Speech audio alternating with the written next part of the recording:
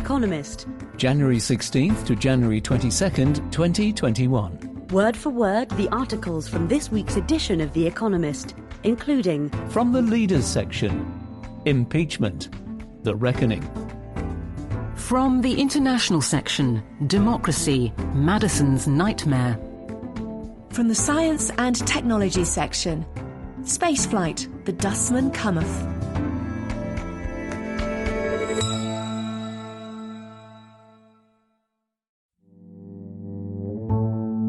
The World This Week. Politics. Protected by National Guard troops, the House of Representatives voted to impeach Donald Trump for inciting the recent mob attack on Congress, the first time that an American president has been impeached twice. It is uncertain if and when the Senate will hold an impeachment trial. Meanwhile, the FBI has reportedly warned officials of further armed protests ahead of Joe Biden's inauguration on January 20th. Pro-Trump demonstrations are apparently being planned for all 50 state capitals, as well as Washington, D.C. Mr. Biden nominated William Burns to head the CIA. Mr. Burns is a career diplomat who has been an ambassador to Russia and was instrumental in forging the nuclear deal with Iran in 2015, which Mr. Trump pulled America out of. The Trump administration announced that it was banning the import of all cotton and tomato goods from Xinjiang and products from other countries that contain those items because they are produced using the forced labour of Uyghurs, a predominantly Muslim group who have been subjected to mass internment by China.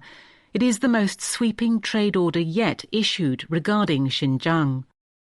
The northeastern Chinese province of Heilongjiang declared a state of emergency following the discovery of a handful of locally transmitted cases of COVID-19. This followed the imposition of tight curbs on travel in parts of Hebei after a new outbreak in the province, which borders on Beijing. A team of experts sent by the World Health Organization at last arrived in China to investigate the origins of the pandemic after China delayed their entry because of a misunderstanding about visas. The team's first 2 weeks will be spent in quarantine. A South Korean court ruled that the government of Japan should pay compensation to 12 women forced to work as sex slaves for Japanese soldiers during the Second World War. Japan maintains that several agreements have already settled all such claims. Abu Bakr Bashir, the spiritual leader of Jemaah Islamiyah, a jihadist group that carried out deadly bombings in Indonesia, was released from prison after serving 10 years of a 15-year sentence for setting up a training camp for terrorists. Sadar Japarov, a convict freed from prison by supporters in October, was elected president of Kyrgyzstan. American prosecutors claimed that Honduras's president, Juan Orlando Hernandez, directed his armed forces to protect deliveries of cocaine to the United States. They allege that Mr. Hernandez took bribes from traffickers and wanted to shove the drugs right up the noses of the gringos. He denies wrongdoing. The Trump administration put Cuba back onto America's list of state sponsors of terrorism. The measure, which restricts business between America and Cuba, will make it more difficult for Joe Biden to normalize relations when he takes over as president. The administration is also to designate the Houthi rebel movement of Yemen as a terrorist group, a move aid organizations warn will make it harder to help the millions of Yemenis who need assistance. America's Secretary of State, Mike Pompeo, claimed that al-Qaeda had established a new home base in Iran, though he did not provide hard evidence. Terrorism experts, as well as Iran, disputed the claim, which some saw as an effort to sabotage Mr. Biden's outreach to Iran. Meanwhile, Israel bombed Iranian-backed militia bases in Syria. Kuwait's cabinet, less than a month old, resigned amid a standoff with Parliament. MPs claimed the ministers were not reflective of recent election results. The feud has hindered efforts to tackle a fiscal crisis caused by low oil prices and COVID-19.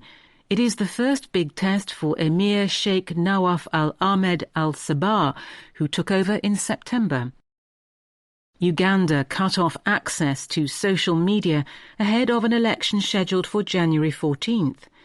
Opposition candidates have been shot at, arrested and intimidated by the government of Yoweri Museveni, who has been president for 35 years.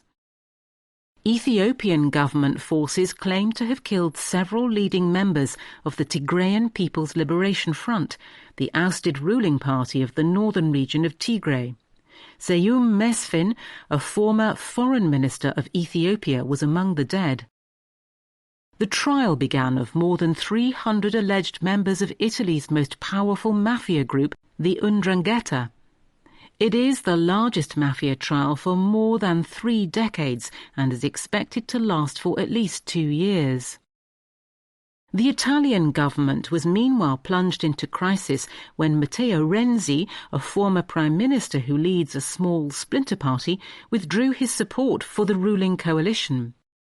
Madrid was paralysed by the heaviest snowstorm for 50 years. Temperatures fell to minus 16 degrees Celsius in the Spanish capital. Coronavirus briefs. New variants of the disease that are more infectious than the original strain were reported in Brazil and Ohio. 2 cabinet ministers in Malawi died after contracting COVID-19 as a second wave of the pandemic sweeps across sub-Saharan Africa. Hospitals in South Africa's major cities have been overwhelmed, leading the government to close 20 border crossings. London's Mayor Sadiq Khan declared a major incident. The death toll from COVID in the city passed 10,000. 7,600 are being treated in hospital. British police toughened the use of new powers targeting a stubborn number of people, willfully flouting the rules. Andrew Cuomo, the governor of New York, promised to increase vaccination rates in his state, but also warned that we simply cannot stay closed until the vaccine hits critical mass. We will have nothing left to open. Correction. Last week on this page and in So Sweet and Clear in the United States section, we were wrong to say that Raphael Warnock was the first black person to be elected to the Senate from the South. He is the first black Democrat. Tim Scott, a Republican from South Carolina, holds a Senate seat.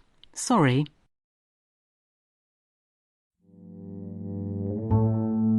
The World This Week. Business. Social media companies, including Facebook, Twitter and YouTube, kicked Donald Trump off their platforms for inciting the mob that stormed Congress. Twitter's ban is permanent, a blow for a man who last year tweeted 6,280 times, over 17 a day on average, and retweeted 5,956 items. Questions were raised about the implications for free speech. Parler, a social network favoured by right-wingers who are banned from other forums, was also muzzled. Its app was dropped by Apple and Google, and Amazon stopped hosting it in the cloud. The American government issued an edict that all air passengers travelling to the United States must test negative for COVID-19 a minimum of 3 days before their departure. Airlines will be required to deny boarding to anyone who cannot produce evidence of the test. The International Air Transport Association has criticised such moves. Its Director General this week lamenting that governments are not interested in managing a balanced approach to the risks of the disease, making it impossible for the travel and tourism industries to recover. Moderna is working with Uber to disseminate information about the safety of its vaccine through the ride-hailing app. Uber also hopes people will be able to book a car when scheduling a vaccination appointment. It recently made 10 million rides available free or at a discount to get people to vaccination centres in a project targeted at black communities. Airbus delivered 566 commercial aircraft to customers last year, a sharp drop from 2019, but in line with its revamped production schedule. Beset by problems with the 737 MAX, Boeing delivered just 157 passenger planes. Boeing has reached a deferred prosecution agreement with the Department of Justice, in which it admits that 2 former employees misled regulators about changes to the 737 MAX. It is to pay $2.5 billion in penalties. American employers shed 140,000 workers in December, the first job losses since April, when millions were being thrown out of work because of the pandemic. Intel announced that Pat Gelsinger, who worked at the company for several decades and is presently in charge of VMware, would return as its chief executive after it abruptly ditched Bob Swan. Mr. Gelsinger's task will be to reverse a steady decline. Intel's chip factories are no longer cutting edge, and it is losing market share to AMD, a much smaller rival. According to reports, Americans will still be allowed to invest in Alibaba, Baidu and Tencent after the Treasury intervened to have them removed from a blacklist of Chinese tech firms that are alleged to have ties with China's armed forces. Rumours that the three companies were to be put on the list had caused their share prices to swoon. Joe Biden was expected to choose Gary Gensler to head the Securities and Exchange Commission. Mr. Gensler earned a reputation as a tough overseer of Wall Street when he led the Commodity Futures Trading Commission in the aftermath of the financial crisis, overhauling derivatives markets. The EU's competition regulator approved the $27 billion takeover of Refinitiv, a data and trading company, by the London Stock Exchange. It was the last big hurdle for the deal, which was announced in August 2019. Volkswagen's worldwide vehicle sales fell by 15% last year to 9.3 million, and by more in Europe and South America. Sales of electric cars, however, more than tripled to 231,600. That is close to half the number that Tesla sold in 2020, evidence that competition in the electric car market is at last revving up. Separately, Baidu, China's leading internet search platform, which has a big interest in artificial intelligence, announced that it was teaming up with Geely, a Chinese carmaker, to build smart electric cars. Ford is to close its factories in Brazil. The carmaker opened its first assembly plant in the country in 1919, its vehicles helping to shape Brazil's modern layout, which still relies on road over rail. Henry Ford even established Fordlandia in the Amazon to secure a source of rubber, but his company town eventually failed. Sheldon Adelson died at the age of 87. The casino tycoon started out selling newspapers on Boston's street corners and took various other jobs before making his fortune in Las Vegas and, eventually, by transforming Macau into a gambling mecca. In 1989, he bought the famed Sands Hotel, only to demolish it in 1996 to make way for the Venetian. Like the punters who flocked to his casinos, Mr. Adelson's riches could fluctuate at astonishing speed. As one of America's wealthiest men, his deep pockets funded political campaigns, backing Benjamin Netanyahu in Israel and Donald Trump in America. Leaders. The Economist, January 16th to January 22nd, 2021. In the Leaders section, Impeachment, The Reckoning. Innovation, The Roaring Twenties. Social Media and Democracy, The Sound of Silence. And more.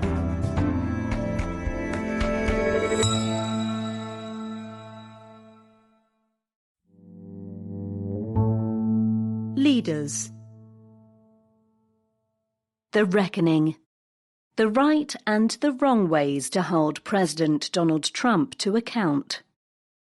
In 230 years, the House of Representatives voted for the president to be impeached just twice. In only 13 months, it has doubled the total by indicting Donald Trump twice more. Now the Senate should issue another historical rebuke by making him the first American president in history to be convicted. The article of impeachment that passed on January 13th accuses Mr. Trump of inciting an insurrection. Stand back for a moment and consider the enormity of his actions. As president, he tried to cling to power by overturning an election that he had unambiguously lost.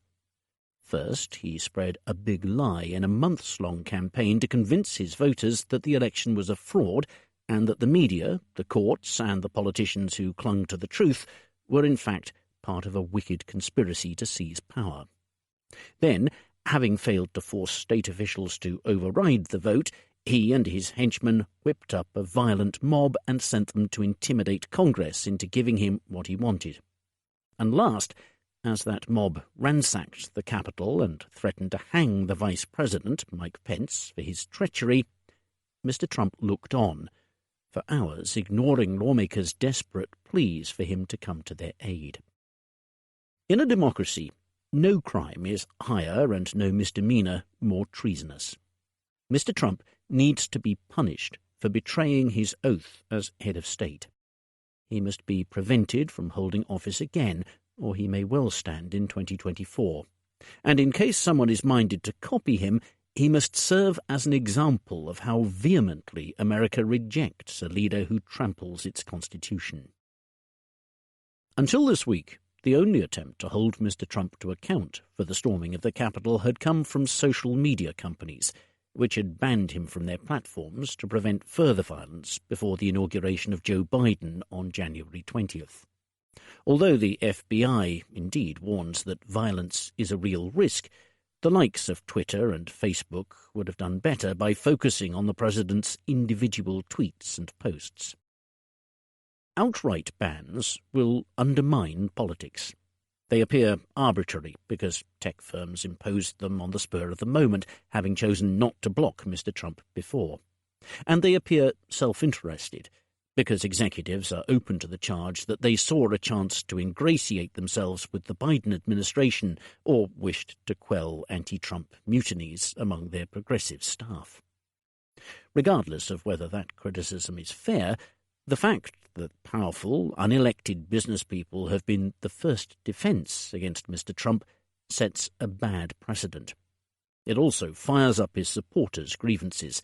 If you try to exile the mob from politics rather than assimilate and tame it, you risk driving it into the arms of demagogues. The proper place to defend the Constitution is the venue the Constitution itself provides: Congress. That is why the House was right to vote to impeach Mr. Trump and why the Senate should move fast to convict him. Due process and the Chamber's procedural rules mean that hearings are virtually certain to take place after Mr. Trump leaves office. If so, two potential hurdles will stand in the way: the requirement to secure a 2/3 majority for conviction and the Constitution itself. The constitutional hurdle comes from conservative jurists who argue that a president cannot be tried once he has left office. Although hearings against Ulysses Grant's Secretary of War for corruption went ahead after he had resigned, no president has been subject to impeachment after his term ended. Yet the framers cannot have intended presidents to be unimpeachable during the lame duck period. If so, the Commander-in-Chief would be beyond the law precisely when the impossibility of being re-elected meant that he or she might be most tempted to flout it.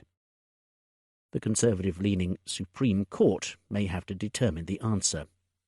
If it prevents a Senate trial, Congress must fall back on other, less satisfactory tools, such as censure or banning Mr. Trump from office under the 14th Amendment for having engaged in insurrection or rebellion.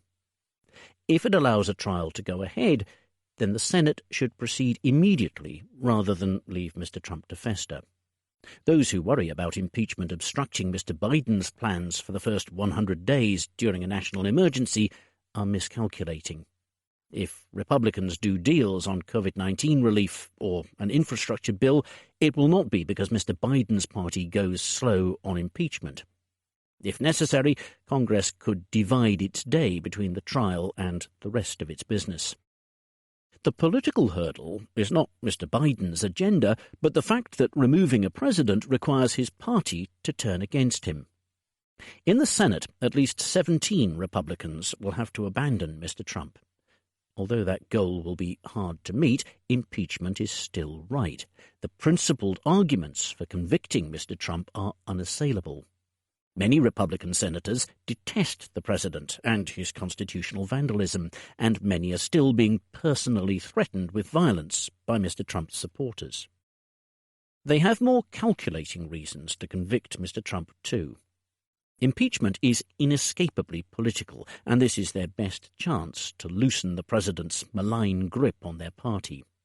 Only 1 in 6 of his voters now supports the storming of the Capitol, but many of them still think the election was stolen, partly because, shamefully, Republicans have not dared to tell them the extent of Mr. Trump's lies.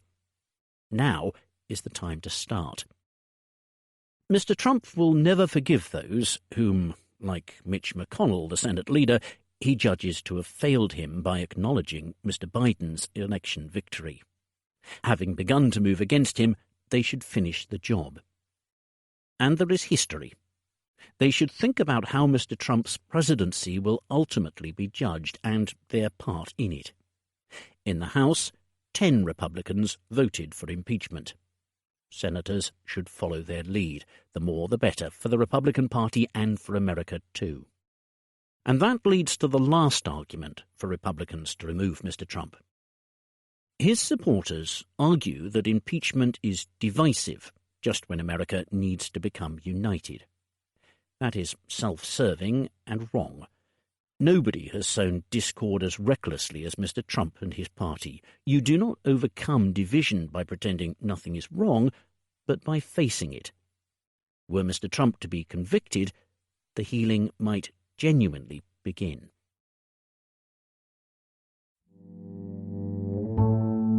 Leaders. Innovation. The Roaring Twenties.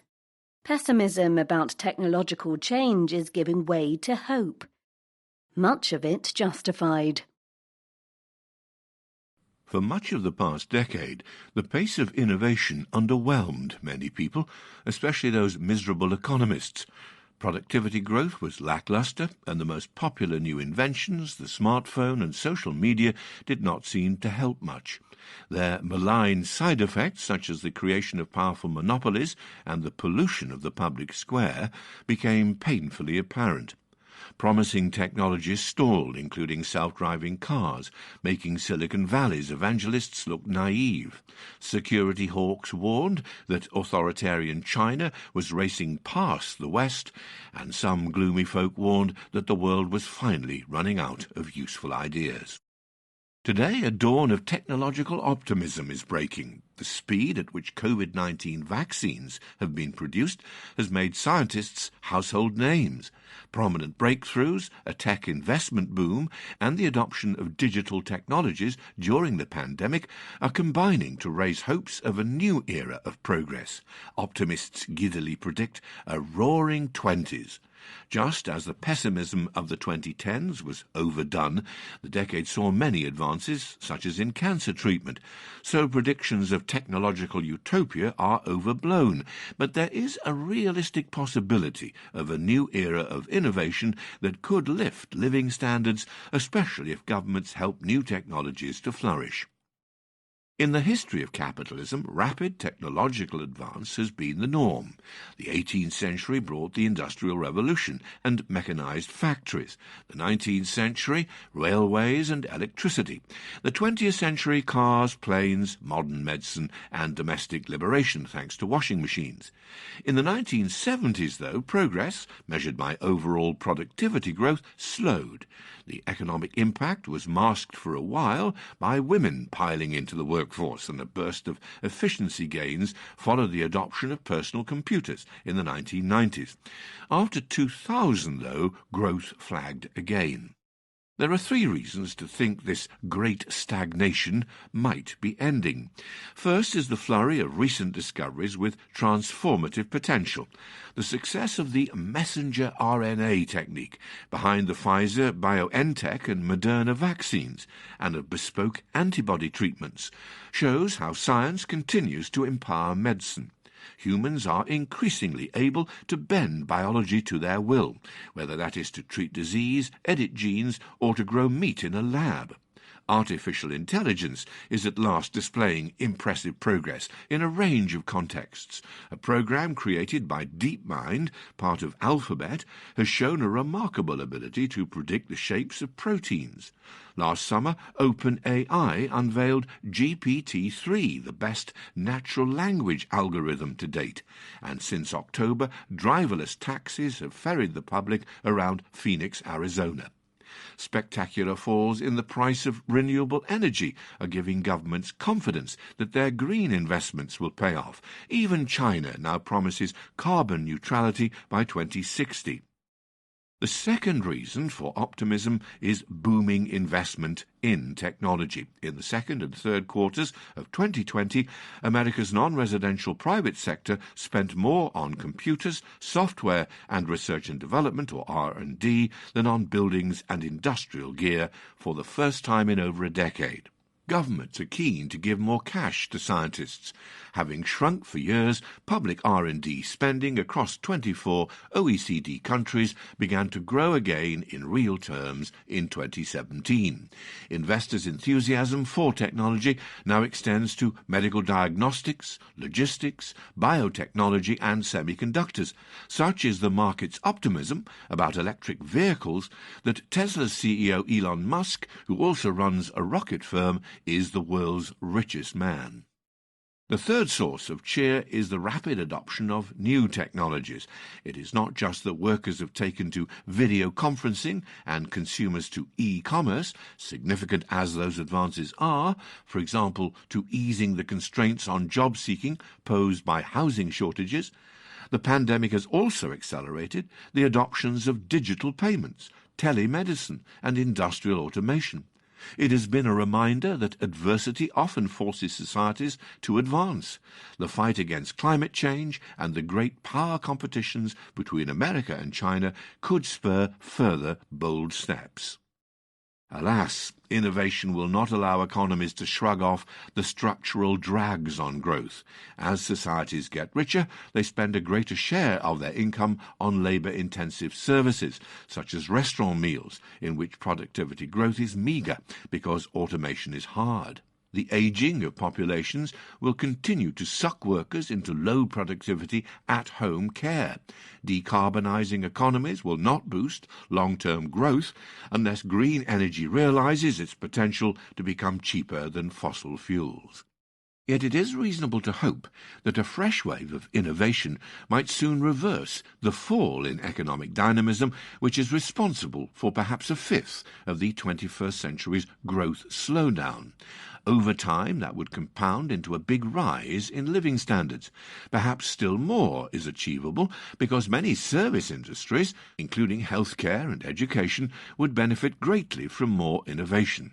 Eventually, synthetic biology, artificial intelligence, and robotics could upend how almost everything is done.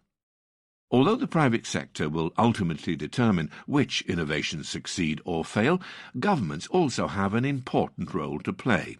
They should shoulder the risks in more moonshot projects.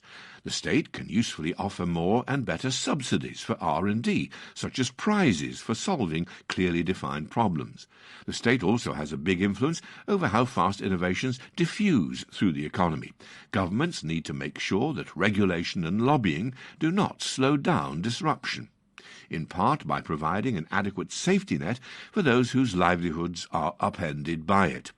Innovation is concentrated among too few firms. Ensuring that the whole economy harnesses new technologies will require robust antitrust enforcement and looser intellectual property regimes. If governments rise to the challenge, then faster growth and higher living standards will be within their reach, allowing them to defy the pessimists. The 2020s began with a cry of pain, but with the right policies, the decade could yet roar. Leaders. Social media and democracy. The sound of silence. Regulation of free speech should not be outsourced to a few tech tycoons. The first reaction of many people was one of relief. On January 6th, With 14 days remaining of his term, the social media president was suspended from Twitter after years of pumping abuse, lies and nonsense into the public sphere. Soon after, many of his cronies and supporters were shut down online by Silicon Valley too. The end of their cacophony was blissful, but the peace belies a limiting of free speech that is chilling for America and all democracies. The bans that followed the storming of the Capitol were chaotic. On January 7th, Facebook issued an indefinite suspension of Donald Trump. Twitter followed with a permanent ban a day later. Snapchat and YouTube barred him. An array of other accounts were suspended. Google and Apple booted Parler, a small social network popular with the far right, from their app stores, and Amazon kicked Parler off its cloud service, forcing it offline entirely. Surely this was acceptable in the face of a mob on the rampage. Legally, private companies can do as they choose. However, some decisions lacked consistency or proportionality. Although Twitter cited a risk of further incitement of violence by Mr. Trump, the tweets it pointed to did not cross the common legal threshold defining an abuse of the constitutional right to free speech. Meanwhile, Ayatollah Ali Khamenei is still on Twitter, and death threats are easy to find online. The companies ought to have focused on individual posts for incitement. Instead, they have banned people, including the president, pushing fringe voices further from the mainstream. In some cases, action was needed, as with Parler's poorly policed and violent exchanges, but overall there was no clear test for when speech should be banned. The Internet's infrastructure, including cloud computing services, which should be neutral, risks being drawn into divisive partisan battles. The other problem is who made the decisions. The tech industry's concentration means that a few unelected and unaccountable executives are in control. Perhaps their intent really is to protect democracy, but they may also have other, less elevated motives.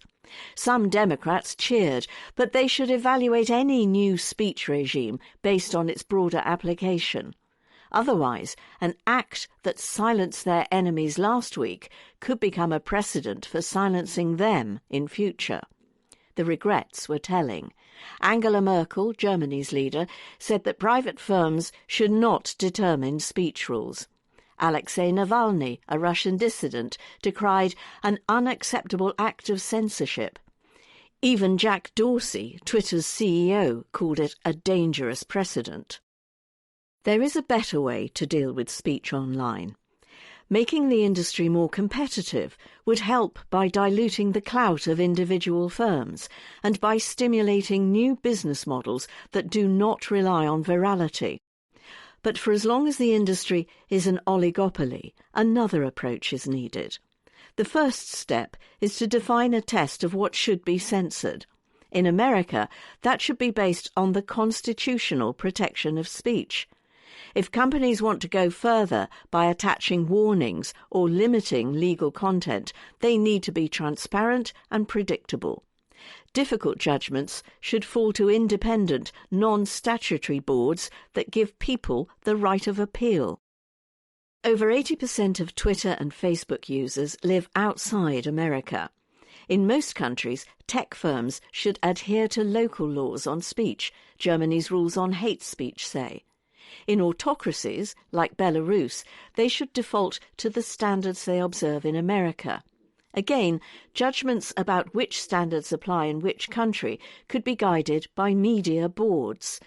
This may harm American firms in more places. This week, Uganda banned Facebook and Twitter ahead of a contentious election. America needs to resolve its constitutional crisis through a political process, not censorship.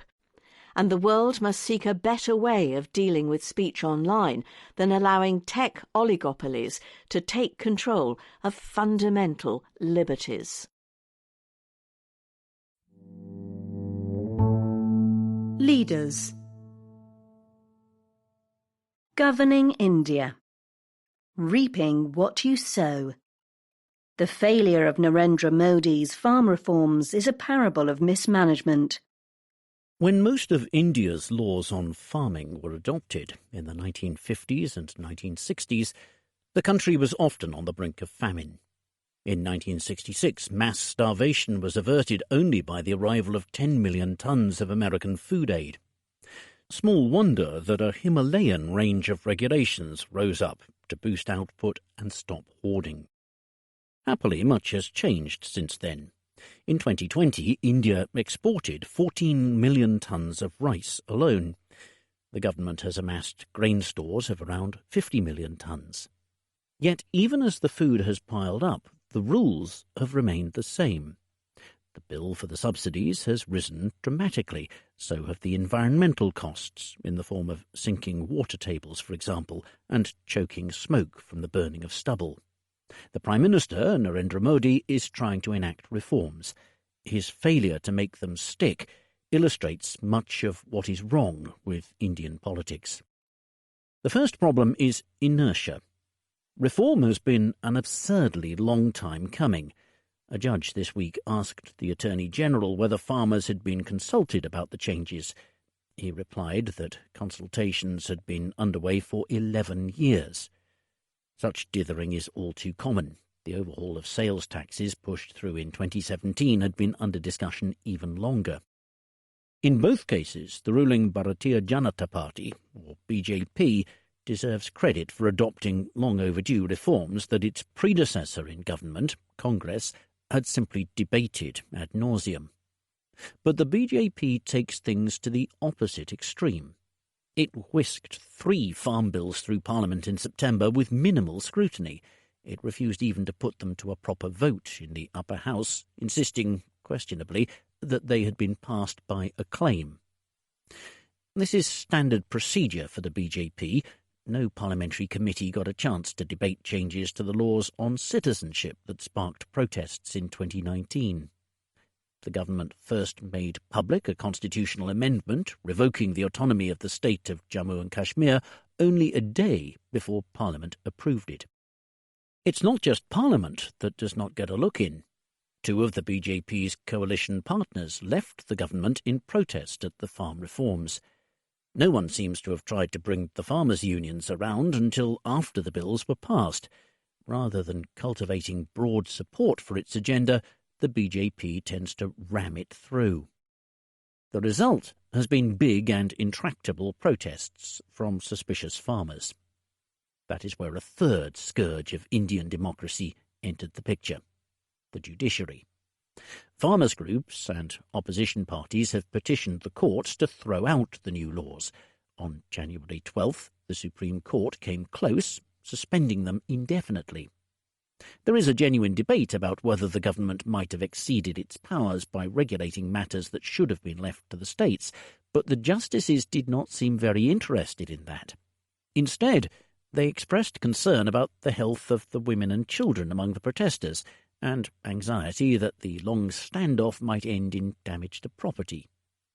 The solution, they said, was to form a committee, which no one had asked for, to determine whether the laws were in the national interest. A reprieve for dither. India is not an easy place to govern. It is so vast, with so many competing interests, that securing a consensus about anything is a challenge. The BJP's proposed farm reforms are sensible enough, but they will never be implemented without a concerted effort to win farmers over. As for the courts, their job is to uphold the laws, not prevent them from being implemented. The alternative, yet more drift, yields meagre harvests. Leaders. Decluttering low Earth orbit. New brooms needed. It's time to tidy up space. Everybody's business, an old saw has it, is nobody's business, and that is a good description of the business of keeping outer space clean and tidy. Yet the part of space nearest Earth, known technically as low Earth orbit, is getting cluttered. Some of the objects up there are working satellites. Some are satellites that have stopped working. Some are stages of the rockets which put those satellites into orbit, and a lot are debris left over from explosions and collisions between larger objects. The risk of such collisions is increasing for two reasons. First, the number of satellites being launched is rising. Second, collisions themselves beget collisions. The fragments they create add to the number of orbiting objects. At the moment, more than 20,000 such objects are being tracked, but there may be as many as 1 million bigger than 1 centimetre across. In the long term, this accumulation of junk may lead to a chain reaction known as Kessler syndrome that would make some low Earth orbits unusable. Even in the short term, it puts lots of expensive hardware at risk. So plans are being laid to send up special craft to de-orbit redundant satellites and rocket stages. Given the current situation, this is a good, if expensive, idea. But a better one for the future would be to build de-orbiting into the life cycles of satellites and rocket stages from the beginning. There are several ways of doing this. One is a launch tax, but that would load costs onto the satellite industry, with no benefit unless the proceeds were actually spent on orbital cleanups, and the record of tax hypothecation of this sort is not good. A launch tax would also fail to attack the nub of the problem, which is that rocket stages and satellites need to be able to deorbit themselves unaided, even though building in such capability increases weight and therefore launch costs. A second idea is a space-going bottle deposit scheme. Satellite owners would pay an agreed sum into an escrow account that was redeemable when they deorbited their property. If they did not do so, enterprising salvagers could try to do it for them and claim the deposit if successful.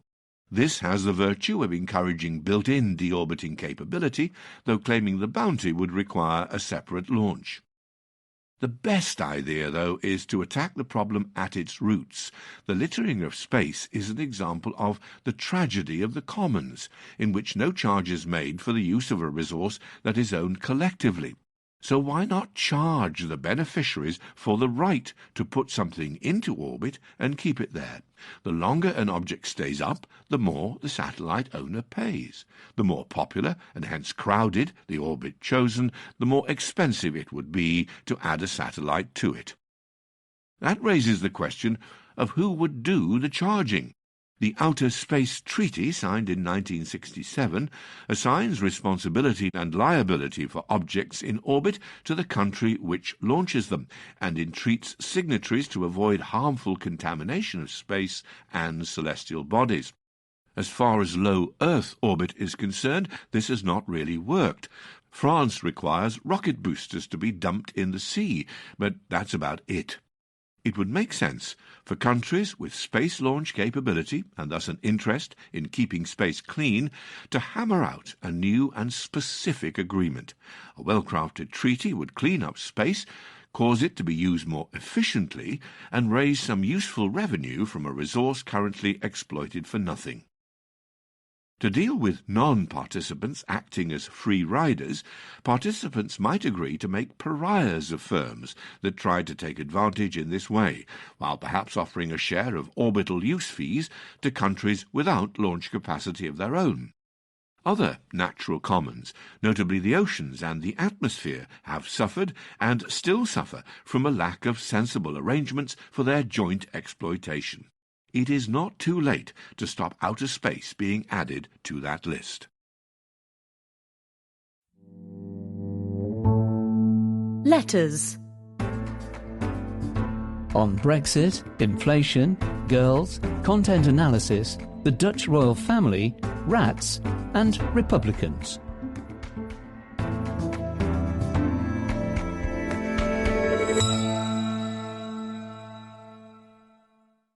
Britain has to find its way. From David Hannay, House of Lords, London.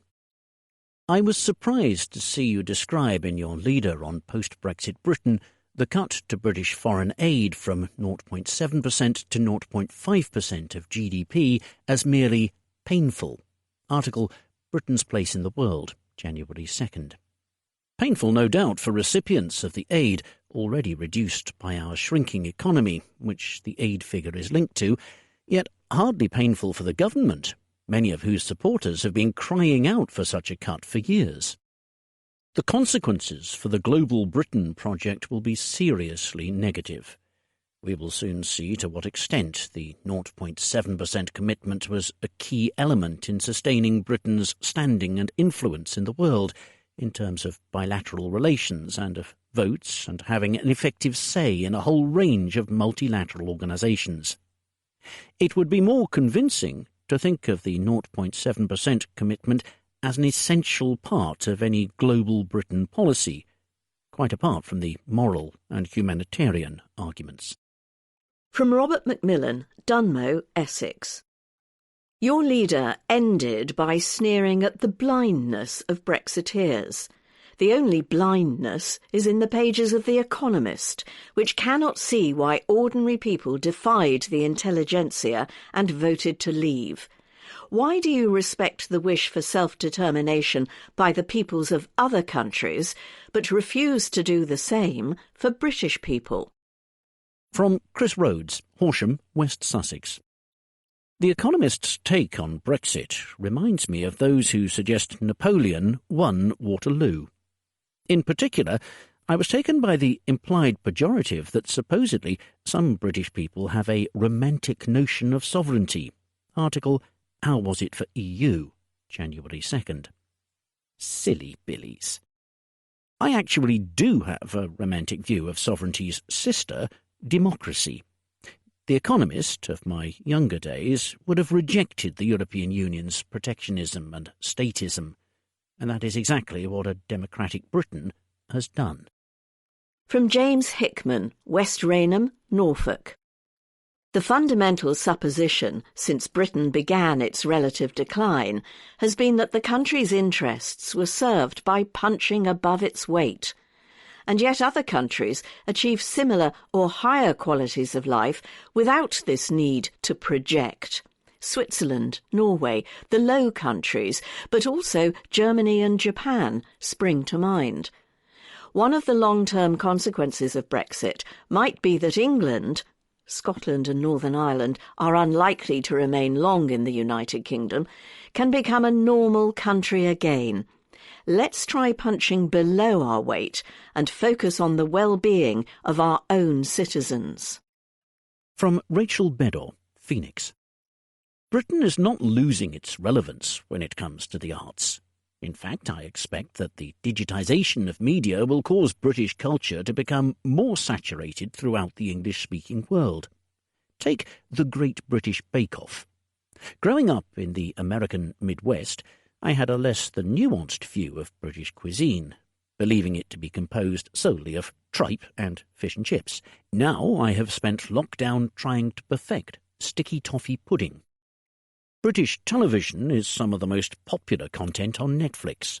The Economist circulates more outside Britain than in it, and any American who says they haven't read the Daily Mail is a liar. The connected world we live in is becoming more British, not less. From Owen Brown, Brussels. The up to 2 million British who have settled in Europe will not have the rights of EU citizenship preserved. Article No Longer in Rome, January 2nd.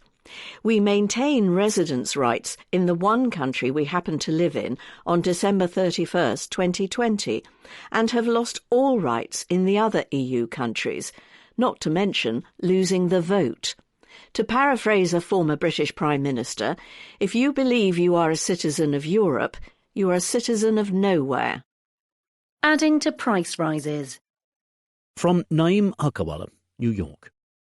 You continue to view inflation as a pricing phenomenon of products and services. Article Will Inflation Return, December 12th.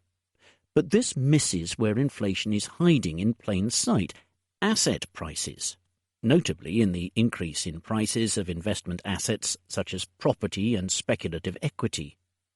The way we measure inflation and where we look for it needs a long overdue change. Girl power. From Beata Triantafillidis, London. Getting Girlhood Right, article December 19th, rightly pointed out the many positive knock-on effects of giving girls access to education. One you missed is the impact on climate change. According to Project Drawdown, giving girls the tools of education and family planning is ranked as the second most meaningful solution to limit global heating, only surpassed by reducing food waste, and far ahead of wind energy and solar panels. Computing content. From Herbert Bloomberg, Department of Psychology, Goldsmiths, University of London. Your excellent Christmas special on the use of data analysis in the liberal arts, article The Book of Numbers, December 19th, should have spared a thought for the late Phil Stone's General Inquirer. Developed in the 1960s, this set of procedures continues to be applied to machine-readable text in all disciplines and indeed everyday discourse. It added to the computerized content analysis based on rote counting, distinguished among the different meanings of most words, and applied dictionaries for scoring, profiling and comparing different text extracts in a variety of categories, such as positive and negative sentiments, and various political and social values. A lemon about an orange. From Peter Riseu, Heimstede, Netherlands. You sent the wrong orange to London for the Second World War. Article Bruised Oranges, January 9th. It was not Juliana, who spent her war years in Canada, but her mother, Queen Wilhelmina, whom Churchill quipped to be the only real man among the governments in exile in London. As a British publication, you might be aware that when there are two generations of royalty involved, the oldest usually is the monarch, and the younger of the two is waiting in line. Rats in the kitchen. From Walter Schout, Overdinkel, Netherlands. Many Western people may shudder at the thought of eating rats. Article Hamper Scamper, January 2nd. In 1962, Miguel Delibes, a Spanish novelist, published Las Ratas, in which he mentions a village where people eat the rodents. The mayor of the village tells the governor of the province that they are delicious, sir, with some vinegar. A follow-up. From Ryan Phillips, Oakland, California. In the letters section of the September 26th issue, Paul Shannon stated that he did not recall any unlawful behaviour from Republicans after losing an election. Well, now he can. Briefing. The Economist, January 16th to January 22nd, 2021. In the briefing section, the economics of government R&D, molecules, missions and money.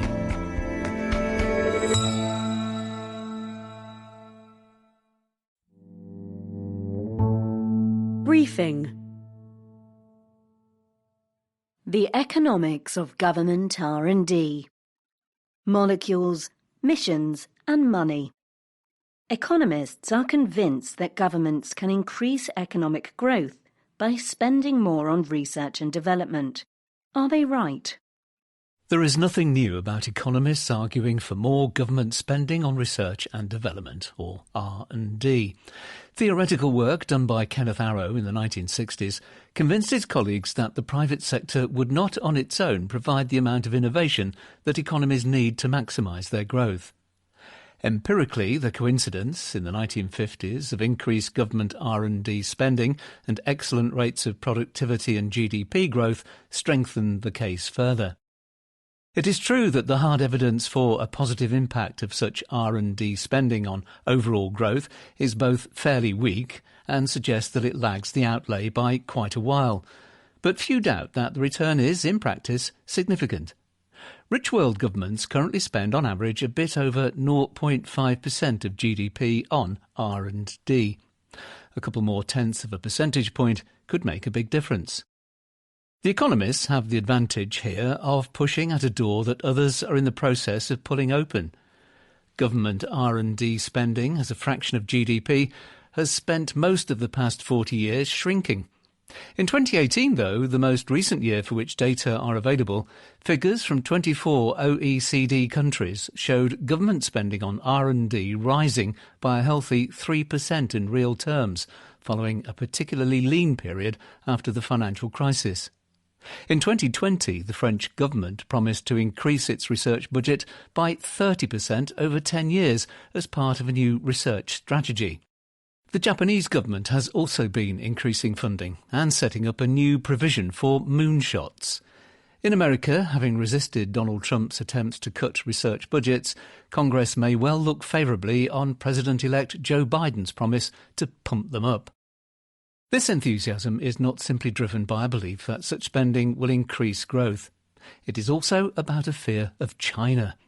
A research backwater when its economy took off in the 1980s, China has since spent heavily on R&D to obvious effect.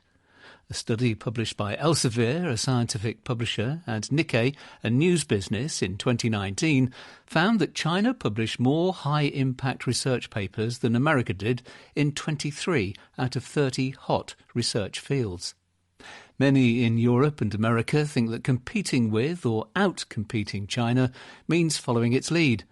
The incoming Biden administration promises breakthrough technology R&D programs, which will direct investments to key technologies in support of US competitiveness. And a third factor unites governments inside and outside China. They have strategic goals they can only meet through the development of new technologies and the deployment of existing ones. The government's support for vaccines against SARS-CoV-2 is a case in point. The increasing need for deep decarbonisation is another. There are voices which would temper this enthusiasm. In The Rise and Fall of American Growth, a highly influential book published in 2016, Robert Gordon of Northwestern University argued that although the century of exceptional American productivity growth from 1870 to 1970 was caused by technological change, such change will not come again. There is no future equivalent to the great inventions, internal combustion engines, electrification, plumbing and the like, which allowed a one-off shift from an agrarian society to an industrialised consumer one over that singular period. They catered to the needs of the human condition in a primary and unrepeatable way. Moving from the internal combustion engine to electric motors in order to move vehicles is both impressive and necessary, but it is not in the same league as moving from the horse to the car. Another concern is that emphasising government R&D oversimplifies innovation. What matters to the economy are not scientific discoveries or the innovations at technology's cutting edge, but the technology people and firms make widespread use of not papers in peer-reviewed journals or even cool lab creations, but things which pervasively improve the everyday and generate economic activity in doing so. And there is no simple production line which, fed with new scientific understandings, produces such technological change. A recent paper by Ashish Arora of Duke University and colleagues, which focuses on the large corporate lab of post-war America, shows how important that distinction can be. The post-Second World War years were not only marked by a growth in government R&D spending, but also by the scientific excellence of in-house laboratories at companies such as AT&T and IBM. In the 1960s, researchers at DuPont published more articles in the Journal of the American Chemical Society, the field's leading journal, than MIT and Caltech combined. The production of scientific knowledge and the desire to solve real-world commercial problems were closely entwined. Science was being pulled into the economy, not just pushed. This was the environment in which, in the 1960s, the term R&D was invented. What is more, the link between scientific publication, whether publicly or privately funded, and economic improvements is weakening. Ideas are getting harder to find, according to a paper published in the American Economic Review in 2020. Applying econometric tools to technologies in use such as chip making and crop improvements, Nick Bloom of Stanford University and his colleagues found that over time more inputs, more researcher time, more money have been needed to get the same improvement in outputs as before. This may explain why, as a fraction of GDP, corporate sector R&D has grown by more than enough to offset the reduction in government research spending. Indeed, some firms are doing staggering amounts of R&D, though their definitions may be elastic. Amazon claimed to spend $36 billion on technology and content last year, more than the science budgets of Britain and France combined. Nevertheless, Dr. Arora argues that corporate science has gone into decline, with big firms increasingly choosing to license research from universities rather than do it themselves. Further removed from production, the universities, which serve as the primary research focus in many countries, are not so focused on useful invention. If the current innovation system is simply less good at creating growth-boosting innovations than it was, then spending more on R&D will not raise incomes as much as it might. It may simply produce more research papers. A final concern about boosting government spending is cui bono. In the clubby, closed world of the 1950s and 1960s, it made sense for governments to invest in R&D because one of their domestic firms, and through its good offices, the nation's consumers, would reap the benefits. What is more, big companies on the cutting edge were not that worried about technological competition. In 1995, a researcher at Bell Labs, the R&D titan, which in its pomp earned AT&T Nobel Prizes, noted that xerography was invented in 1937, but it was only commercialised by Xerox in 1950.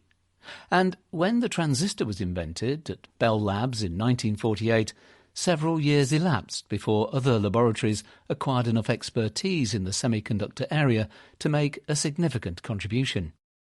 All that has changed thanks to greater travel, better communications, and perhaps most straightforwardly, a much greater number of researchers and research centres. As a recent paper from the IMF puts it, globalisation has intensified the diffusion of knowledge and technology across borders.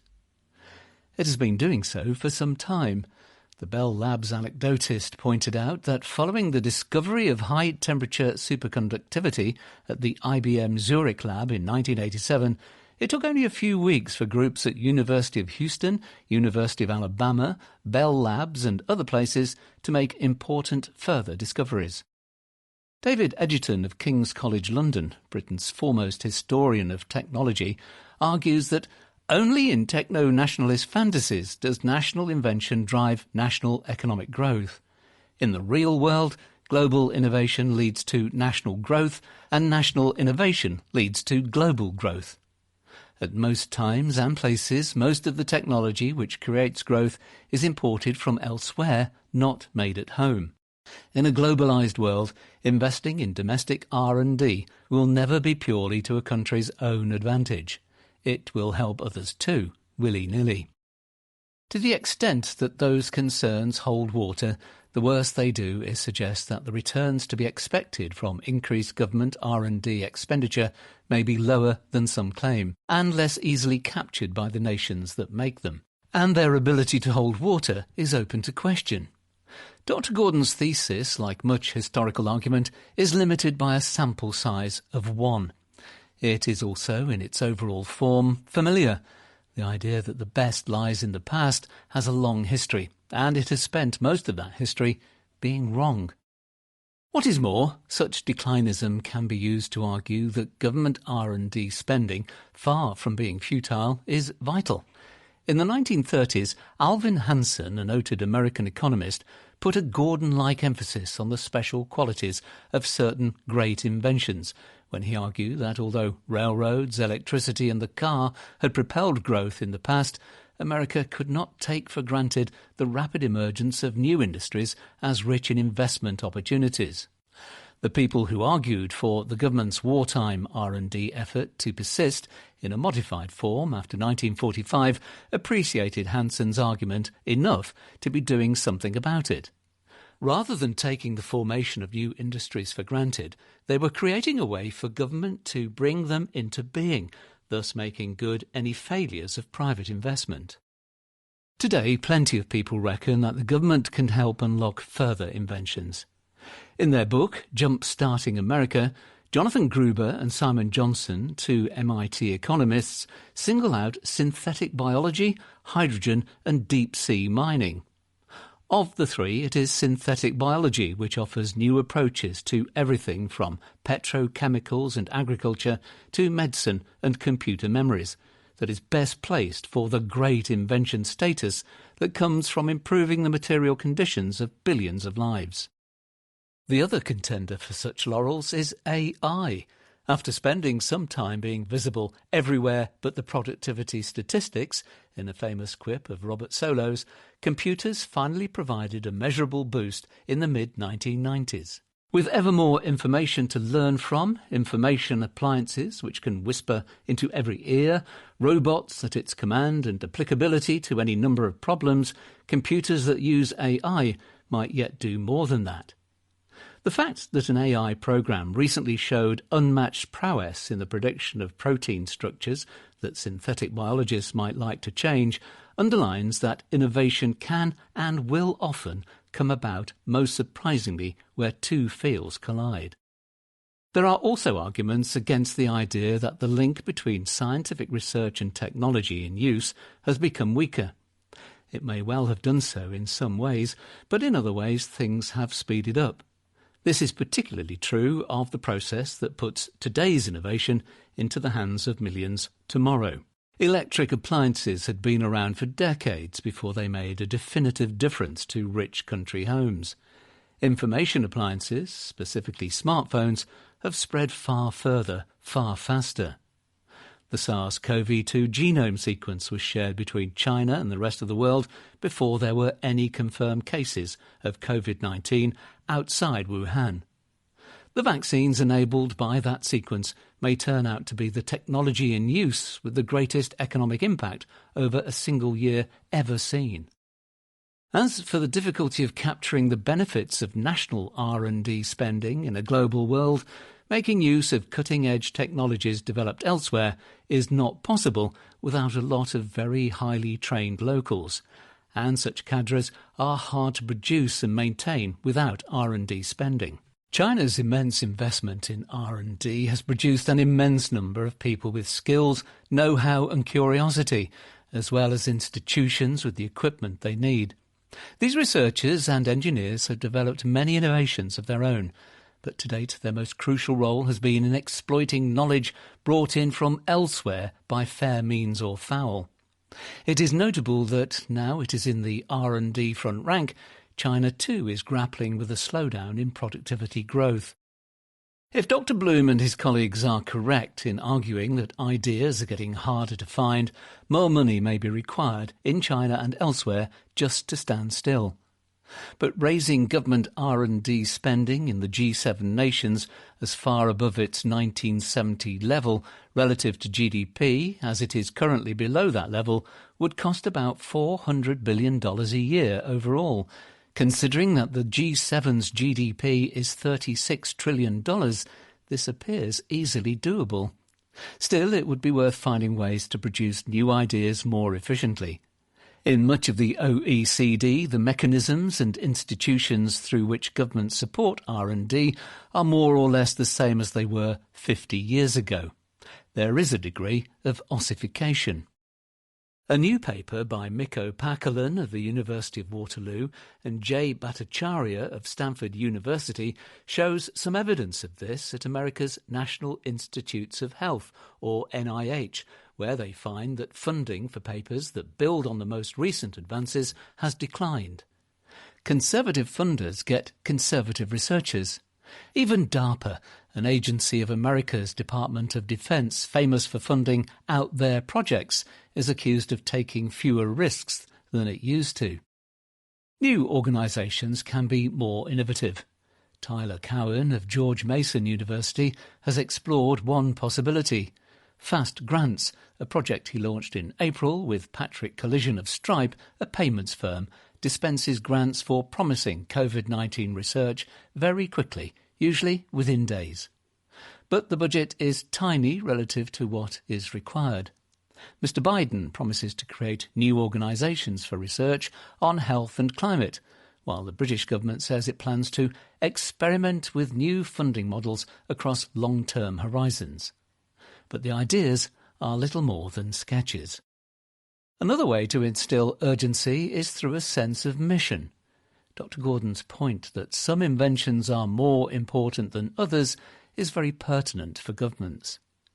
Technologies which let them achieve strategic goals become important, and they are willing to spend a lot on them. This can end badly. But when it works, governments do not so much pick winners as make them. In the 1950s and 1960s, its strategic focus on the Cold War, the American government made winners out of aerospace and electronics. In the 1970s, France, always nervous about depending on others for electricity, made a winner of its nuclear industry. Strategic programmes of this sort do not always require groundbreaking R&D. France's reactors were based on American designs. They may need hardly any R&D at all. Germany made a winner of solar panels simply by providing massive subsidies for them, driving up demand and allowing manufacturers in China to make hay. And there is no clear evidence that the technologies governments decide that they need for strategic reasons will be those that most improve economic growth.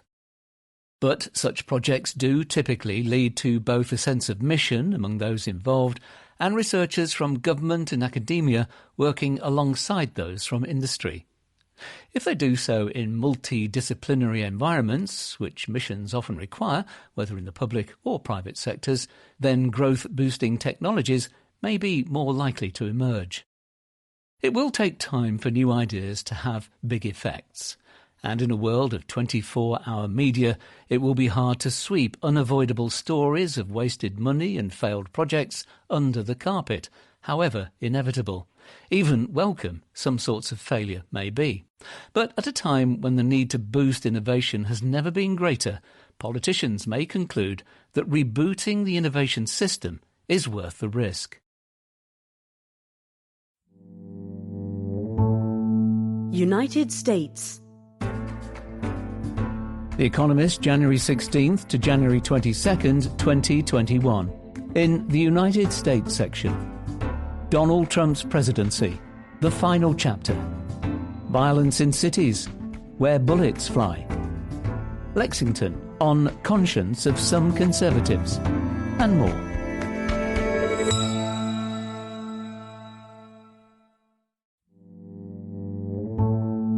United States. Donald Trump's presidency. The final chapter. Congress has impeached Donald Trump for his incitement of a mob attack on the Capitol. What happens next? Of all the democratic norms President Donald Trump has broken during 4 years in the White House, none is as important as the peaceful transition of power.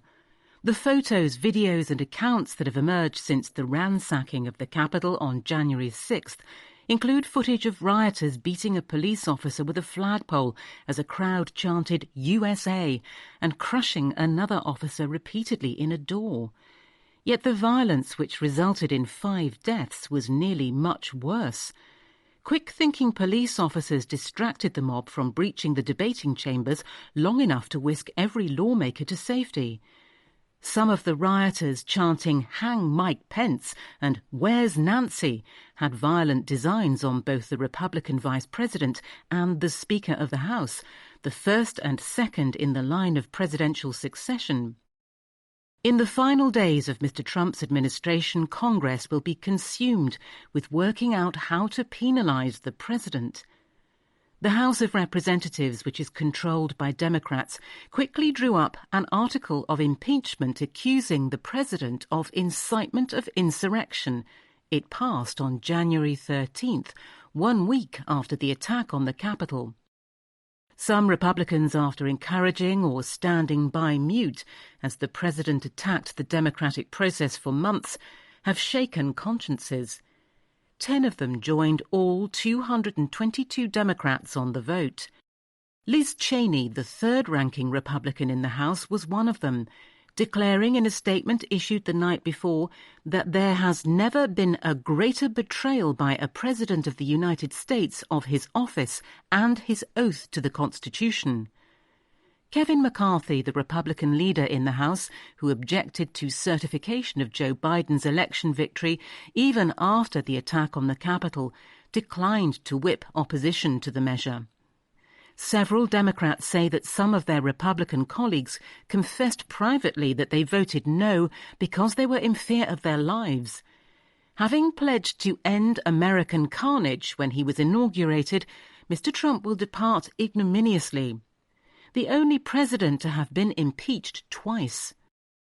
The indelible image of his administration will be that of a mob vandalizing Congress in a bid to overturn a fair election. What happens from here, however, is uncertain. Upon impeachment, charges against the president are tried in the Senate, where a two-thirds majority is needed for conviction and removal from office. Yet Mr. Trump will be leaving office anyway on January 20th, when Mr. Biden is inaugurated. The Senate is adjourned until January 19th. An earlier session might have been called if members had agreed to it unanimously, but Mitch McConnell, the Senate Majority Leader, could not bring that about. Even if he had, completing the trial while Mr. Trump is in office would require record-breaking speed and not give the president much time to defend himself. This presents a constitutional edge case without precedent. Can a president be convicted of impeachable offences after he has left office? Although not legally prescribed, this is also untested. Congress ended the Watergate impeachment inquiry soon after Richard Nixon resigned in 1974, feeling its purpose moot. Some lawyers reckon that continuing the trial once Mr. Trump has left office might be unconstitutional. There are compelling reasons to proceed anyway and let the Supreme Court sort that out. The first would be to establish that presidents may not commit impeachable offences without consequences during their lame duck periods. The second would be to disbar Mr. Trump from holding federal office again, preventing a possible comeback presidential bid in 2024. That would give Republicans an opportunity to rid the party of Trumpism, hopefully stop its worrying flirtations with authoritarianism, and allow it to return to being a constitutional, conservative opposition. To my Republican colleagues who have been saying we need to come together, we need to heal, we need to be reconciled after last Wednesday, I remind them, there's a spiritual teaching that there's no reconciliation without repentance, says Chris Coons, a Democratic senator from Delaware.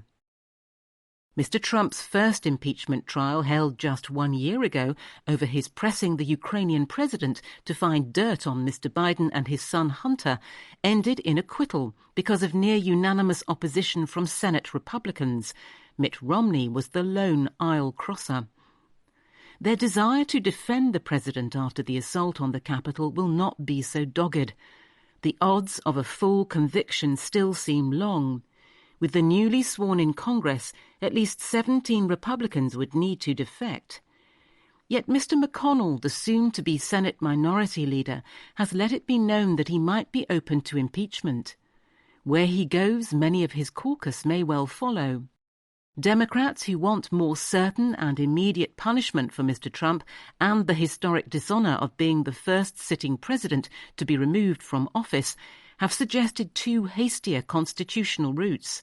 The first is the invocation of the 25th Amendment, which allows the Vice President and a majority of the Cabinet to immediately remove Mr. Trump from power. This is doomed. When Democrats passed a resolution urging Mr. Pence to try that strategy, he refused, writing that, "I will not now yield to efforts in the House of Representatives to play political games at a time so serious in the life of our nation." The other is a resuscitation of a section of the 14th Amendment to the Constitution that permanently bars those who violate their oaths of office by engaging in insurrection or rebellion from ever holding federal office again. This clause was designed to prohibit the election of Confederate rebels after the Civil War and has been almost entirely ignored since. This is the most untested option for ousting Mr. Trump, or from preventing him from running for president again. Nonetheless, some Democrats think it could be used more widely. Cori Bush, a leftish Democratic representative, has introduced a resolution co-sponsored by 47 other Democrats, citing the same clause, which seeks to censure and possibly expel the Republican congressman who voted not to certify Mr. Biden's victory. As for Mr. Trump, his steadfast allies in Congress are showing clear signs of insubordination. The Twitter account he used to keep Republican dissenters in line has been muzzled, and the emerging evidence from public opinion polling suggests that his base is souring on him too. Our latest survey conducted with YouGov shows that Mr. Trump's overall approval rating has dropped from 42% to 39% in the span of a single week, and among his supporters in the recent election from a messianic 93% to a mere 83%. 1 in 6 of his voters now say that they supported the violent assault on the Capitol, a worrying minority, but much less than the 45% of Republicans who thought it justifiable in the immediate hours after news broke. Yet there are concerning remnants of the epistemic rot that Mr. Trump and his abettors have wrought. 81% of his supporters say that they have little to no faith in the fairness of the presidential election, the big lie that instigated the entire fiasco. And a remarkable 74% of Trump voters believe the conspiracy theory that Antifa, a left-wing group, was involved in the Capitol assault. Republicans in Congress may, in the twilight of Mr. Trump's presidency, embark on an exorcism from their party. Other demons may haunt them for longer. United States. Tech and politics. Said the spider to the fly. The banishment of Donald Trump from social media platforms underlines the concentration of power online. Parler, a small but rapidly growing social network, is an unlikely candidate for Liberal sympathy. Pronounced Parler, it gained popularity mainly with right-wing Americans fleeing what they saw as the lefty tendencies of Twitter and Facebook. Yet alarm at the company's fate has crossed America's political divide in a way that suspending the president from Twitter and Facebook has not. On January the 8th, after the two better-known sites banned President Donald Trump, Parler jumped to the top of Apple's App Store in America, nearly quadrupling downloads in a day. The same day, Google removed the app from its store for Android phones, citing its weak moderation policy, followed the next day by Apple. So did other providers of important back-end services with names like Twilio and Zendesk that few outside the tech industry have heard of. The end came when AWS, Amazon's cloud computing arm, which provides the infrastructure used by millions of services and websites, also pulled the plug. Inaccessible as an app on either Android or iOS devices, Parler and its roughly 12 million accounts disappeared from the web too. The firms have a legal right to cut ties with Parler, and Section 230 of the Communications Decency Act allows them to remove any objectionable content if it is done in good faith. But their actions give a lie to the argument that if users do not like one social network's policies, they can just go somewhere else.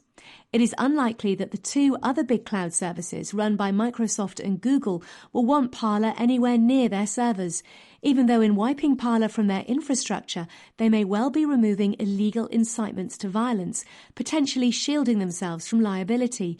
These companies are wielding unchecked power over key arteries of the internet, says Lina Khan, an antitrust scholar at Columbia Law School.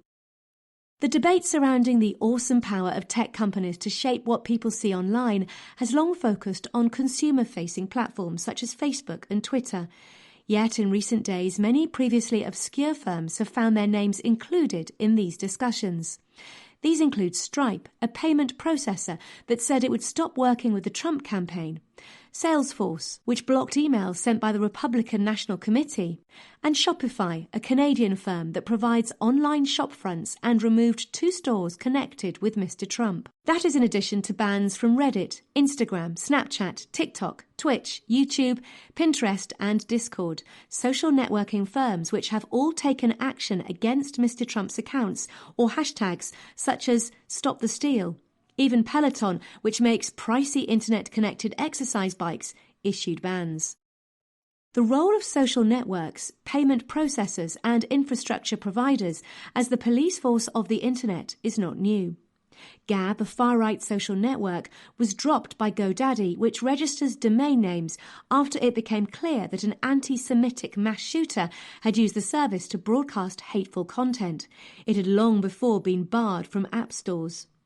Cloudflare, a famously neutral infrastructure firm that helps protect websites from cyber attacks, last year booted out 8chan, an online forum, for its role in other mass shootings. In 2017, it pulled the plug on the Daily Stormer, a neo-Nazi website. I woke up in a bad mood and decided someone shouldn't be allowed on the internet. No one should have that power, Matthew Prince, the company's boss, wrote at the time. It is difficult to exist on the internet without the support of these companies. Few tears were shed over sites known to host extreme far-right actors, but the banning of Mr. Trump and of Parler make even their detractors uncomfortable. It puts some on the left in the unfamiliar position of celebrating corporate power to determine what people can say, and much of the right in the unfamiliar position of lamenting it. The fallout will be louder calls to regulate internet companies, not just from American politicians, but from leaders around the world. Politicians from Germany's Angela Merkel to Russia's Alexei Navalny have expressed dismay at the way Mr. Trump was banned by networks. Facebook itself has long called for more regulation. That is likely to come in this Congress. Even before the events of the past weeks, both parties agreed on the need to reform Section 230, which became law 25 years ago when the web was in its infancy. A clearer set of rules, set by legislatures rather than Silicon Valley executives, would be enthusiastically welcomed, not just in America, but everywhere else too. United States.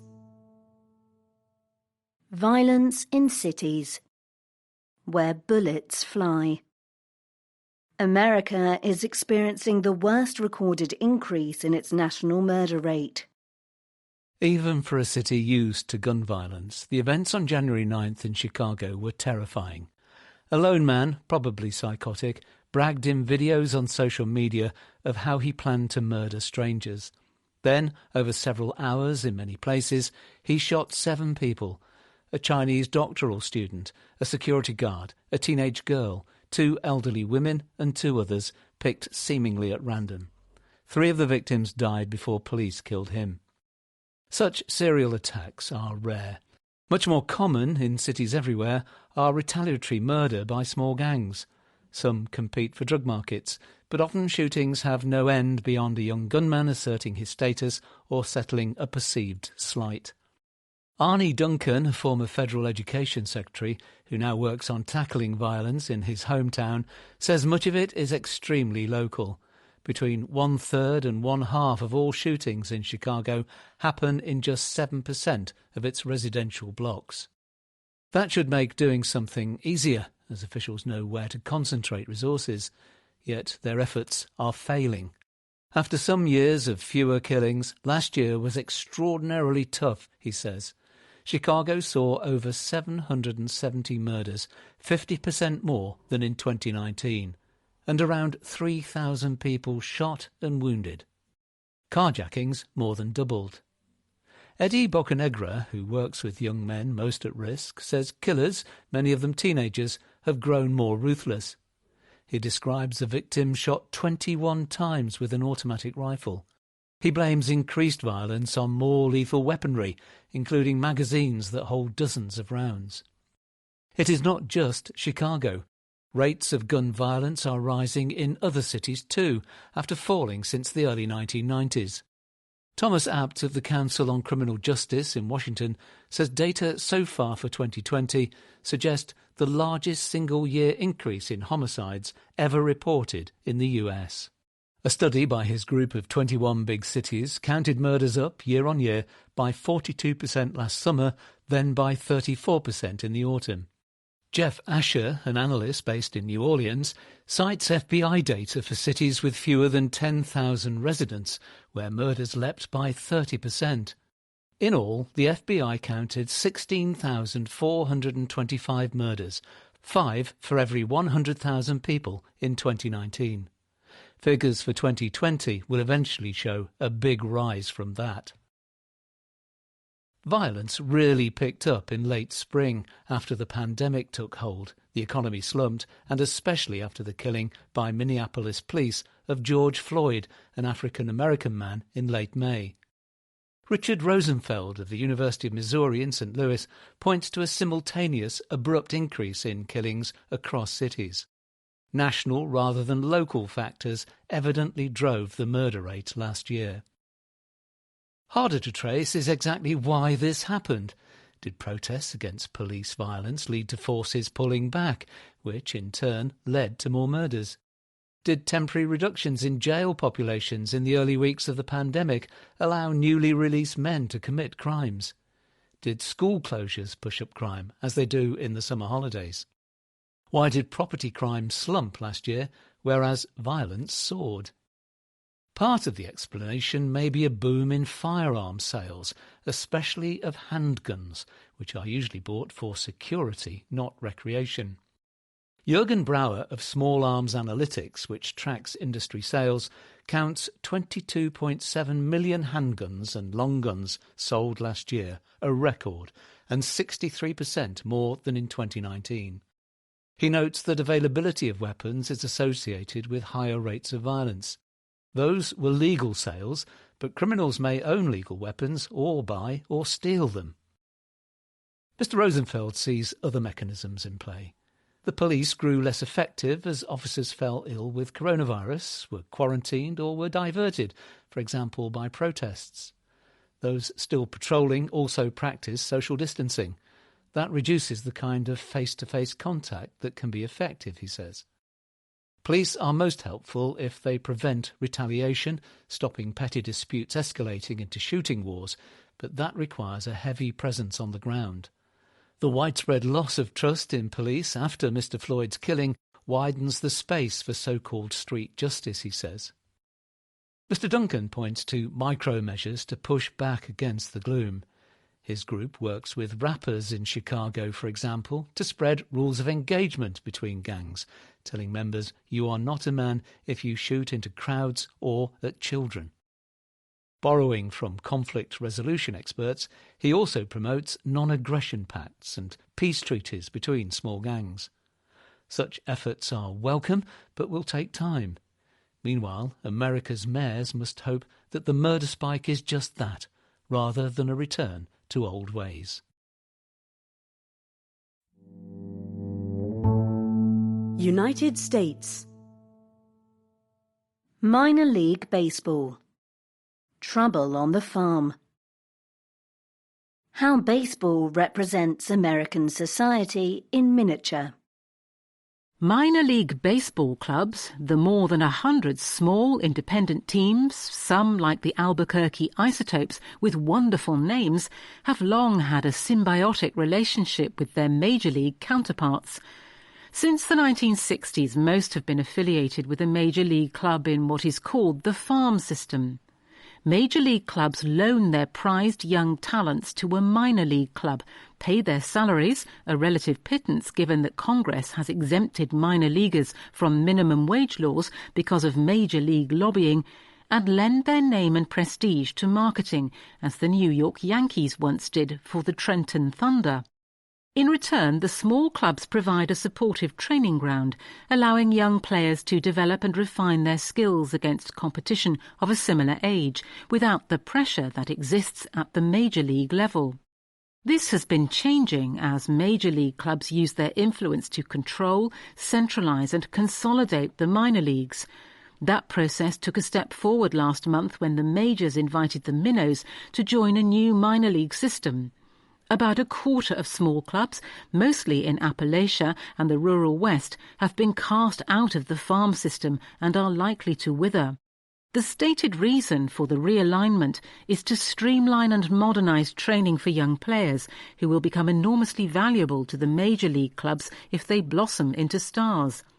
Yet it has also caused widespread outcry at the billionaire owners eviscerating a folksy institution solely to cut their costs. The realignment is likely to disrupt thousands of jobs in the same regions hit by deindustrialisation over the past few decades. The likely result is that the sport's wealth and power will be increasingly concentrated in the major league, which derives much of its revenue from media rights and technology. Beyond illustrating the power of superstar economics, the relationship between the majors and minors mirrors other trends. Although no longer the country's most popular sport, baseball remains a unifying symbol of Americana, from the College World Series in Omaha to the Sandlot Diamonds of the South Bronx. Despite their brand as keepers of the national pastime, major league clubs are in the cosmopolitan city centres that have outgrown and outpaced the rest of the country in recent decades. This is a pity. If a young fan of the Idaho Falls Chuckers, an 80-year-old minor league club facing probable bankruptcy, loses a connection to the game, that can only exacerbate regional and cultural divides. Nearly 40 years ago, the French-American intellectual and baseball fan Jacques Barzun said that baseball still reflects our society, it's just that our society has changed. Were he alive today, it seems unlikely that he would revise that view. United States. Texas politics. Stars and gripes. The Texas legislature is back in session and must deal with challenges that are as large and diverse as the state. When the Texas legislature convened on January 12th, the state house opened its first session with prayer, the Pledge of Allegiance to the American flag, and the Pledge of Allegiance to the Lone Star flag. The 140-day session, which takes place every other year, will be filled with plenty more prayers and promises. Texas, like other states, is grappling with the human and economic toll of the pandemic, but also faces challenges of its own. The stark economy will rule out new, ambitious proposals. On January 11th, the state comptroller estimated that Texas faces a $1 billion shortfall stemming from falling sales tax revenue and its ailing oil and gas industry, which has contributed to a higher unemployment rate in the state than in the nation. However, the $1 billion hole is 5 times smaller than predicted over the summer. Quick cuts to state agencies and tax collections from online sales have helped, but the biggest saviour has proved to be Washington, D.C. Already, Texas and its local governments have received $13 billion through the CARES Act, and more state aid is likely with Democrats controlling the Senate.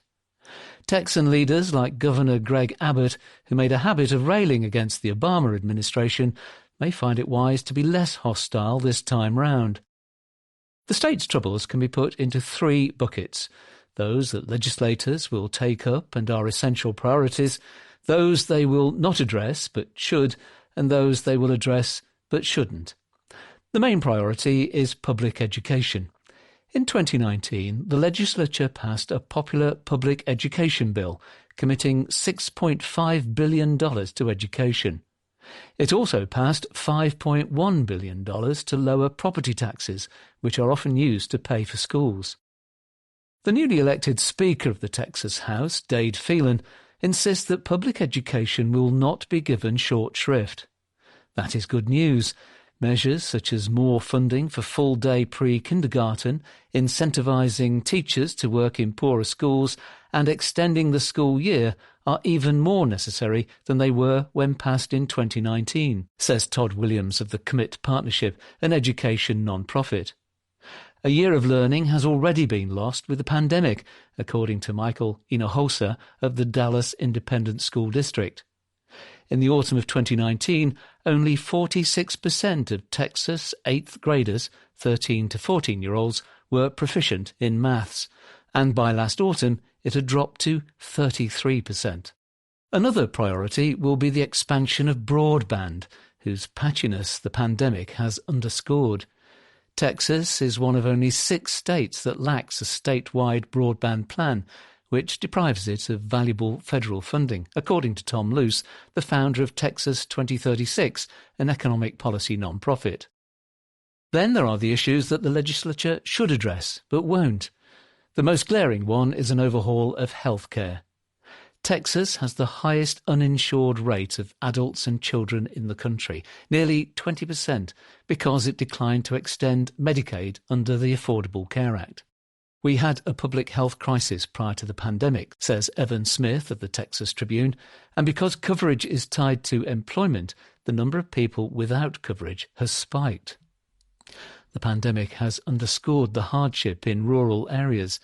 In the past 10 years, almost 1 in 5 of the nation's rural hospital closures took place in Texas, complicating treatment for COVID-19 and vaccine distribution. Although conservative Oklahoma and Missouri expanded Medicaid last year, Republican-controlled Texas has resisted, arguing that the cost is too great, although the federal government would pick up 90% of it. The state's top leadership is not showing a real openness to an expansion of Medicaid, reckons Joe Straus, the Republican former Speaker of the House, who now supports the change. State Republicans may feel that the fact they kept their grip on the legislature in November, despite many predicting that the Democrats would take the State House, is proof that they do not need to take dramatic action.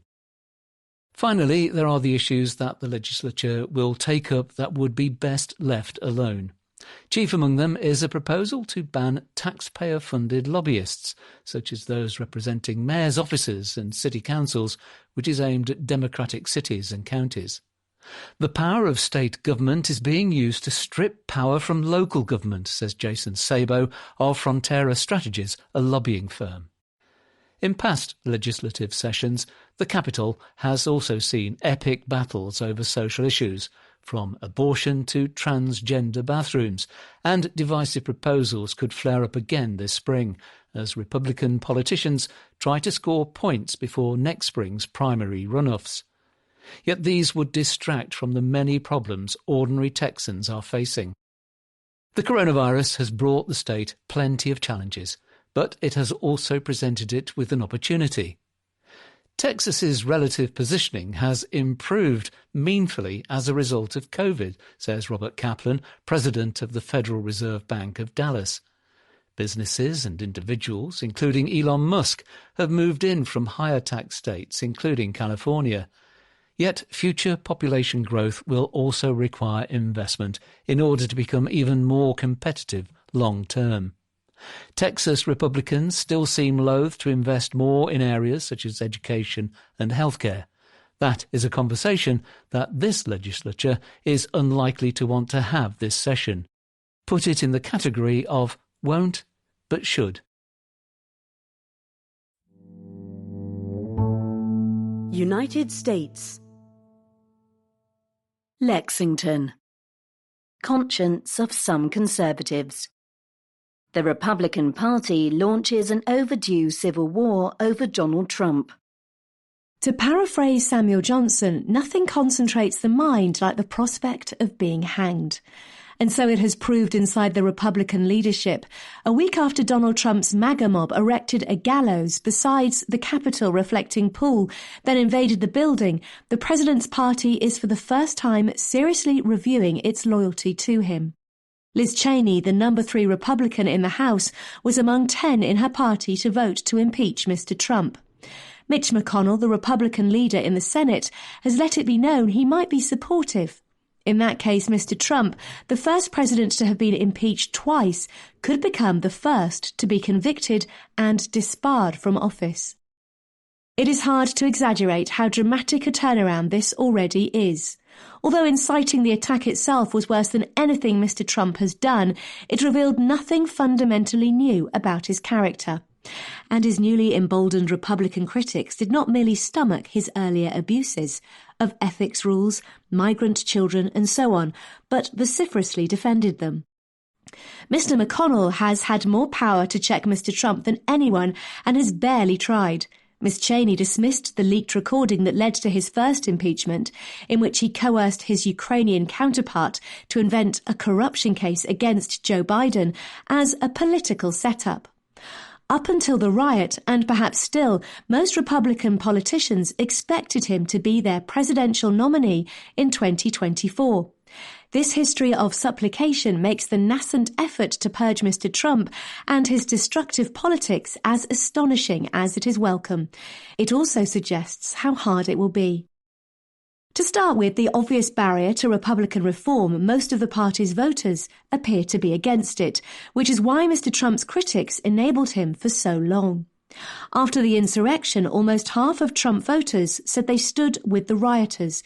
Even if the president is ousted, his main means of keeping his party in line, the threat of a primary challenge, may therefore endure. America has a history of rabble-rousers, but none has previously come close to achieving Mr. Trump's personal grip on millions of voters. If his grasp does weaken, however, as he becomes less visible or ineligible, there is little to suggest the Republican base could easily be turned back to a more constructive conservatism. Mr. Trump has defined himself against his party's conventionally conservative leaders, apparently the lynch mob's first target, almost as much as against Democrats. Below the level of Ms. Cheney and Mr. McConnell, he has also changed the Republican establishment, such that 147 Republican House and Senate members voted to overturn the election even after the attack on the Capitol. He has promoted its most anti-democratic elements, in particular the Tea Party faction, whose bigotry and demonizing of their leftist opponents presaged his own. One of its members, Senator Ron Johnson of Wisconsin, recently told Lexington that what distinguished Trump voters from the left was that while the former love America with all their hearts, Mr. Biden and many Democrats don't really care for this country. After your columnist suggested this was untrue, Mr. Johnson, a staunch proponent of Mr. Trump's election fraud conspiracy theory, insisted, also falsely, that Biden rallies were protests which turned to riots in the streets. This was absurd even before the attempted MAGA coup. More recent additions to the Republican bench can sound positively deranged, especially the two QAnon admirers, Marjorie Taylor Greene and Lauren Boebert, in the House. With their divided base and divided elite, the Republicans are splitting into two coalitions. One is large, Trumpist, and incompatible with democracy. The other anti-Trumpist, anxious, and of uncertain size. This is a crisis with deep roots. The modern conservative movement always contained contradictions. Its love of limited government was belied by its support for supersized defence. The religious right was often illiberal. Such tensions were nonetheless harmonised by the fuzzier values Ronald Reagan imbued the movement with: realism, patriotism and prudence. Yet that settlement had eroded long before Mr. Trump. The right's policy agenda had become captured by vested interests and its values by pessimists. Over the past 4 years, it has collapsed. The ideological contradictions have ballooned. As Mr. Trump has slashed taxes, he has substituted for Reagan's harmonising values an ever-increasing animosity to the other side, personified by his own behaviour and leading to the January 6th eruption. This history suggests a necessary condition for renewal on the right may be failure. The Reagan Revolution was fermented in the wilderness. Its ingredients included political space and a slow-witted Democratic opponent, grown complacent with power. Therefore, the right's most astute critics, never-Trump Republicans, mostly wanted to see it hammered in November. Yet it seems that path to creative destruction has been blocked. Extreme polarization limits the potential losses of either party, and the Republicans are additionally sustained by the advantage their heavy rural vote gives them in the Senate and Electoral College. This anomaly, which Daniel Ziblatt, a political scientist, calls constitutional welfare, means they have cause to think they are winning, even when they are losing. It also amplifies the party's most remote, culturally aggrieved and therefore MAGA voices. It is undemocratic, the ultimate barrier to reform on the right, and presently insoluble. This is cause for realism, but not despair. Expunging Mr. Trump from Reagan's party is a more basic condition for progress, and thanks to the belated bravery of 10 Republican House members and perhaps Mr. McConnell, it is imaginable. If they succeed, it will be their life's work. Republicans and Democrats alike should back them. Mr. Biden liked to say the general election was a battle for the soul of America. It is now being waged in the Republican Party. The Americas. The Economist, January 16th to January 22nd, 2021. In the Americas section, Biden and Latin America, a shift of gears. And car making in Brazil, driven away.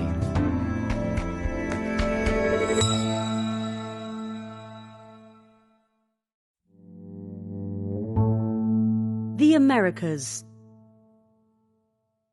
Biden and Latin America. A shift of gears. A post-populist president will encounter a region where populism has recently flourished. In 2013, after WikiLeaks revealed that the United States National Security Agency had bugged the phone of Dilma Rousseff, then Brazil's president, Joe Biden called to apologise. A year later, the American vice president went to Brazil for a World Cup football match bearing a gift. Declassified documents shedding light on abuses by Brazil's military dictatorship of 1964 to 1985. Ms. Rousseff had herself been tortured. Ms. Rousseff called Mr. Biden a seductive vice president. Other Latin American leaders found him less so. Otto Pérez Molina, a former president of Guatemala, rused the day that he bowed to pressure from him to prolong the life of CICIG, a UN-backed graft-fighting agency.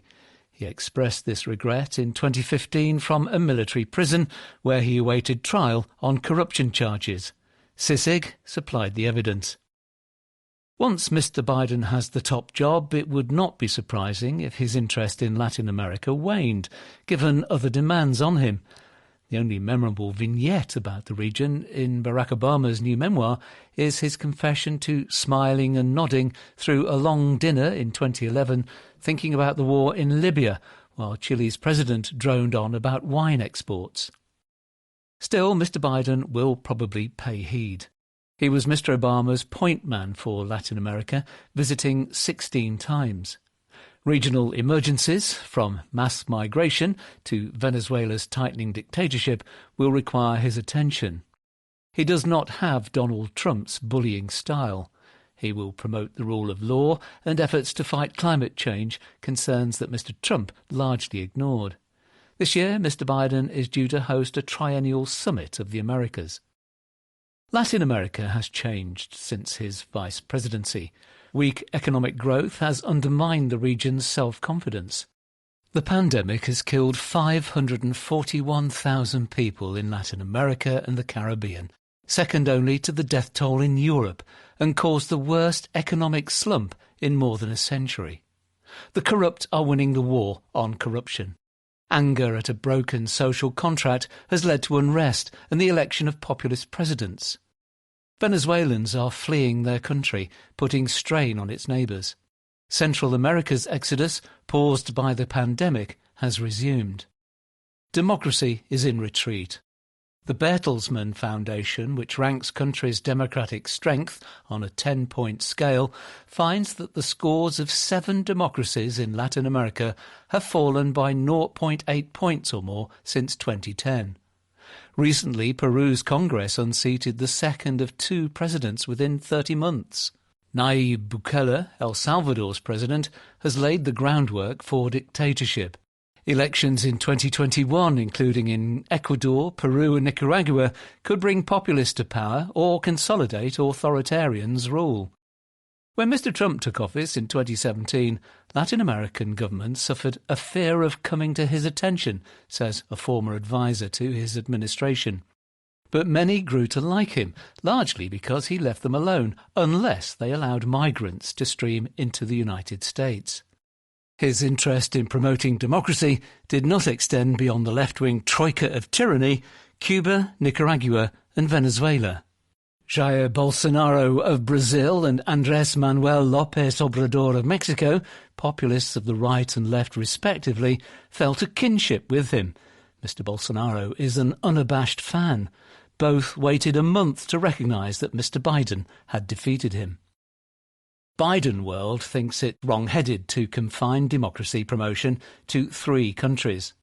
It shares the pre-Trump consensus that the neighbourhood stability depends on the rule of law, a strong civil society and fairer capitalism. It will seek more humane ways to control migration than bullying governments to block migrants as they pass through their countries. Mr. Biden wants eventually to resume allowing asylum seekers to apply in the United States. Now the Trump administration forces those who reach the border to remain in Mexico. Mr. Biden is expected to unwind Mr. Trump's pacts with the 3 countries of the Northern Triangle, Guatemala, Honduras and El Salvador, whereby the United States can send migrants back. That will be a slow process. A loftier goal is to make the Northern Triangle a better place to live in. Juan González, who will join the National Security Council, was a Peace Corps volunteer in the highlands of Guatemala, origin of many migrants. Mr. Biden wants to spend $1 billion a year to improve conditions in Central America. He will have to use sticks as well as carrots. Corruption is worsening in the Northern Triangle. Guatemalan lawmakers chased out CICIG. Legislators shut down MASI, its counterpart in Honduras. Mr. Trump did not protest. This month, American prosecutors named Honduras's president, Juan Orlando Hernández, as a co-conspirator in a drug trafficking case. He denies wrongdoing. The case shows the limits of spending on security and prosperity while the rule of law is weak, says Eric Olson of the Wilson Center, a think tank. Mr. Biden will resume the fight for better governance. American ambassadors will press governments to appoint honest judges and officials. Mr. Biden's administration may propose the establishment of an anti-graft agency for all of Central America, which would support prosecutors and attorneys general, but be less intrusive than CICIG and MASI. One lesson of Mr. Trump's successful bullying over migration is that the United States has great leverage in the region. Mr. Biden's approach to the tyrannical troika will be less punishing, giving them fewer excuses for misrule. Like Mr. Trump, he regards Venezuela's Nicolás Maduro as a tyrant. But he is likely to sabre-rattle less, work with other powers more, and seek ways to alleviate the humanitarian crisis. Antony Blinken, Mr. Biden's nominee for Secretary of State, helped normalise relations with Cuba when he was an advisor to Mr. Obama. Mr. Biden will cautiously renew that policy, easing restrictions on remittances and tourism. The Trump administration's decision this week to restore Cuba to the list of state sponsors of terrorism, alongside Iran, Syria and North Korea, raises the political costs of rapprochement. Mr. Obama had removed it in 2015. Climate change will be a new source of rancour. Mr. López Obrador, who champions Mexico's state oil monopoly and has spurned American renewable energy projects, will face green pressure from Washington. So will Mr. Bolsonaro, who has allowed destruction of the Amazon rainforest to accelerate. Mr. Biden wants to create a $20 billion fund to protect it, but Brazil, which interprets such initiatives as threats to its sovereignty, has so far rejected the idea. Relations between Mr. Biden and Mr. Bolsonaro, who praises the regime that tortured Ms. Rousseff, are likely to be strained. For him and some other leaders in the region, the change of gears in Washington may cause whiplash. Some will say the United States is in no position these days to lecture other countries. But, says an advisor to Mr. Biden, the failure of attacks on American democracy shows the value of strong institutions. If the United States can overcome such assaults, it may be able to help its neighbours do the same.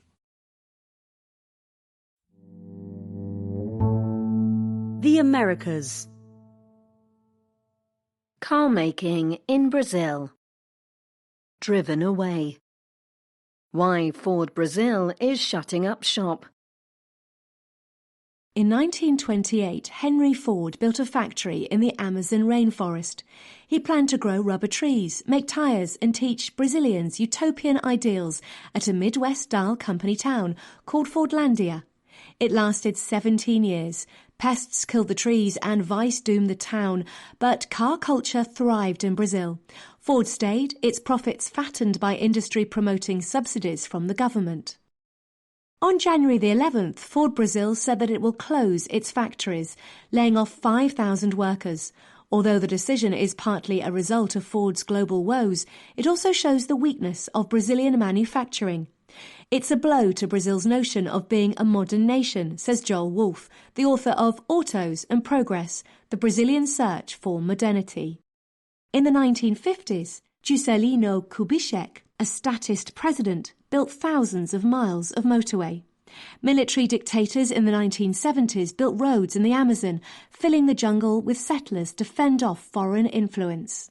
Luiz Inácio Lula da Silva, who as a child left the poor northeast in the bed of a pickup and later worked in a car factory in Sao Paulo and led a trade union, became president in 2003. Tax breaks worth billions of dollars in the 2000s brought more car makers, which supplied a growing middle class. Its members included auto workers who put their kids in private school, says an ex-director of Mercedes in Brazil. But the industrial engine is faulty, bureaucracy is oppressive and workers' productivity is relatively low. Brazilians sum up the burden as Brazil cost. It is one reason why China and Mexico out-export Brazil. Internal demand crashed in a recession in 2014 to 16. With a manufacturing capacity of 5 million cars a year, Brazil put plates on 1.9 million in 2020, when both supply and demand were hurt by the pandemic. Ford would probably have exited anyway. It has been losing money in Brazil since 2013. In 2018, it announced a global plan to focus on pickups, which are made for the South American market in Argentina, and electric cars. There's no debate about sustainable mobility in Brazil, says Cassio Palio Rini, a consultant who spent 25 years at Ford. He predicts that other car makers will shutter plants too.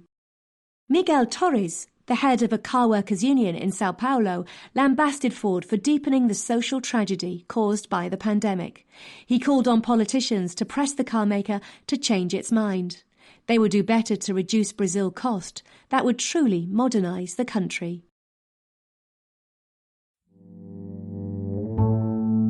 Asia.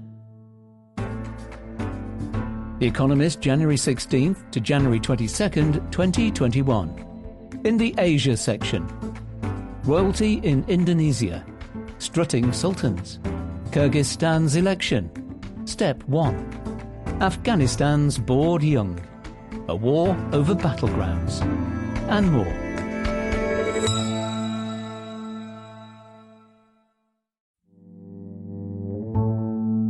Asia. Royalty in Indonesia. Strutting sultans. Defunct princely families are making a comeback. Swaib Syamsuddin Shah recalls how uneasy he felt as his extended family began to chant on the fateful day. They had gathered by a sacred spring on a beach on the island of Halmahera to discover who among them would become Kalano, or king, of the Lolodans, a local ethnic group. Mr. Swaib was worried that he would be chosen. As they recited a holy mantra, the spirit of Mr. Swaib's great-grandfather, the last king of Loloda, possessed an elderly relative who put on the dead king's robes and picked up his sceptre. He approached each eligible descendant in turn, passing over them until he arrived at Mr. Swaib, to whom he did indeed give his ancestors' blessing. Mr. Swaib has been Kalano of Loloda for 4 years now. The crown is a burden for me, he says. The job comes with many responsibilities, but few perks. The stipend from the provincial government is not so generous that he can quit his day job as a policeman. He works in a city 6 hours by boat from his kingdom, but his subjects would rather a weekend sultan than none at all.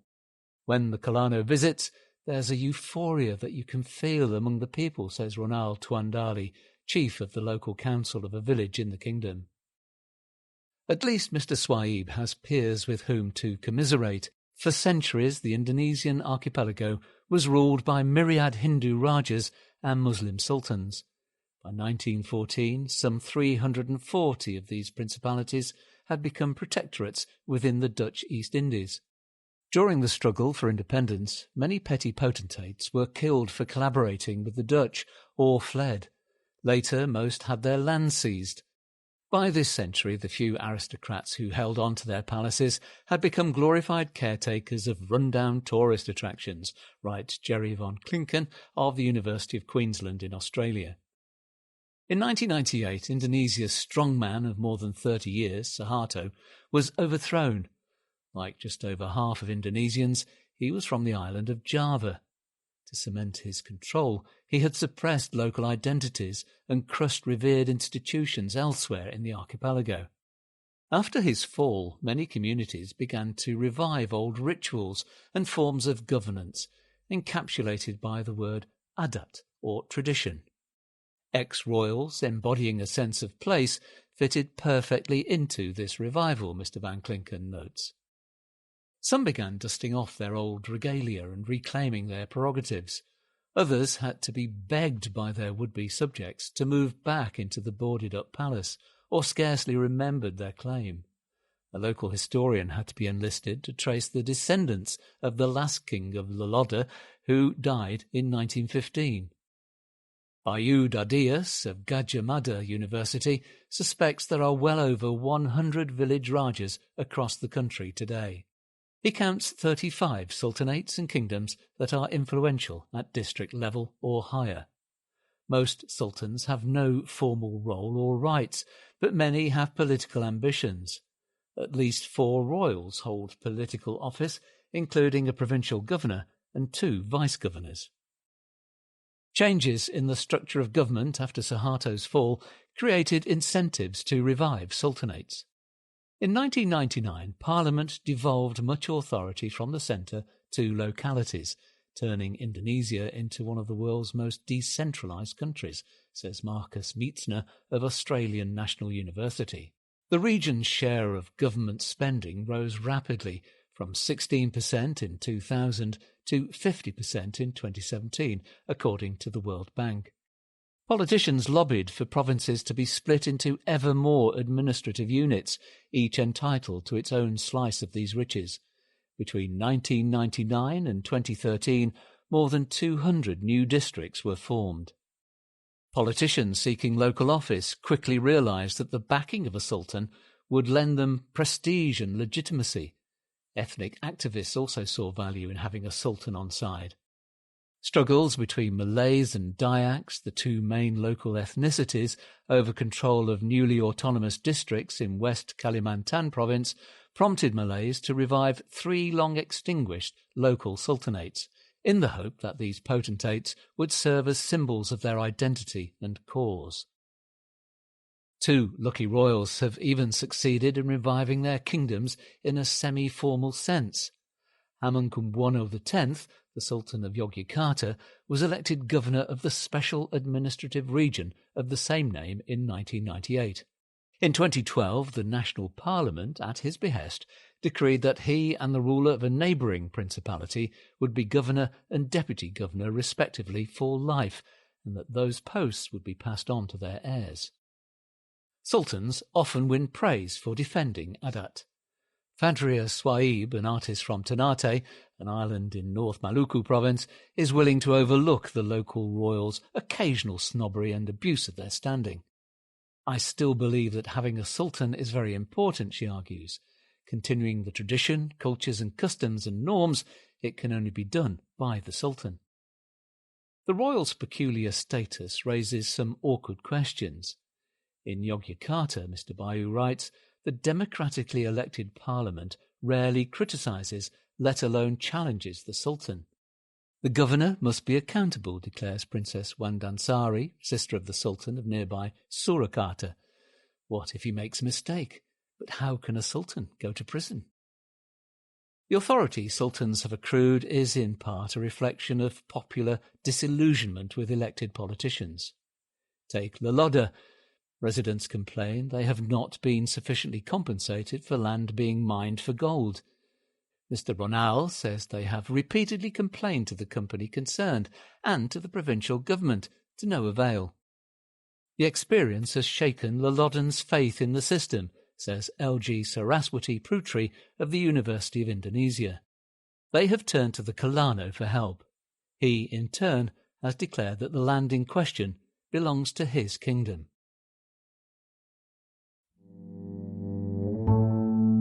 Asia. Child abuse in the Philippines. Sex with 12-year-olds. A push to raise the age of consent is nearing fruition. It is perfectly legal in the Philippines, but almost nowhere else, for an adult to engage in consensual sex with a pre-teen. For as long as the country has had an age of sexual consent, it has been fixed at 12, among the lowest in the world. The Philippines is a deeply religious, largely Catholic country.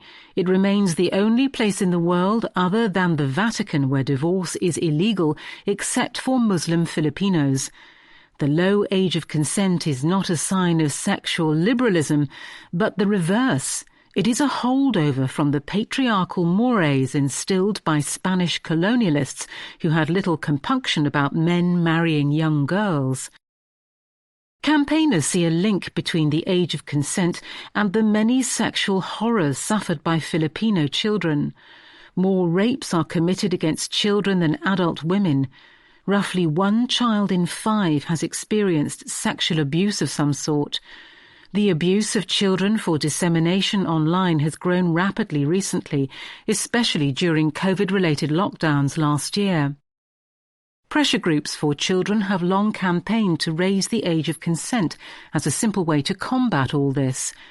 It would mean that sex with young teens was illegal by definition, making rape much easier to prosecute.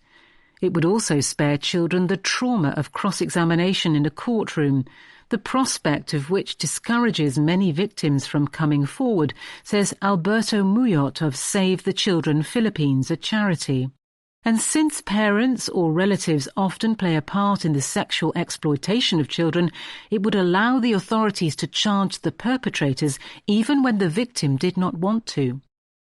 After years of shilly-shallying, politicians are at last taking the idea seriously. In December, the House of Representatives passed a bill raising the age of consent to 16 by a vote of 207 to 3. A similar bill is making its way through the Senate. The President, Rodrigo Duterte, who will also have to approve any reform, is not expected to object. He claims to have been abused by a priest as a child himself. Congress had shrugged off previous attempts to raise the age of consent on the ground that the country already had laws to deal with sexual abuse. But the legislators leading the current effort, says Bernadette Madrid, who runs the Child Protection Unit at the Philippine General Hospital in Manila, have young children of their own. It speaks to them emotionally, not only intellectually, says Dr. Madrid. What is more, the Internet seems to be exacerbating the problem. In 2014, some 5 in every 10,000 Filipino Internet addresses were used for child sex abuse, according to International Justice Mission, a Christian charity. By 2017, that proportion had jumped to 69. An analysis of cases of possible online abuse referred to authorities abroad by American, British, Canadian and Nordic law enforcement agencies between 2010 and 2017 found that the Philippines received nearly 9 times as many referrals as the second-ranked country, Mexico, and 47 times as many as the next Southeast Asian country, Thailand. The factors that contribute to this state of affairs are normally seen as reasons to be optimistic about the Philippine economy. English is widely spoken, enabling easy communication with the outside world. Internet access is widespread and inexpensive, and the Philippines' legions of migrant workers mean the country has an extensive network of payment and remittance services. Widespread poverty and a lack of opportunity outside the big cities, meanwhile, provide an incentive for online abuse. Raising the age of consent is only the beginning, campaigners say. Passing the law will be relatively easy. Changing people's attitudes will be harder. Many parents still see corporal punishment as a good way to discipline children, even though it's illegal, points out Isabel Erenieta of Child Fund, another charity. These things take a really long time to change when it's so deeply ingrained in our culture.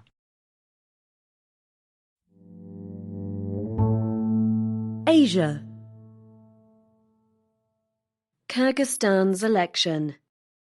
Step 1. Sadir Japarov is elected president in a landslide. A campaign advert for Sadir Japarov, the newly elected president of Kyrgyzstan, shows him galloping across a snowy expanse on a white steed, coattails flying in the slipstream. The message is clear. Mr. Japarov is a knight in shining armour, or at least in traditional Kyrgyz garb, which he wore on the campaign trail, racing to save the turbulent central nation which has seen 3 popular uprisings in 15 years, including one this past autumn that put him on the path to power.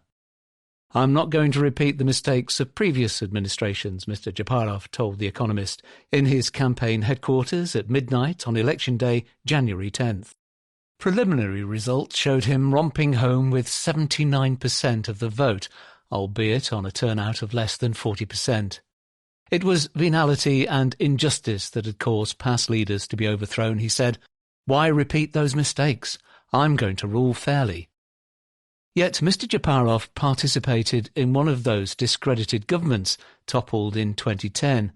Moreover, his recent rise involved all manner of legal contortions. He was serving a prison sentence for kidnapping, a conviction he says was politically motivated, when protests first broke out over a tainted election presided over by his predecessor, Surunbay Zhembiekov, in October. A mob freed Mr. Japarov and helped propel him first to the prime ministership and then to the job of acting president when Mr. Zhembiekov resigned. An ally briefly took over that role while Mr. Japarov campaigned, as the constitution requires. "Ordinary people, especially young people, believe in me. They entrust their fates and the fate of the country to me," said an exhausted Mr. Japarov, sipping tea as euphoric campaign staff bustled about. His habit of invoking the people, his careful cultivation of a mass following through social media, and the thuggishness of some of his devotees have drawn comparisons to Donald Trump, which he rejects with a good-natured laugh. "I don't consider myself a populist. I hate populists." "He's good, honest and just. He's suffered for the country and the people," gushed Elzad Janusov, a supporter. "He really is a man of the people," he adds. He whips out his phone to show photos of himself visiting Mr. Japarov in prison. Mr. Janusov says he has been a fan since Mr. Japarov led a rabble-rousing campaign for the nationalisation of a Canadian-run gold mine 9 years ago. Although that movement brought Mr. Japarov to national prominence, he has backtracked on the idea since coming to power. To his critics, the new president is a dangerous demagogue, likely to roll back the hard-won political freedoms that make Kyrgyzstan stand out in a region of autocrats. "The use of force in politics is very alarming," says Maksat Janibekov, a 30-year-old resident of Bishkek, the capital, referring to the mobs that have helped persuade many of Mr. Japarov's rivals to stand aside. Mr. Janibekov was among protesters marching on election day against Mr. Japarov's plans to strengthen the presidency. In a referendum held alongside the election, 81% of voters approved his proposal to shift various powers back from Parliament to the President, undoing changes adopted after the revolution in 2010 to prevent a return to the rule of strongmen. Mr. Japarov also intends to scrap the clause in the Constitution limiting the President to a single term, another safeguard against power-hungry leaders. Mr. Japarov shrugs off suggestions that he is a dictator in waiting. "I'm a democratic person," he says. In his victory speech, he sounded a conciliatory note, saying he had no malice or hatred in his heart, and urging rivals to unite behind him. More ominously, he also declared the minority should submit to the majority. Mr. Japarov will need all the consensus he can muster if he is to make a success of the job. The pandemic has prompted a surge in unemployment. Foreign investors were spooked by mob attacks on businesses during unrest in October. Russia and China, the region's dominant powers, are also upset by the tumult. Organised crime and corruption are blights that he insists he will fight, but he has been accused of complicity in both, a claim he dismisses as a political smear. It will take a couple of years to fulfil his promise of better lives for his people, Mr. Japarov warns. With two of his predecessors in exile and another in jail, the stakes are high.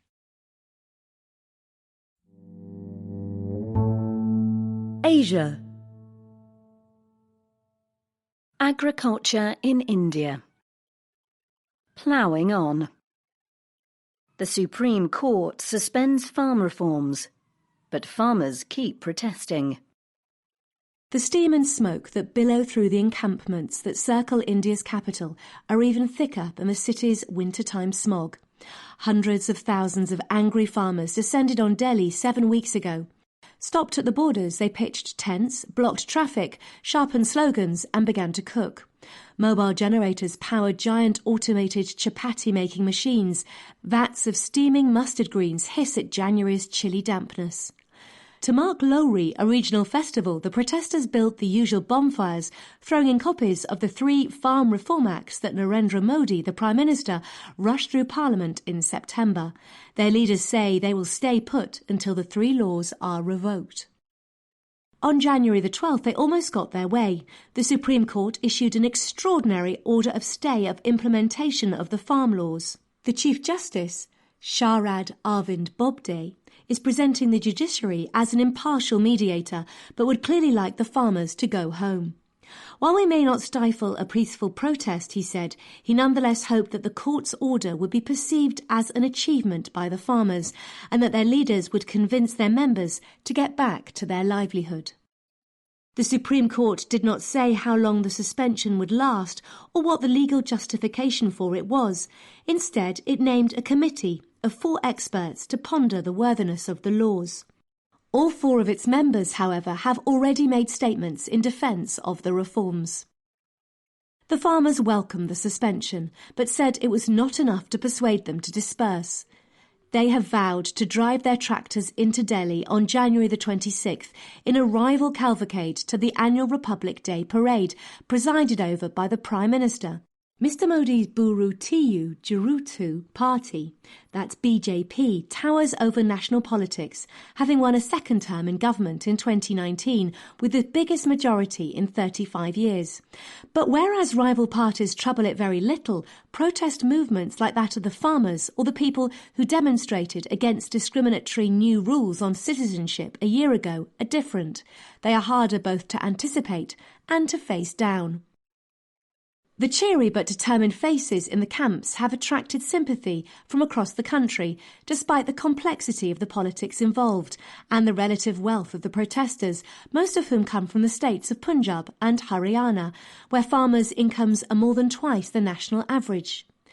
Agronomists and economists are in nearly uniform agreement with the thrust of the new laws, which do away with restrictions on where and to whom farmers can sell their crops, and seek to make it easier to invest in storage and distribution in particular. These new freedoms should benefit farmers in the long run. But the protesters are worried that Mr Modi's allies in big business will find a way to game the new system. They also fear that the changes presage the shrinking or scrapping of especially generous subsidies for those growing wheat and rice, the main crops in Haryana and Punjab, despite the government's assurance to the contrary. The government has managed to inflame matters further by claiming without any evidence that many of the protesters are really Sikh separatists, working to undermine the state BJP functionaries have been circulating old pictures of Sikhs waving secessionist placards, falsely asserting that they are part of the current protests. The Supreme Court appears to be trying to help the government out of this impasse by providing the farmers with a face-saving victory that may dampen the protests without necessarily undoing the reforms. It is not clear how soon its committee will report, whether it will recommend any changes and what weight its findings will carry. The government must hope that the protests in the meantime will lose momentum. It was recently saved from surprisingly big and persistent demonstrations against the citizenship law by the advent of COVID-19. But the farmers, with their generators and communal kitchens, look ready for a long stay. Whatever the Supreme Court's intention, its ruling has done little to clear the air.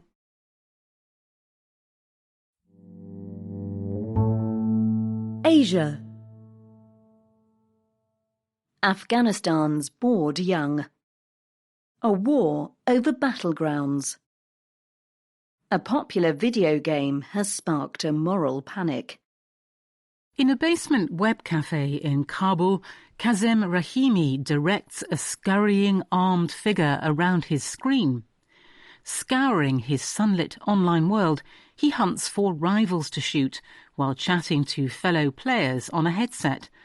Just a few miles outside the city, genuine fighting of a similar sort is an everyday occurrence as Taliban guerrillas battle the Afghan security forces.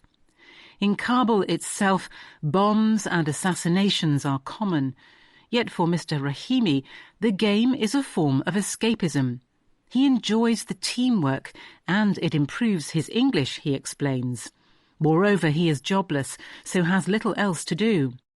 The game Mr. Rahimi is playing, PlayerUnknown's Battlegrounds, has been a global hit.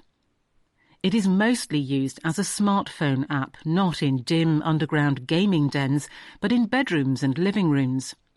It racked up worldwide sales of around $2 billion in the first 9 months of 2020. But in Afghanistan, the popularity of the game, known as PUBG, has caused a moral panic. Mobile phone operators estimate that around 100,000 Afghans play it at once at peak times. Many also do so in the wee hours when the internet is fastest. The game is thought to take up a huge chunk of national mobile data traffic. The closure of schools and universities because of COVID-19 seems to have supercharged its popularity. Critics worry that it is further desensitizing a generation already exposed to constant violence and is keeping young students from their studies. Freshta Karim, an educationist who runs a mobile library, says she cut the internet in her home to stop her nephews playing. It looked so real, and for us it looks more real because the war is going on, she says. The Ministry of Hajj and Religious Affairs has piled in, declaring the game harmful to mental health and warning that it could create a violent mindset. On December 17th, the telecoms regulator said it was banning the game, though it gave little indication of how it would enforce a ban or what the penalties for breaching one would be. It says it is discussing with telecoms firms how to put the ban into effect. Mohammed Reza, a regular player sitting next to Mr. Rahimi, is dismissive of the ban. Is PUBG the real problem with Afghanistan, he says, rolling his eyes? The country, he and his friends say, has far more serious troubles, and young people in particular face grave difficulties. Kabul has precious few parks or recreational facilities, and the risk of violence on the streets makes parents reluctant to let their children go out. While the intractability of the 40-year-old civil war makes the future look grim enough, the UN estimates that 4 in 10 young Afghans are neither working nor studying. A dispiriting number think their only hope of a better life is to flee to Europe. Zakaria Ayubi, who runs a gaming den in Kabul, says PUBG offers a welcome distraction. One of his friends, an unemployed law graduate, plays through the night and sleeps all day. He says, "I have looked for jobs and there's nothing. What more can I do?" The ban infuriates Mr. Ayubi. What has the government done for us? They try to ban PUBG, but can you see any services from the government for young people?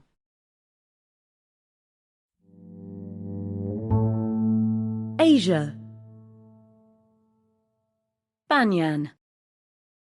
Bonfire of the Protocols. Have departing American officials left a booby trap for Taiwan as well as Joe Biden? Technically speaking, the United States has not had diplomatic relations with Taiwan since it initiated them with the People's Republic of China in 1979. But, diplomats or no, America promises to maintain close economic and cultural ties and provide arms of a defensive character.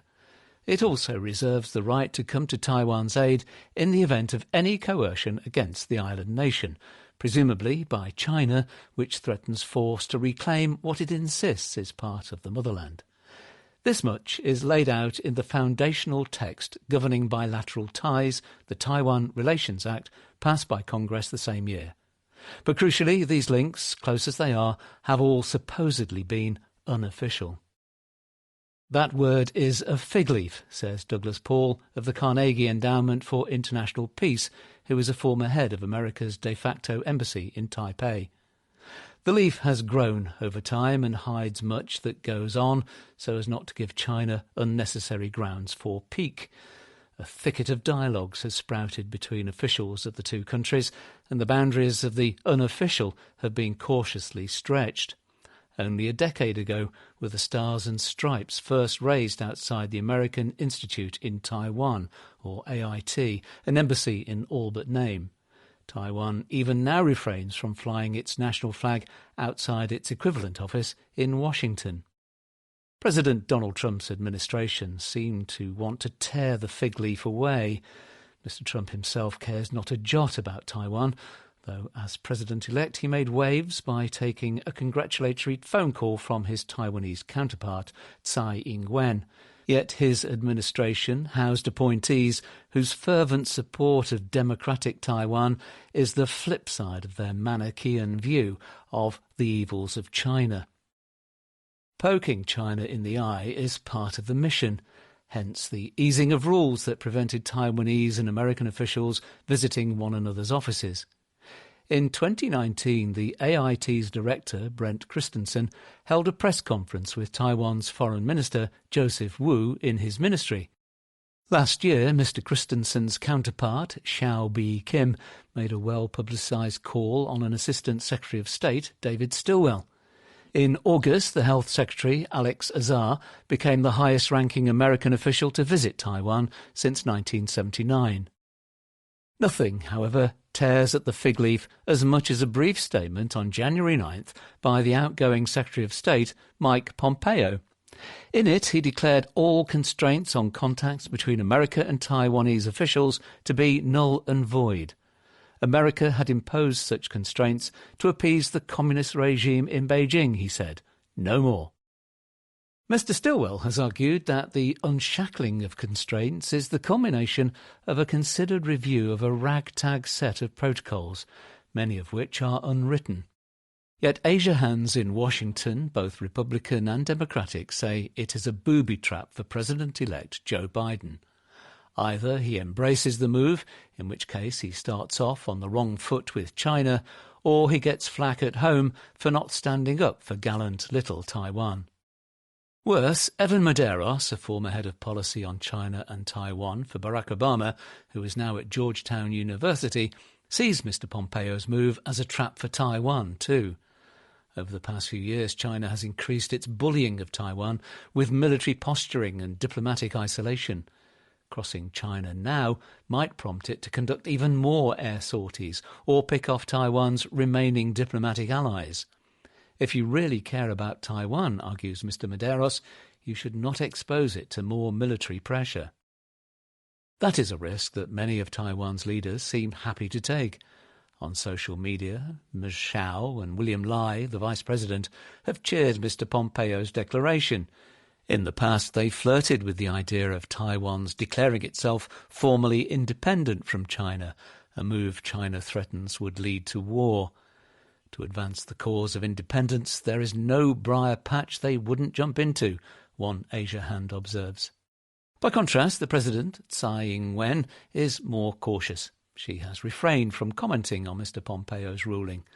Not least, says her ally, Wang Ting-yu, co-chairman of Parliament's Foreign Affairs and National Defence Committee, Taiwan should give Mr Biden room to complete the transition, which is also a sensitive time for President Xi Jinping of China. Taiwan does not want to be a troublemaker, Mr Wang says, but a reliable partner of America's. One, in other words, that will don a fig leaf when required. China. The Economist, January 16th to January 22nd, 2021. In the China section, village elections. Why bother counting? Dissent in Hong Kong, masked defiance. And Chagwan on the stigma of COVID-19.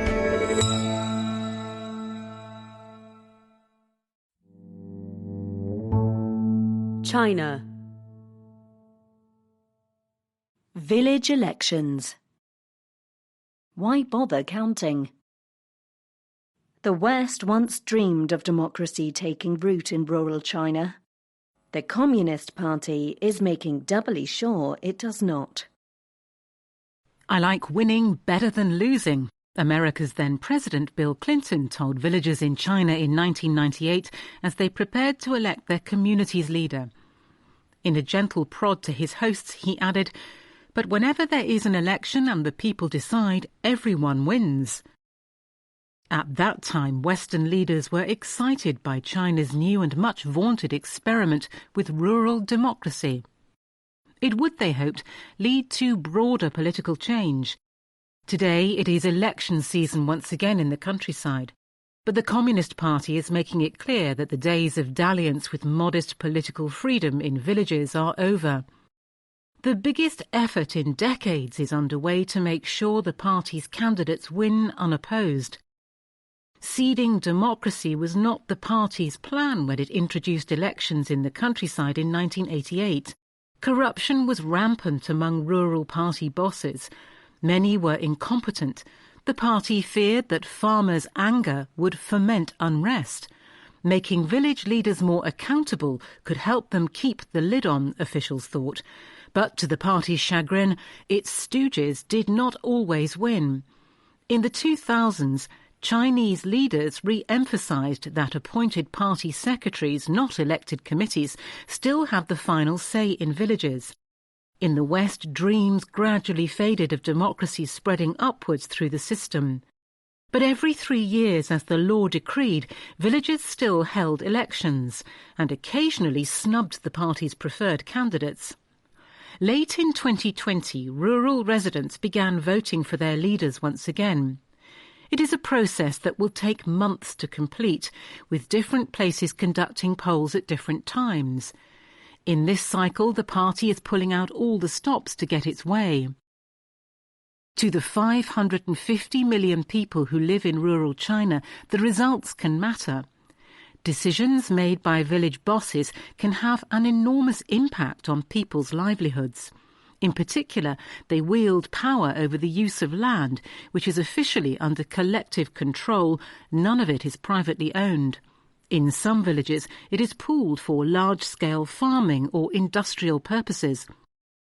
In 2018, the party began calling for all-out efforts to implement a system it described as Yi Jianqiao, or carrying across one shoulder. This refers to the way that farmers suspend 2 loads on either end of a pole across their backs. In this case, the loads are the 2 parallel structures that run China's villages, the elected village committees and the party committees. The party wants memberships of both committees to be the same and to be led by a single person, the village party secretary. In some places, local officials, with the party's blessing, have long been practicing the Yi Jianqiao model. A 5-year plan for rural revival, published in 2018, said it was being implemented in around 1/3 of China's more than 500,000 administrative villages, where the committees reside. There are 2.6 million other natural villages that fall under their aegis. That year, the party issued regulations saying that the system should become the norm. After the elections now underway, the party wants at least half of village leaderships to be of the Yi Jianqiao variety. Doubtless eager to impress, some places are aiming much higher. Township officials are being told their performance evaluations will depend on how well they do at ensuring targets are met. Red banners have been put up in streets saying Yi Jianqiao will strengthen the party's overall leadership. This requires some sleight of hand. The election law says that no organisation or individual may designate, appoint or replace any member of elected committees. But localities have introduced rules that all but ensure the village party secretary gets the concurrent job of village chief. Commonly, the village's party members, usually just a small fraction of the population, choose a party secretary and other members of the party committee, i.e. endorse the choice made by higher-ups. Next, a member of this committee organises the election for the post of village chief. Finally, an election is held in which every adult villager may vote. The party secretary wins. A tighter vetting system typically ensures that no one stands against him. Village leaders are rarely female. It involves consulting official organs in the local township, including the police. These can block the candidacy of a wide range of people. The southwestern city of Kunming, for example, has a list of ineligible types called the 7 Forbiddens and 15 Unsuitables. Among the forbiddens are politically two-faced people. A propaganda video explains this with an illustration of a man dreaming of a protest for freedom and democracy. The unsuitables include those with strong religious feelings. A cartoon shows people bowing to a Jesus-like figure. Local regulations also commonly bar those who have been involved in illegal petition campaigns for the redress of a local injustice. Petitioning is routinely treated as criminal. In Guangxi province, there are bans on candidates who have received training in grassroots politics from any organisation abroad. A few years ago, the government allowed some Western groups to provide such help. Also banned are those with links to black and evil forces. This is a sweeping term used to describe everything from criminal gangs to unauthorised religious sects and clan networks. In 2018, the party launched a 3-year campaign to sever such forces' connections with grassroots political structures. It declared victory late last year, claiming it had severely punished 3,700 village overlords, as powerful leaders operating without heed to the law are known, and sacked 41,000 offenders from village committees. Democracy is not entirely dead. Some local regulations say ordinary villagers' views should be solicited when choosing the party secretary. The law still says that the winner of an election for village chief needs at least 50% of the vote and that 50% of registered voters have to cast their ballot for an election to be valid. But that is a low bar, especially when many do not register. Since the 1990s, many working-age villagers have moved to cities. Migrants can return to vote or appoint a proxy. But why bother when it looks stitched up? The same turnout is required to force a village chief to step down. But when the chief is also the party secretary, a recall requires daring. In Guangdong province, residents of Wukan village grabbed world headlines when they rose up against their party boss in 2011 and held free elections. The party eventually clamped down there harshly. The party clearly expects the current elections to produce the results it wants. It has changed the rules this time to allow village chiefs to serve for 5 years instead of 3. Officials argue that for one person carrying 2 loads, a 5-year term will make it easier to implement plans without being fettered by frequent polls. Some state-owned media have aired concerns that concentrating so much power in the hands of one person may result in rash decisions going unchecked. But that is a problem for later. The party is out to win.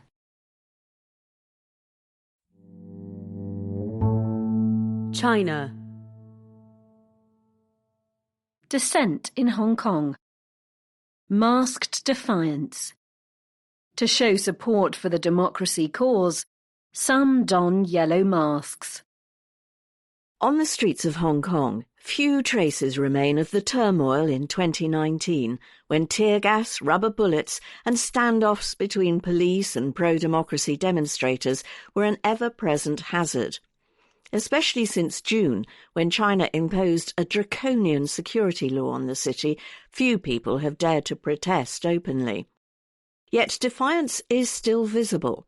On the metro, in wet markets and in trendy cafes, some wear yellow masks.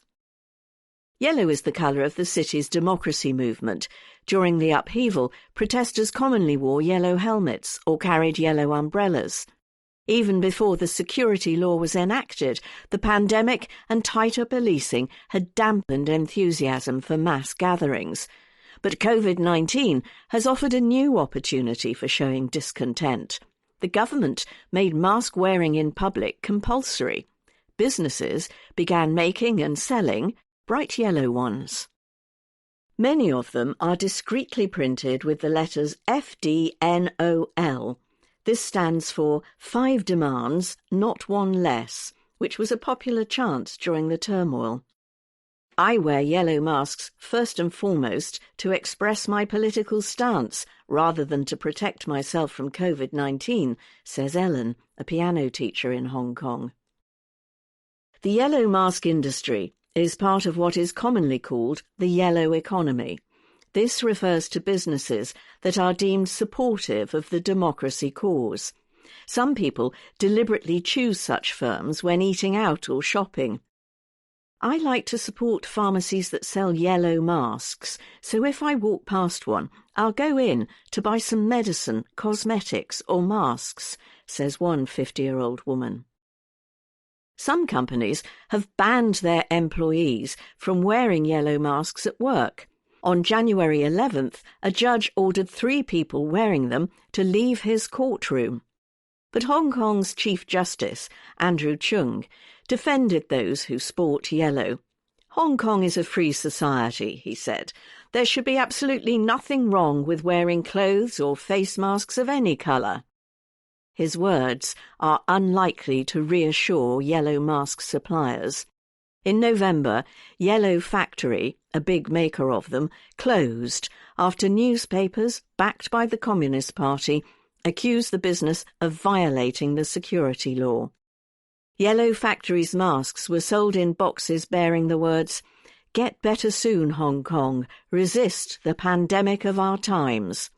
This echoed the slogan, "Liberate Hong Kong, revolution of our times," a rallying cry of protesters that the government now deems illegal.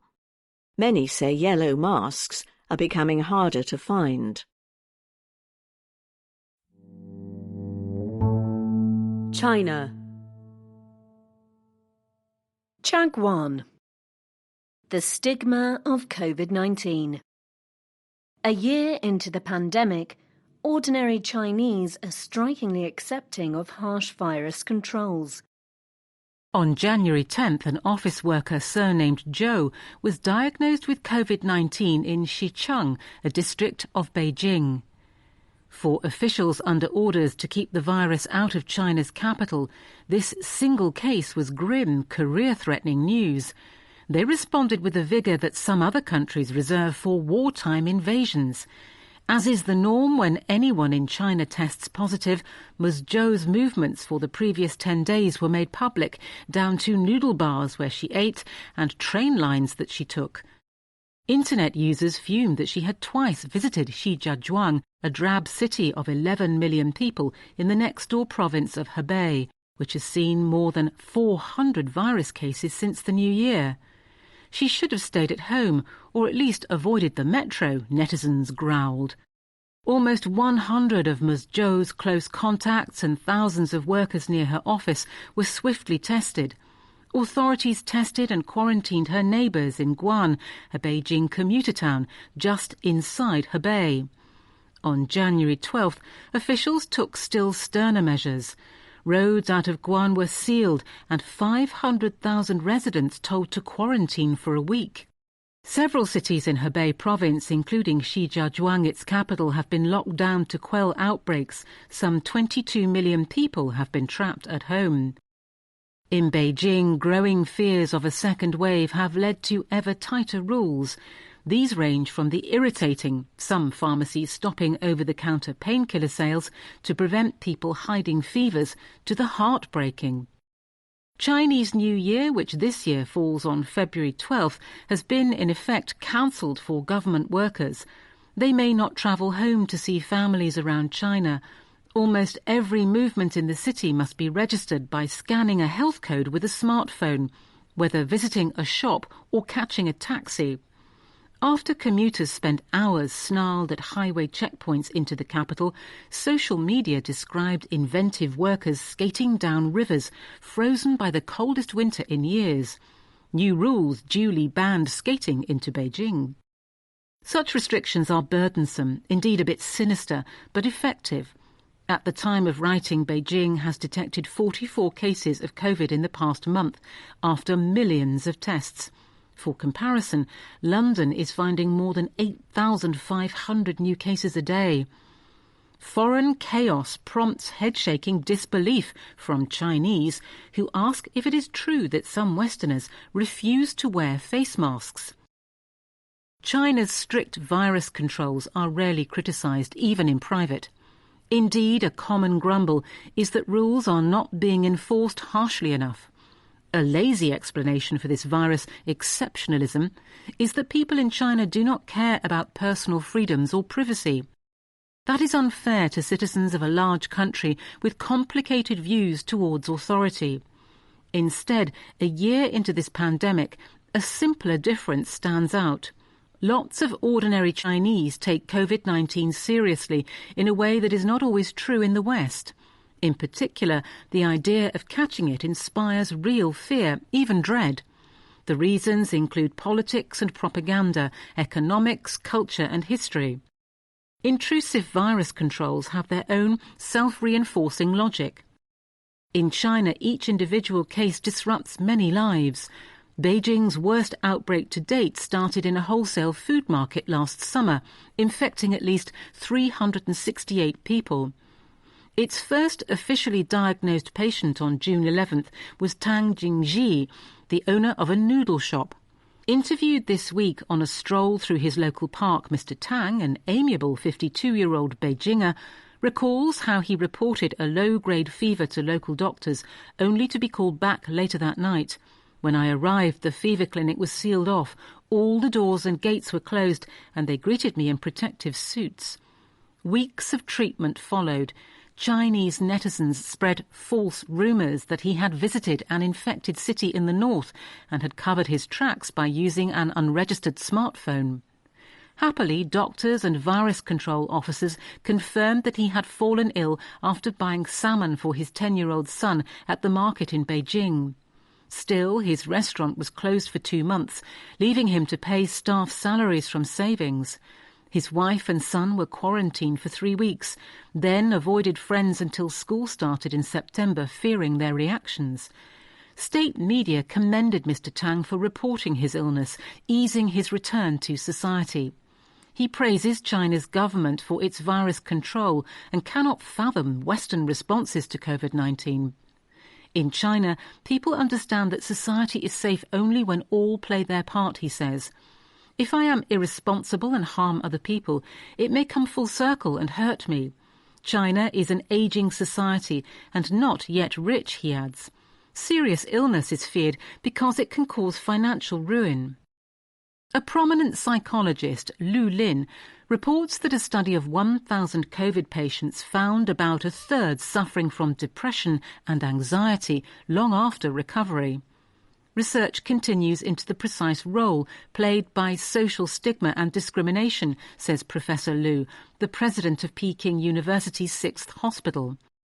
But he cites real-life cases, such as that of an old woman who was excluded from a dancing club even after she had shaken off the virus.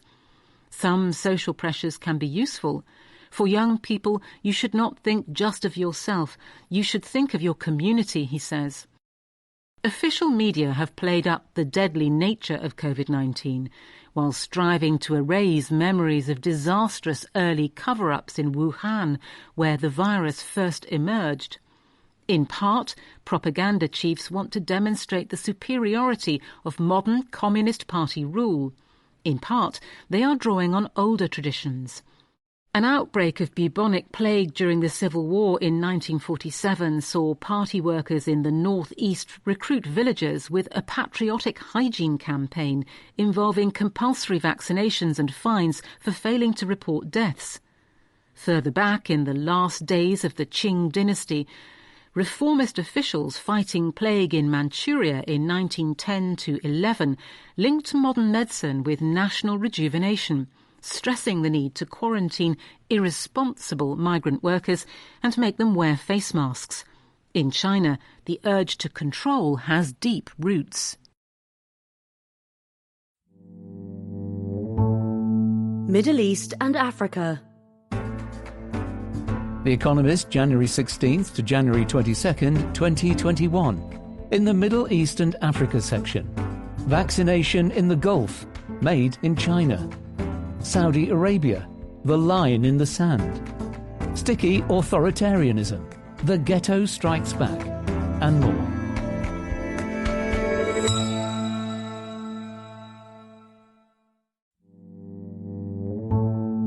Middle East and Africa. Vaccination in the Gulf. Made in China. Two leaders in COVID-19 vaccination are relying on a Chinese-made jab, hoping for both political and public health benefits. Aside from the ubiquitous masks, visitors to Dubai would be hard-pressed to know there was a pandemic raging. Bars and malls are busy. Hotels that were 4/5 empty last spring hit 70% occupancy in December. Tourists have flocked to Dubai to escape lockdowns at home. A recent spike in daily infections, they have more than doubled since November, has not dented the sense of normality. By spring, that perception may be a reality. Dubai seems well on its way to widespread COVID-19 immunity. The United Arab Emirates, or UAE, of which Dubai is part, ranks second in the world in vaccinations per head. By January 13th, it had administered almost 13 doses for every 100 residents, behind only Israel.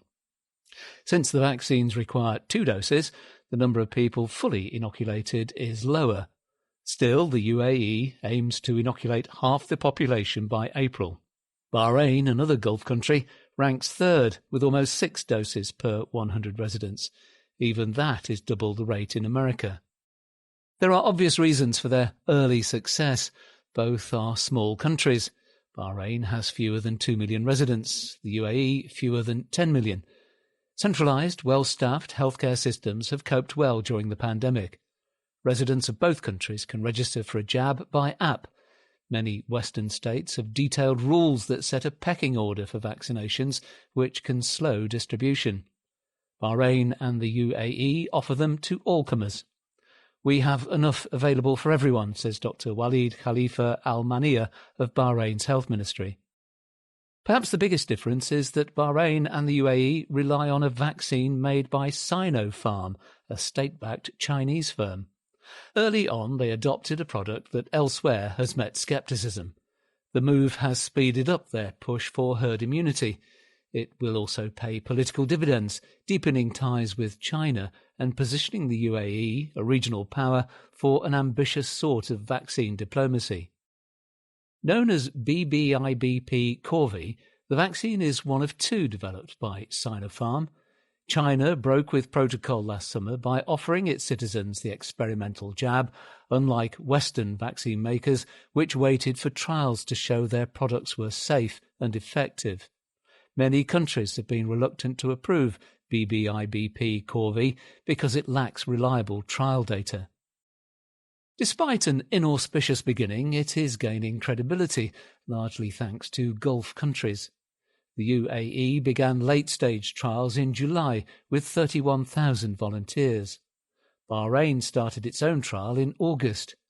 Both authorised it in December after declaring it 86% effective. Yet they have not published data to support their findings. Officials in the Gulf say it is Sinopharm's decision. We're part of this study, but we don't actually have the right to disclose this type of information, says Dr. Al-Mania. It seems unlikely that Sinopharm will submit its vaccine to a stringent national regulator.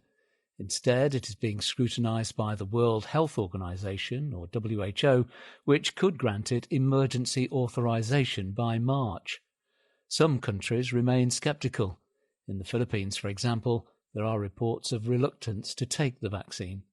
Scientists in Brazil announced on January 12 that another Chinese vaccine, manufactured by Sinovac, was only 50% effective, far below the 78% initially reported. The data, the first from late-stage trials, has been delayed 4 weeks. There are few reservations in the Gulf about BBIBP Corvi. Partly this is due to public trust in governments with a reputation for being well run. Scores of Emirati officials, among them the health minister and the ruler of Dubai, have posted photos of themselves receiving the vaccine. Both countries have fared well during the pandemic. The UAE has logged 723 deaths from COVID-19 and Bahrain 356, which, as a share of population, ranks them well below countries both in the West and in the Arab world. Testing is widespread and fast. It helps to be a police state with little tolerance for dissent. The Emirati government has condemned rumours about vaccines and warns of punishment for spreading them. Local newspapers carry stories about happy residents queuing up for jabs. There are rather fewer articles asking questions about vaccine trial data. Bahrain and the UAE are also offering the Pfizer-BioNTech vaccine, which has won approval from Western regulators. But they have much less of it. In Dubai, it is available only to the old and to key workers. The rest of the population should be eligible by April. Still, that could assuage any concerns from expats. Some residents, though, say they prefer the Sinopharm jab because it is based on an inactivated strain of the SARS-CoV-2 virus, a long-established way of making vaccines, rather than the new mRNA technology used by Pfizer and other Western manufacturers. Abu Dhabi, the UAE's capital, aims to be a hub for distributing vaccines across the region. It has opened a big new storage facility and is in partnership with SkyCell, a Swiss firm, to produce refrigerated shipping containers that can keep doses cold in transit. Dubai's Emirates Airline is working with Pfizer to distribute that company's vaccine. The UAE is also conducting trials for Russia's Sputnik V jab, which so far has little to recommend it beyond President Vladimir Putin's endorsement. But the UAE's closest relationship is with China. Later this year, it will move from administering Sinopharm's vaccine to manufacturing it. That has fueled talk of vaccine diplomacy in a region where access to inoculations will be uneven. Egypt needs enough jabs for its 100 million people, twice the population of the entire Gulf. Lebanon, which is in effect bankrupt, expects to receive just 60,000 doses of vaccine from Pfizer next month. A surplus of Sinopharm doses in the UAE could lead to its adoption widely across the Middle East. In December, the government donated 100,000 doses to Egypt. That would please China, a desirable outcome for the Emiratis. Long a Western partner, they have sought in recent years to diversify their relationships, particularly with China. State-run telecoms firms in the Emirates have awarded 5G contracts to Huawei, which is blacklisted by America. Military ties are growing as well, with the UAE fielding Chinese-made attack drones in Libya. The UAE's embrace of Sinopharm will bring them closer still. In this relationship, there is no social distancing. Middle East and Africa. Saudi Arabia. The line in the sand. Mohammed bin Salman's emissions-free city faces some big obstacles. It is perhaps the mother of all off-plan sales. The prospectus makes a seductive pitch to weary city dwellers trapped in polluted concrete jungles. Why spend years of your life stuck in traffic or crammed into public transport? Urban planners would no doubt make a different choice if they were free to start from scratch. That, at least, is the thinking behind the line. The proposed city within NEOM, a high-tech development planned for Saudi Arabia's northwest coast, would carve a 170-kilometre-long, that's 106-mile, ribbon across the desert. There would be no fights over congestion charges or parking regulations because there would be no cars, nor even streets for cars to drive on. Instead, it would be an urbanist's dream, with residents able to reach whatever they need within a 5-minute walk. For the average person, that is a distance of around 400 metres, shorter than 2 blocks in Manhattan, but apparently long enough for everything from schools to clinics and parks. The brochure is silent on the weather. Summer temperatures in the region hover around a not-so-walkable 40 degrees Celsius. Perhaps heat is a surmountable obstacle, since the laws of physics seem to be. Should any of its 1 million potential residents wish to venture further afield, longer journeys will be a pleasure. Ultra-high-speed transit should limit even the longest trip to a mere 20 minutes. If passengers are willing to pull a few Gs while accelerating, that would require speeds of up to 510 kilometres per hour, about 25% faster than Japan's fastest bullet train, which is still being tested. All this would be powered in the world's biggest petro-state by renewable energy with zero carbon emissions. First announced in 2017, NEOM, a portmanteau of Neo and Mustaqbal, Arabic for future, remains something of a blank canvas. There is talk of robot workers, flying cars and glow-in-the-dark sand on the beach. Foreign consultants eagerly lap up contracts to draft fanciful schemes. In the real world, though, little of this has advanced beyond PowerPoint slides. There is an airport and palaces where Saudi royals can summer. King Salman has holidayed in NEOM for the past few years. The project is still many years away from attracting millions of residents and contributing significant sums to the Saudi GDP. Supporters praise the kingdom for thinking big. Critics call it a white elephant, of which the Gulf states already have plenty. Some locals who live in the area are excited about development. Others have clashed violently with police sent to evict them. And at least for now, those police are humans who arrive the old-fashioned way, in cars. Middle East and Africa. Sticky authoritarianism. The ghetto strikes back. Uganda's violent election has exposed divisions of age and class. In a pool hall in Kampala, the Ugandan capital, a group of boxers and nightclub bouncers are discussing elections. They were recently taken to meet an army general who offered them money to wear T-shirts of the ruling party, the National Resistance Movement, or NRM, and fight rowdy opposition supporters in the streets. The sum was not enough, they thought. Then disappointment turned to fear when a well-known champion boxer who had publicly backed the NRM was gunned down by security agents in the night, amid rumours that he had fallen out with his erstwhile patrons. Politicians view the urban poor with contempt, says a bouncer. When they see them in the ghetto smoking weed, they think they are useless, he complains. But they come to realise they are useful when it is time for elections. Ugandans went to the polls on January 14th, with results due after The Economist had gone to press. Officials will almost certainly declare victory for Yoweri Museveni, who has been president since 1986. But the election has been defined by the rise of Robert Kyagulanyi, better known as Bobi Wine, a 38-year-old musician and opposition candidate who has faced arrest, obstruction and gunfire on the campaign trail. Like the disgruntled boxers, he spent his youth hustling in the ghetto, sometimes sparring in the ring himself. His popularity brings to the fore generational and class fissures and the shortcomings of an economic model that has brought wealth but few jobs. Those trends are not unique to Uganda.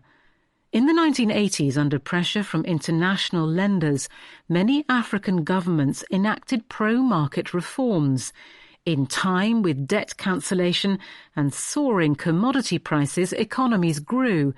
But few countries graduated from farming and mining into more productive activities like manufacturing.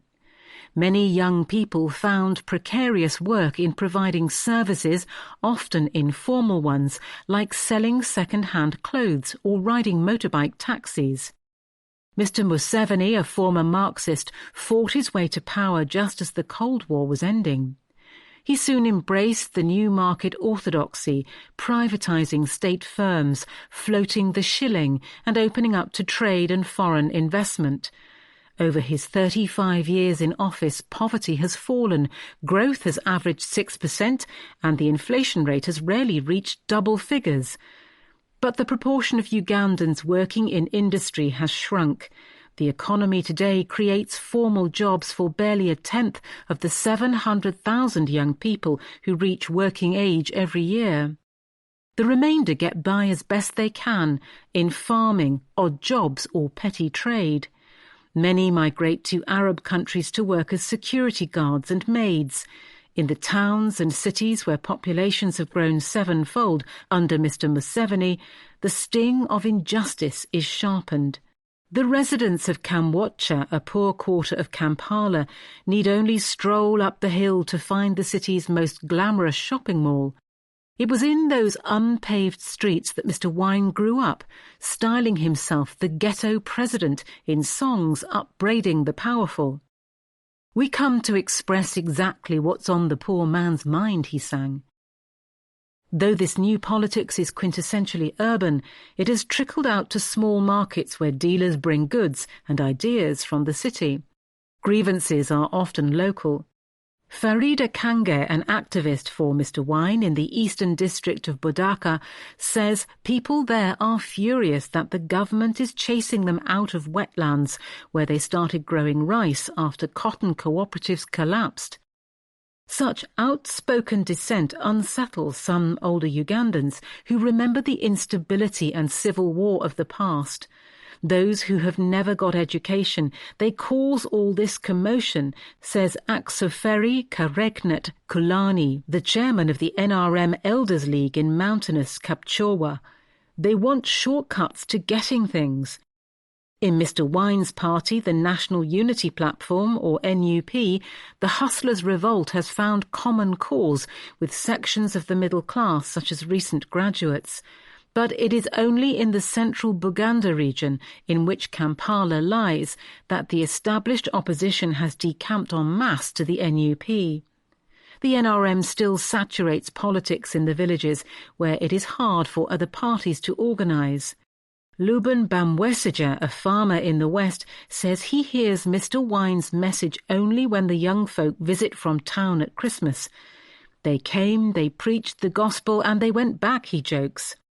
Mr. Museveni is backed by the rich, who look to him to protect their interests. Many large firms are owned by foreigners or Ugandan Asians, grateful to the man who welcomed them back after expulsion by the dictator Idi Amin. Critics say the tight nexus between politics, security and business is increasingly controlled by brokers from Mr. Museveni's ethnic group, especially his own family, who award contracts, control access and grab resources.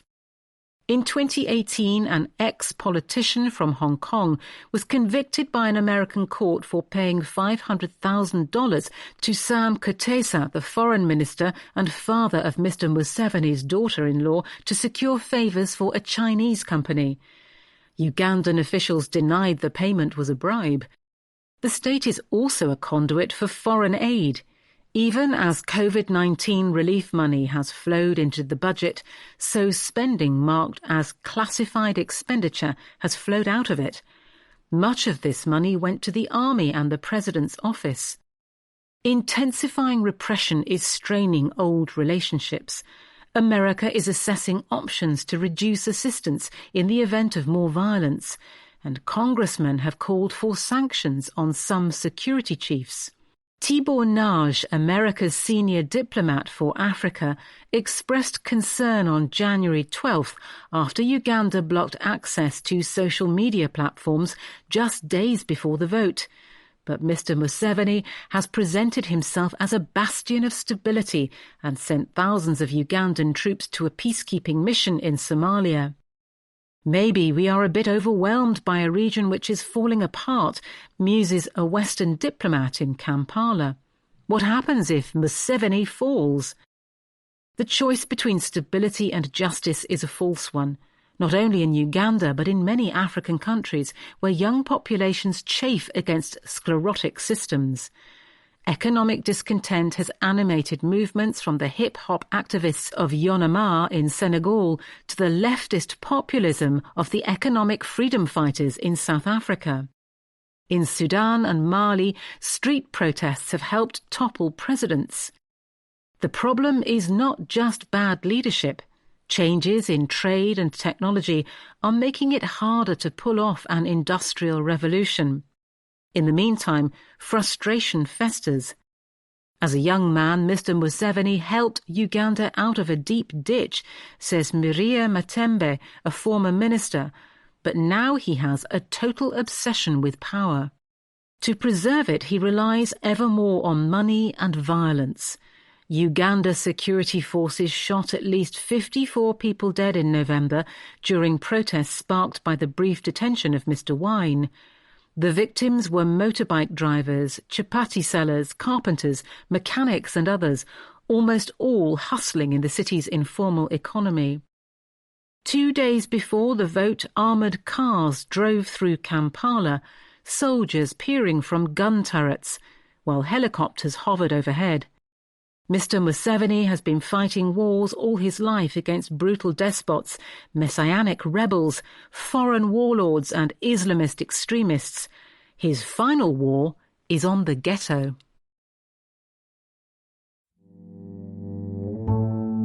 Middle East and Africa. Animating Africa. Move over, Superman. New platforms are bringing African comics to a broader audience. For Zeke Nelson, it began with TV cartoons, X-Men and Spider-Man. These led to Archie and Asterix comics, then Japanese anime and manga. But as he devoured animated work from elsewhere, something was missing. We had this African heritage and no one was telling stories about where we're from. That is changing. New platforms are bringing African animators to a global audience.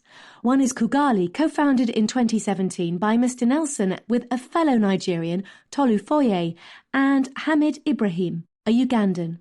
It sells comics from across the continent and creates its own animations. In December, Kugali announced a landmark deal with Disney to make Iwaju, The Future, a sci-fi series imbued with Yoruba culture. Kugali is part of a small but vibrant industry. As in many areas of African popular culture, Nigerian brands are prominent. Others include Comic Republic and Vortex Core, but animators are thriving elsewhere too. Afrocomics, an app for reading comics, was made by Leti Arts, a video game developer based in Ghana and Kenya. In 2019, Mama K's Team 4, written by Malenga Mulendama, a Zambian artist, and co-produced by a South African studio, became Netflix's first African-made animated series. Etan Comics is the publisher of the first Ethiopian superhero comic books, Jembu and Hawi. These superheroes do not just look different, whereas many American superheroes derive their powers from galactic or scientific sources. The faculties of African ones often have spiritual provenance. Strike Guard by Ayodele Elegba, a Nigerian artist, is the story of a murdered student whose body is thrown into the grave at Ajagbeja, a Yoruba deity, from whom the reincarnated hero gets his strength. Junibar's comics are rooted in Senegalese myths and legends. Others draw on the hustle of urban life. Kwesi, a South African comic, features a self-absorbed social media influencer who reluctantly uses his powers for good. In Razorman, a mechanic-turned-superhero tries to avenge his father's death amid corruption and repression in Zimbabwe. Comics also confront difficult subjects. Lake of Tears, set among the treacherous fishing industry on Lake Volta in Ghana, depicts child trafficking. Un Voyage sans Retour, A Journey of No Return by Gaspar Nayok, a Cameroonian artist, charts the dreams and dangers of migration to Europe. Zana, set in a future in which apartheid never ended, raises questions about race relations in South Africa today. African comic artists have been sketching for decades, but digital platforms and cheaper software are making it easier for them to make a living. The pandemic has nudged comic buyers towards digital versions with fatter margins. A new generation of readers want characters they can relate to. Mr. Nelson says that conversations about race and identity are inspiring people to seek out new stories. When it comes to comic sales, curiosity is a superpower. Europe. The Economist, January 16th to January 22nd, 2021. In the Europe section. France, colour vision. Italy, just what they didn't need. Charlemagne on cyberpunk and more.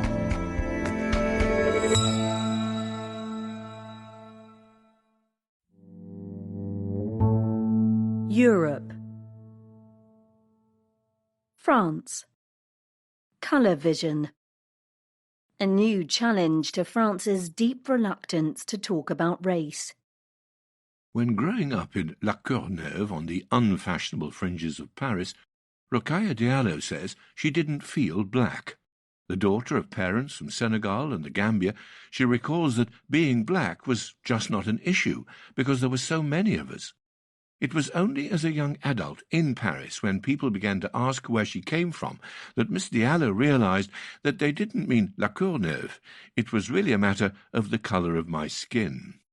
Today, Miss Diallo belongs to a generation of French writers and activists who are asserting their identity as black in a way that challenges France's sense of itself as colour-blind. This is prompting a complex and heated debate about how and whether to think about race. It is particularly sensitive in France because its universalist model assumes that all citizens have equal rights as individuals, not groups. Partly as a rejection of identification methods used under the wartime Vichy regime, it is illegal in France to collect data on ethnic, racial or religious origin. Officialdom neither counts nor recognizes racial minorities. Identity is assumed to be simply French.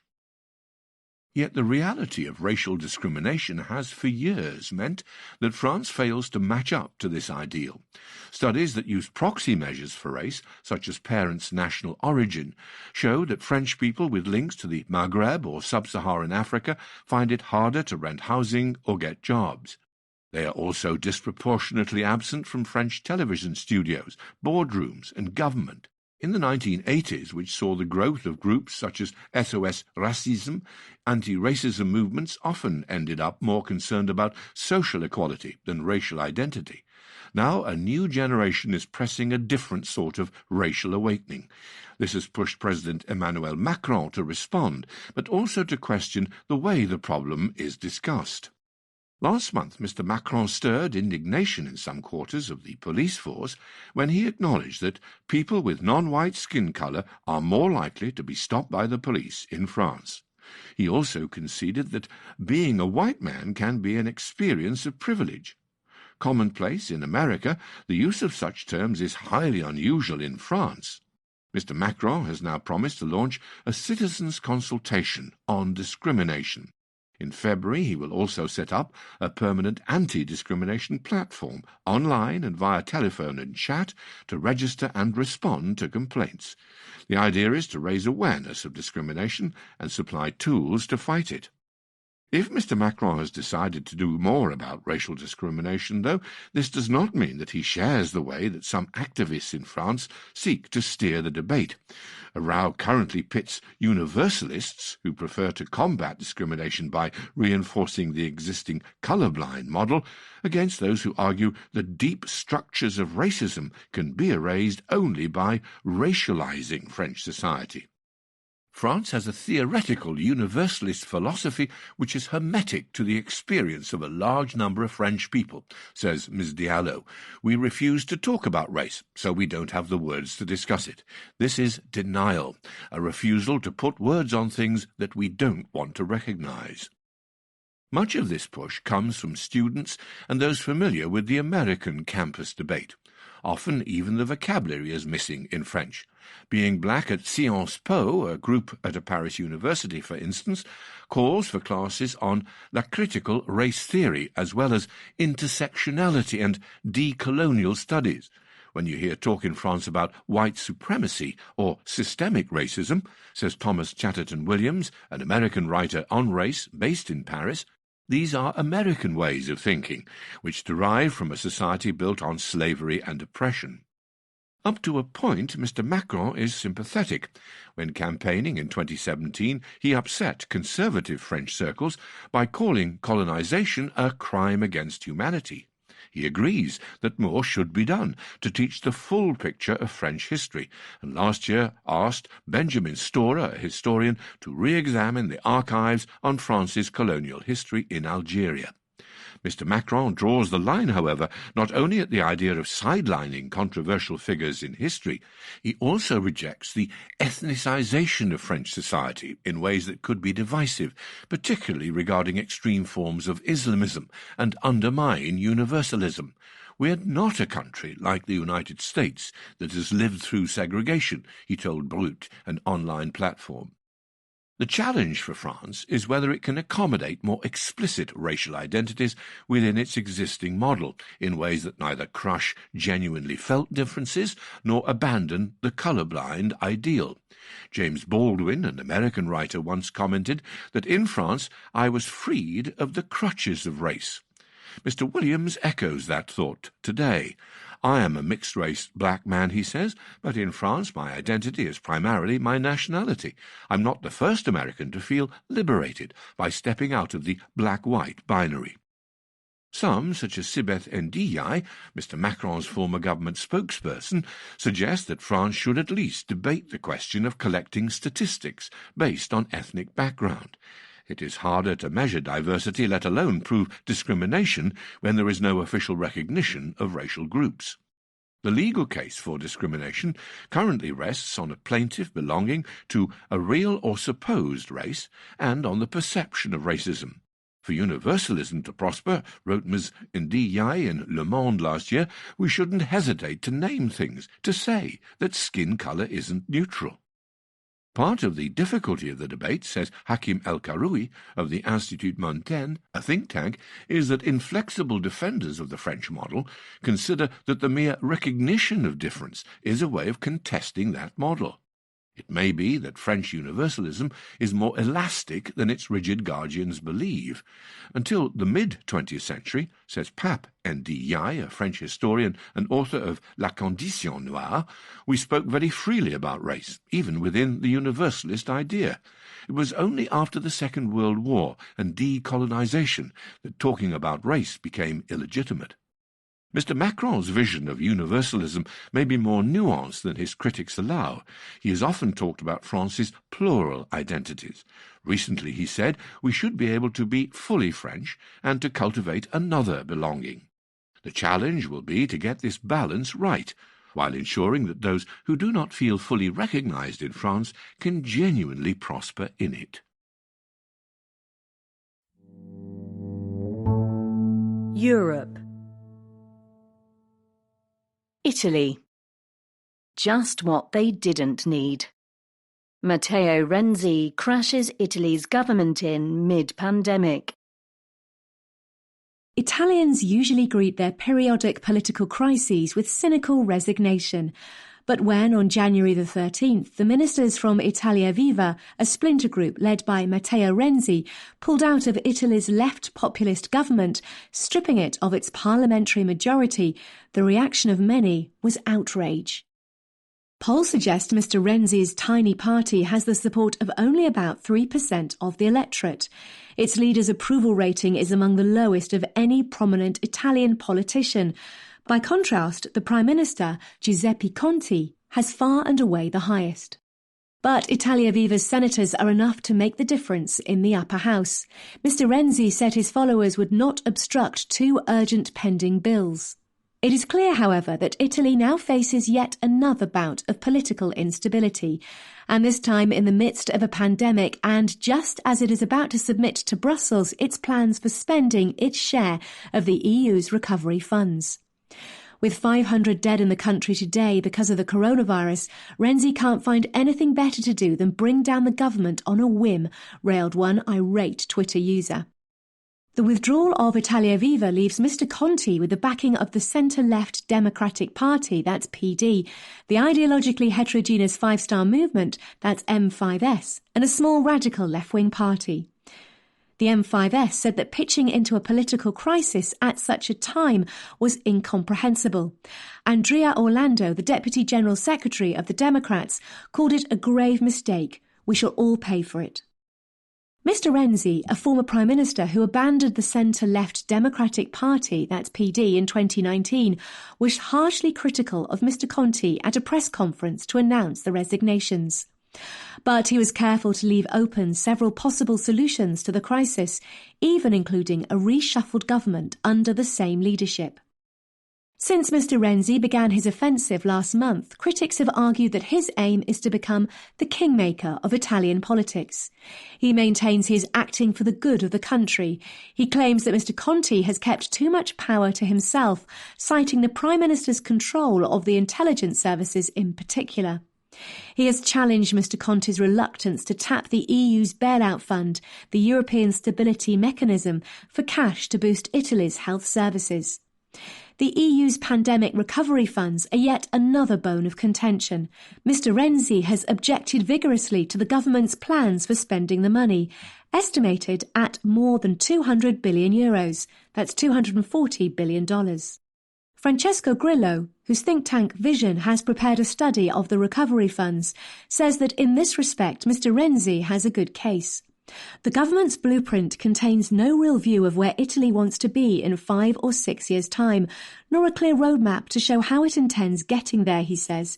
It allocates almost a quarter of the loans and grants it expects from the EU to tax breaks. These are intended to encourage investment that will make Italy greener and smarter. But, argues Mr. Grillo, those criteria are loosely defined and not part of an overall strategy. The direst outcome to the mess would be an election and a possible third wave of the pandemic. On current polling, that would deliver power to a hard-right coalition that would doubtless want to rewrite Italy's recovery fund proposal. But few in Parliament are keen on a vote, not least because the next election will be held under new rules that will reduce the number of seats by around a third.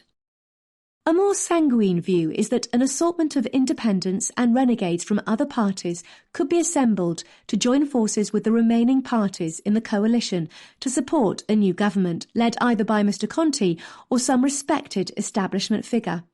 That, however, risks producing an even more fragile and perhaps disreputable majority. Parliamentary turncoats expect to be pampered and rewarded for their support. They are like extramarital lovers. A politician famed for his party hopping warned Mr. Conte, "You have to give them dignity, bring them out into the open and recognise their value. Otherwise, they say goodbye." Europe. Germany's Christian Democrats. 3 men in a Rhineland boat. What Germany's largest state means for its largest party. On January 16th, 1,001 parliamentarians, party functionaries and small-town mayors will open their laptops, log into a virtual congress of Germany's ruling centre-right Christian Democratic Union, or CDU, and elect their party's new leader. The winner will instantly become the favourite to succeed Angela Merkel as Chancellor once she steps down after an election in September. Yet on the face of it, the delegates do not have much of a choice. The three candidates, Armin Laschet, Norbert Röttgen and Friedrich Merz, are all Catholic-trained lawyers aged between 55 and 65. Each has struggled to find a distinct message during an interminable campaign drawn out over almost a year by the pandemic. And all three come from the same state, North Rhine-Westphalia, or NRW, the most populous of Germany's 16 Länder.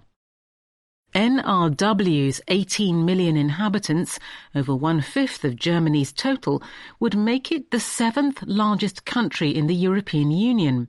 Its 34,000 square kilometres, that's 13,000 square miles, span the urbanised Rhine-Ruhr region, rural Münsterland, the mountainous Eifel and much more.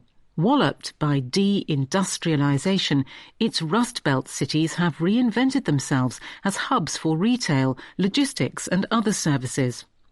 Farther east, the small and medium-sized firms of the Mittelstand in Westphalia rival anything in Bavaria or Baden-Württemberg for technical specialisation and export prowess.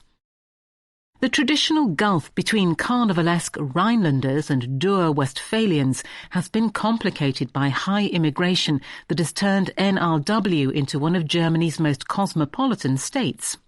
NRW is a miniature Germany, says Dennis Radke, a CDU member of the European Parliament from the Ruhr. If you can run the state, you can run the country. For decades, NRW was a stronghold of the Social Democrats, or SPD, thanks in part to the large coal and steel workforce in Ruhr conurbations like Dortmund. But it has mattered at least as much to the CDU. It was partly in what was to become this multi-denominational state that its founding fathers agreed that post-war Germany needed a big-tent Christian Volkspartei, or People's Party, that could overcome the class and religious differences that had bedevilled Weimar-era politics. Early meetings in Cologne and Bad Godesberg, near Bonn, set the party's path and determined its name. The Dusseldorf Guidelines, laid out in 1949, shaped the principles of West Germany's social market economy. This blend of market capitalism, social protection and labour rights underpinned the Wirtschaftswunder, economic miracle, that followed, largely under the leadership of the CDU's Konrad Adenauer, a former mayor of Cologne, elected in 1949 as the country's first post-war chancellor, and of Ludwig Erhard, his finance minister and successor as chancellor. In the 2000s, the SPD's grip loosened and NRW started to swing. State elections took on an outsized importance. A crushing loss in 2012 shattered the CDU's morale. A narrow win in 2017 restored it. These results resonate today among the NRW delegates, almost a third of the total, tasked with choosing their party's new leader. For it was Mr. Röttgen who led the CDU to that 2012 defeat, an ignominy that poisoned his reputation among party colleagues in NRW and saw Mrs. Merkel fire him from her cabinet as Environment Minister.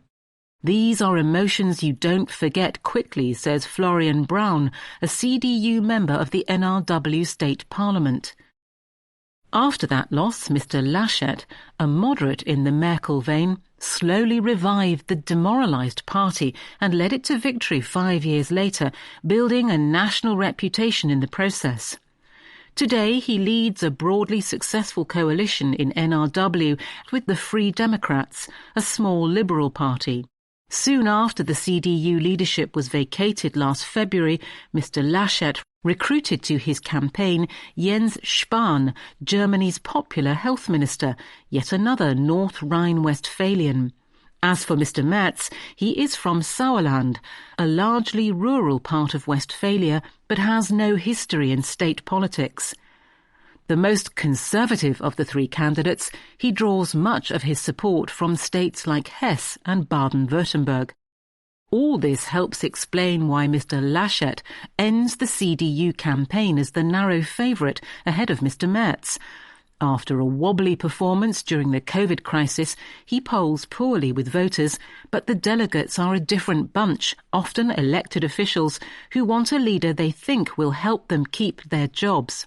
His is a pragmatic conservatism, shaped by the needs of a complex state, focused on bread and butter concerns, and with an ear too acute, say some, for the concerns of industry.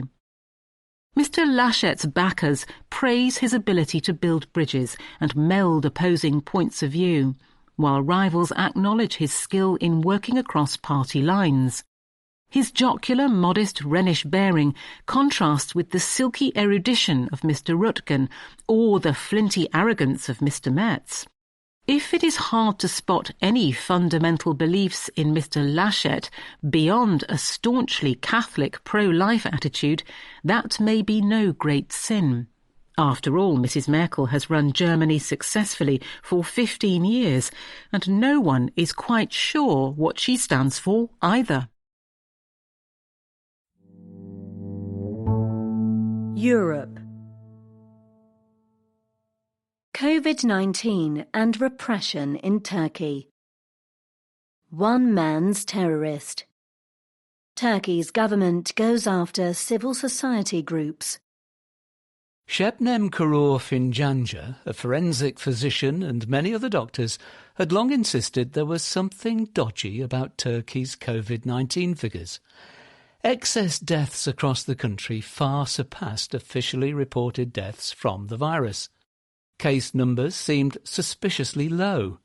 Vindication came at the end of November, when the government revealed it had stopped reporting asymptomatic infections months earlier. Once it resumed doing so, the case count rocketed from about 7,000 to over 30,000 a day. The numbers later dropped after new lockdowns were imposed. For her troubles, Dr. Fincancı, who turned 61 last year, was labelled a terrorist by none other than Turkey's President Recep Tayyip Erdogan. The head of the Nationalist Movement Party, the president's coalition partner, called for the group she heads, the Turkish Medical Association, to be disbanded. Mr. Erdogan and his nationalist allies now have a convenient weapon against pesky doctors and other such subversives. Under a law passed by Parliament on December 27th, the government will have the power to overhaul or shut down civil society organisations, including local branches of foreign groups like Human Rights Watch or Amnesty International. The law allows the Interior Ministry to remove board members who face terrorism charges, freeze their assets, replace them with its own appointees, and carry out inspections, all in the name of combating terror financing. In case that is not enough, the government can ask the courts to ban the organisations altogether. Few countries have suffered as many terrorist attacks as Turkey in the past 5 years. But few governments have invented as many terrorists as Mr. Erdogan's. Tens of thousands of people, including Kurdish politicians, teachers, journalists and senior members of Amnesty, have been arrested on spurious charges since an abortive coup in 2016. More than 600,000 have been placed under investigation for alleged links to a movement led by Fethullah Gulen, an exiled Islamist preacher that spearheaded the coup. Hundreds of academics were sacked from their jobs and charged with spreading terrorist propaganda for signing a petition urging the government to suspend security operations against Kurdish insurgents in Turkey's southeast. Most recently, Mr. Erdogan has accused students at one of the country's best-regarded universities of links to terrorist groups after they had the nerve to protest against the president's appointment of one of his loyalists as their rector. Police have detained at least 45 of the protesters. Some of them say they were beaten and threatened with rape while they were in custody. Dr. Fincancı, who has also faced terrorism charges over the Kurdish peace petition, she was sentenced to 30 months in prison pending appeal and has been forced to retire from academia, says the government needs the new law to continue ruling by fear and to act with impunity. Civil society groups are supposed to be a check on state power, she says, speaking after a vigil for the roughly 300 Turkish doctors who have died of COVID-19. Now the state has become a check on civil society. The state is no longer accountable. The doctor seems undeterred and continues to be a thorn in Mr Erdogan's side. His government, she says, is still covering up the scale of the pandemic. According to the Health Ministry, the virus has killed just over 23,000 people in Turkey, including over 1,319 in the week ending on January 10th. She believes the true number may be at least twice as high. Europe. Greenland. Cloud mining. An icy country considers its economic future. Most people sniggered when Donald Trump proposed buying Greenland in 2019, but he had a point. The world's biggest island has a rich helping of rare earth minerals, and the superpowers want them. These 17 elements, ranging from scandium to lutetium, lurk in the depths of the periodic table and turn up in all things electronic. The renewable energy revolution will also rely on them for power storage and transmission. On the darker side, weapons, including nuclear ones, need them too. A new open-pit mine at the top of Qaanasuit, a cloud-rimmed mountain near the settlement of Narsak in the south of the island, may provide a goodly chunk of the rare earths needed to ditch fossil fuels. So believes Greenland Minerals, actually an Australia-based company which has been angling for the excavation rights for the past decade. Greenland's Environment Ministry has given a tentative go-ahead. A majority of parliamentarians have already declared themselves in favour of digging. In early February, the townsfolk of Narsak will hear representations from the island's government. Though a dependency of Denmark, Greenland enjoys self-government in most areas except defence and foreign relations. A consultation phase is to last provisionally until mid-March. Residents of Narsak welcome the opportunity to learn more and to have their say. Urani Narmik, No to Uranium, a community lobby, has strong support. Nobody wants mildly radioactive dust, an inevitable byproduct, drifting down to settle on their town and pastures. Many worry about the lake of waste, a sludge of chemicals and discarded rock fragments that mining would leave on top of the mountain. But Greenland's politicians are in a quandary.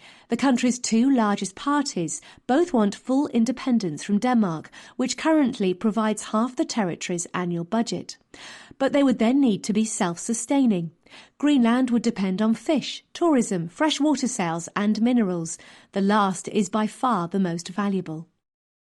Christian Schultz-Lorentzen, editor of Greenland's Samitsiaq newspaper, says a bigger long-term issue is who gets the mine's spoils.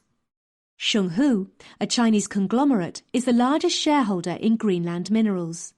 The Danish government, in a frenzy of Atlanticism, earlier managed to stop Chinese companies from investing in the expansion of 2 airports on the island. Will it preserve Greenland's rare earths for NATO? Europe. Charlemagne. Cyberpunked. A botched launch of a video game provides a lesson for European business. It is easy to be optimistic about the future of Europe when running through a dystopian hellscape, machine-gunning police and decapitating pedestrians with a samurai sword. Such opportunities come thanks to Cyberpunk 2077, a Polish video game launched before Christmas after a decade of development. It sold 13 million copies at up to $60 each in its first 10 days, with buyers tempted by its mix of hyper-violence, women wearing inexplicably few clothes, and a one-armed terrorist played by Keanu Reeves. Pre-launch hype turned its Warsaw-based creator, CD Projekt, into the country's most valuable listed company, and a rare example of European business succeeding at the frontier of a 21st century industry rather than coasting on a reputation built up in the century before. Even the in-game currency provides something for Europhiles to cheer. In cyberpunk lore, the main currency, eddies, is based on the euro. Society may have collapsed into a living nightmare, but at least the EU's single currency lived on. What should have been a rare technology victory for European business soon turned into a farce, however. The game was launched while still littered with bugs, much like the actual euro. Performance was so poor on older consoles that Sony, the world's biggest console manufacturer, took the rare step of pulling the game from its stores. One scene gave an unfortunate reviewer an epileptic seizure. CD Projekt issued grovelling apologies. Its share price halved as complaints and refund demands poured in. The paper billionaires, created among the Polish company's management, became paper millionaires once more. The peculiar cocktail of success and embarrassing failure of Cyberpunk 2077 is an allegory for Europe's video game industry at large. It also says something about Europe's economic place in the world. Start with the positives. Had a Polish film studio put out a film that grossed the best part of $1 billion in just a few weeks, as Cyberpunk 2077 managed to do, it would be churlish to complain if some of the acting was clunky and the plot had holes. CD Projekt is far from alone. Ubisoft, its French peer, is behind popular series such as Assassin's Creed, which allows players to vent their bloodlust across the rooftops of historic Europe. A host of other, smaller developers are scattered across the bloc, from Bucharest to Helsinki via Berlin. Game designers in Poland and France find their efforts on bestseller lists for the same reason Swedish pop stars do. They have a knack for knowing what people like. In an industry worth $140 billion annually, roughly 3 times global box office for films, this is a useful skill to have. Yet Europe's success in the sector has its limits. European companies are dwarfed by American and Chinese rivals. The 2 biggest American competitors, Electronic Arts and Activision Blizzard, are roughly 3 and 6 times bigger, respectively, than their largest European peer. Any company showing signs of growing to a serious size is swiftly gobbled by an American or Chinese rival. Microsoft bought Mojang, the maker of Minecraft, for $2.5 billion in 2014. Tencent took control of the Finnish mobile gaming company Supercell in 2016 in a deal valuing the group at $10 billion. Capital is always relatively scarce in Europe compared with America, but especially when it comes to video games, points out Matti Littunen at Bernstein, a broker. Often, continental investors have no interest in the genre. Just as Europe failed to produce its own Amazon or Facebook, so too has it failed to control the platforms that dominate video games. These are controlled either by hardware sellers, such as Microsoft and Sony, or American distributors, such as Valve, which owns the world's biggest PC game store, Steam. The companies that did succeed in these previous land grabs, such as Microsoft, Google and Amazon, can be ambitious in a way that European rivals are simply unable to match. It is these giants that are set to dominate new markets, such as the rise of cloud gaming, with games streamed a la Spotify, a rare European tech success, rather than bought individually as they are now. People's attention is a lucrative, finite resource, and one that European companies are ill-placed to mine because of previous failings. Europe's younger technology companies will pay for the sins of their fathers. Perhaps Europe should be happy for its businesses to be niche players in a world dominated by American and Chinese firms. Being owned by others is not the end of the world. Asset stripping in the creative industry is a dumb idea. There is little point buying a creative company then firing everyone. True, the quality of jobs in gaming can be overstated. At worst, it can be well-paid grunt work, ensuring that a horse's digital testicles shrivel in the correct manner on a chilly day. But video games are a growing industry, and crucially for a bloc with increasingly divergent economic prospects, relatively well spread across the continent. As long as some jobs and investments stay, why should anyone care? Yet this attitude jars with the goals of Europe's leaders, who are desperate to make the Union a proper superpower. The EU has proved capable of regulating businesses, but incapable of helping to build them. It should start by paying future-proof industries more attention. Instead of being cherished, sectors like video games are forgotten, eclipsed by traditional industries which have the ear of national politicians, dismissed as too nerdy by the lovies who give the creative sector its clout. If a more dirigiste Europe is inevitable, then the EU should at least focus its efforts on industries with a bright future, rather than helping older ones cling on. Much like the haphazard launch of Cyberpunk 2077, Europe's video game sector is still a success, but it has the potential to be a lot better. Unfortunately, in the minds of Europe's lawmakers, 20th century industries on which the continent built its wealth, cars, chemicals, banks, are still king.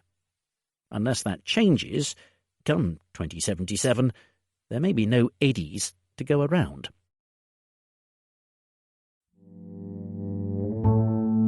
Britain. The Economist, January 16th to January 22nd, 2021. In the Britain section, the economy after Brexit, not with a bang, but a whimper. Hospitals, long COVID. The Labour Party, learning from Joe. And more.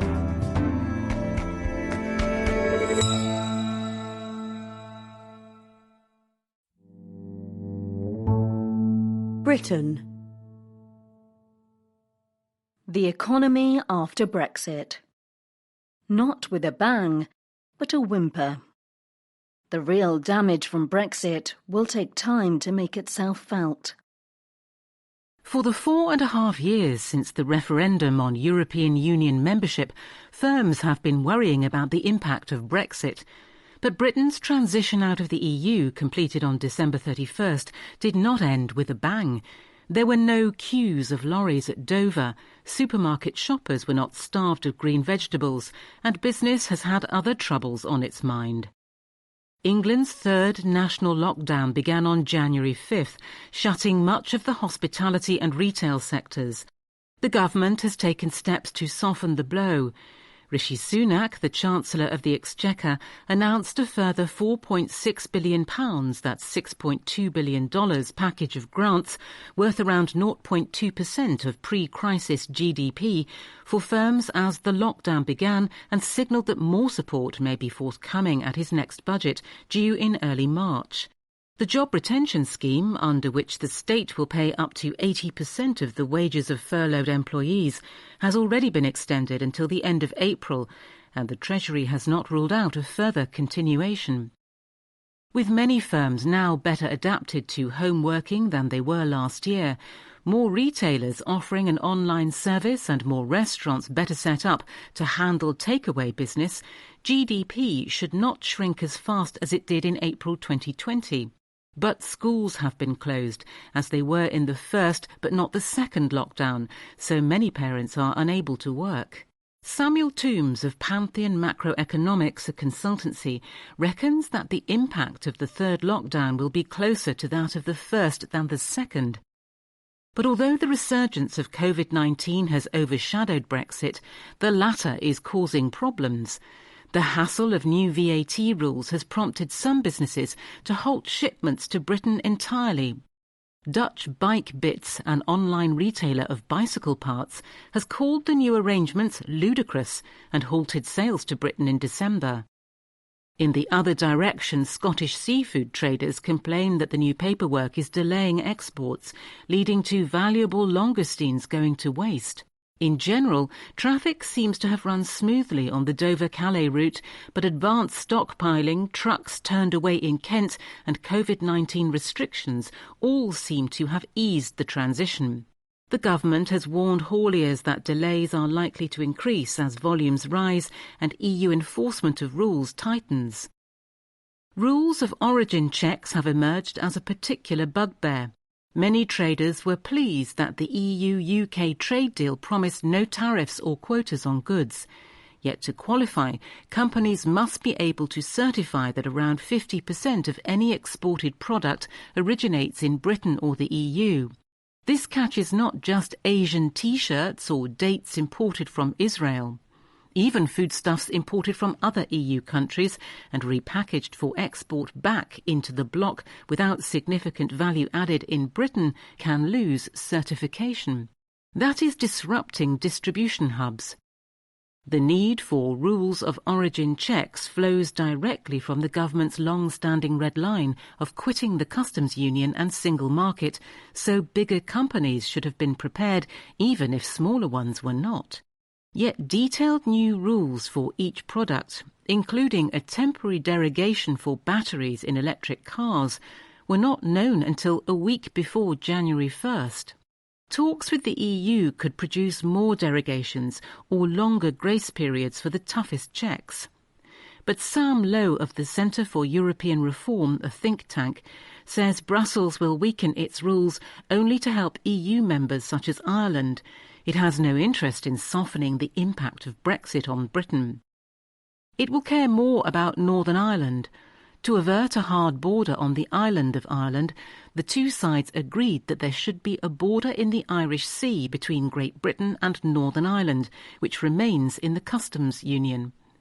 Freight businesses worry that importers have not grasped how this will work. The complexity of the customs procedures has led some to give up trading or to narrow product ranges.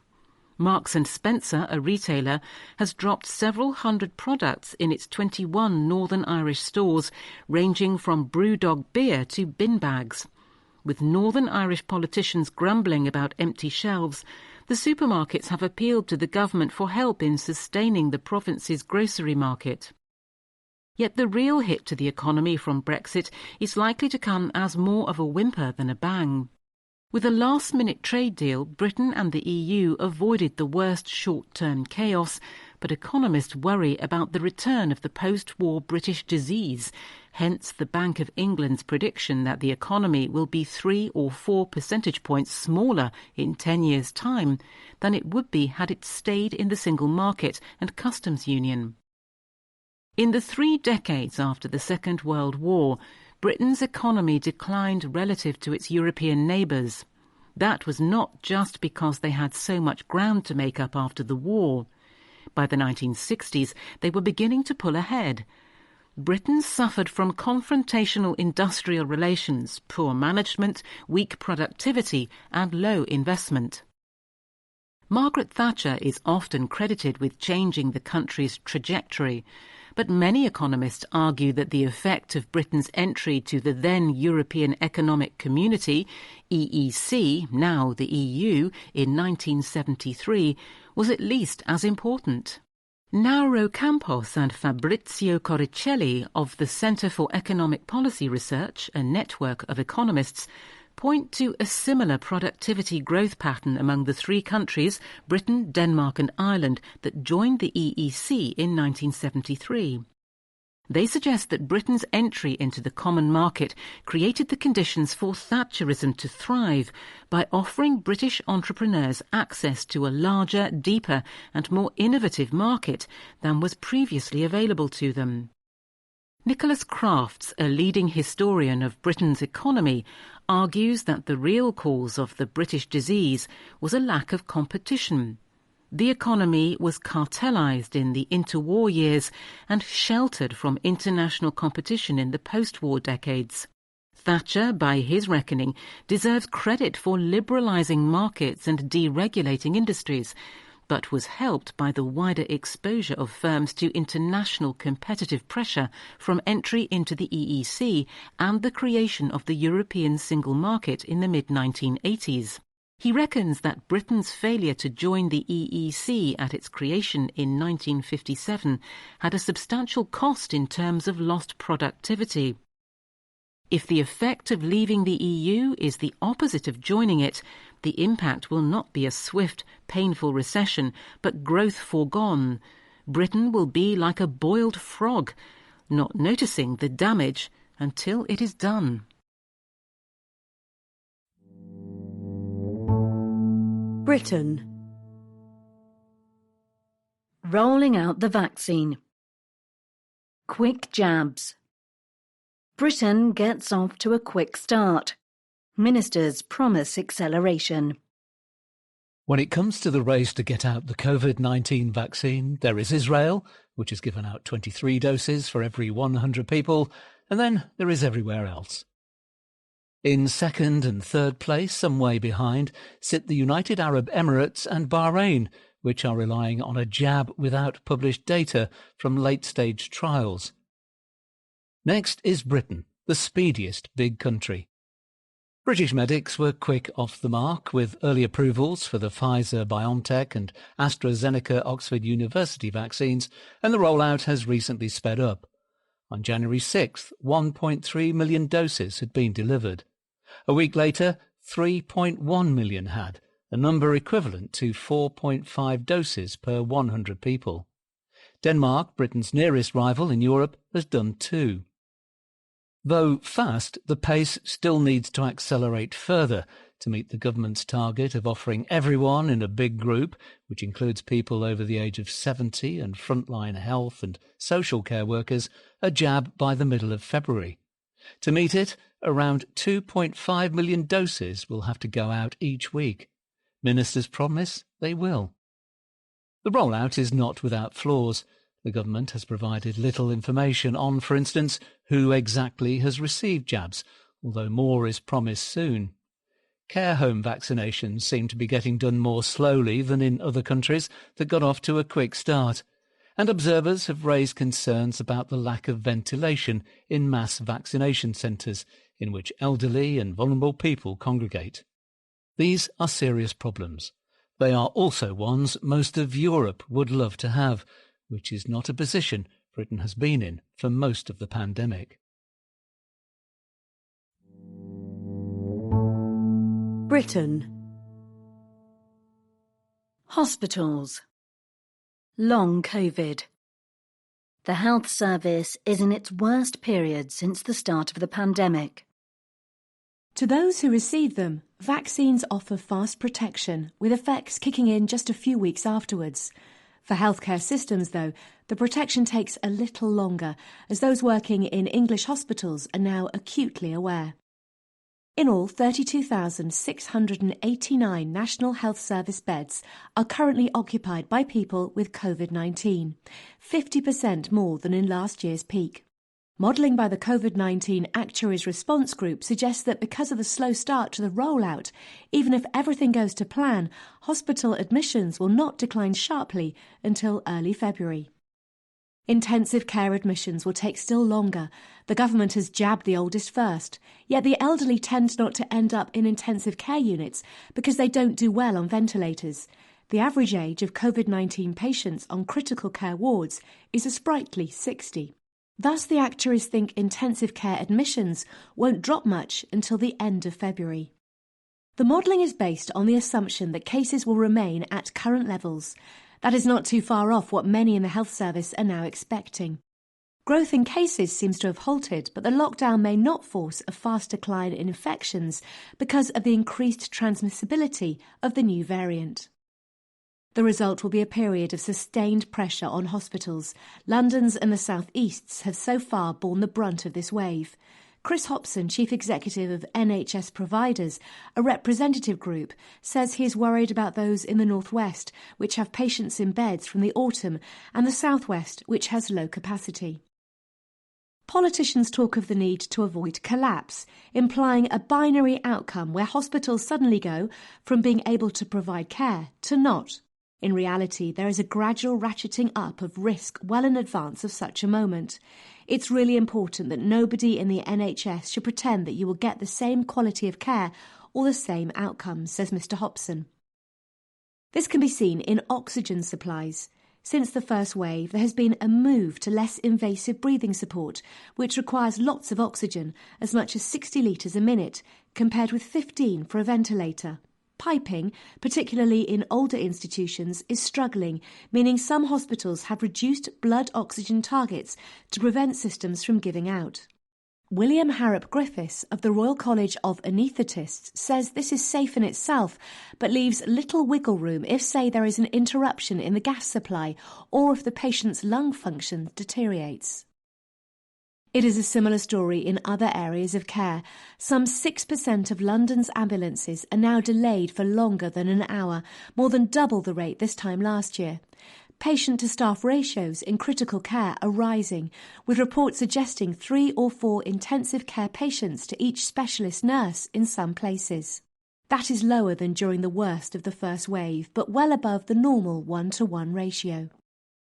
Efforts to free up capacity are getting increasingly unpleasant, ranging in the capital from booking hotel rooms for recuperating patients to cancelling cancer operations.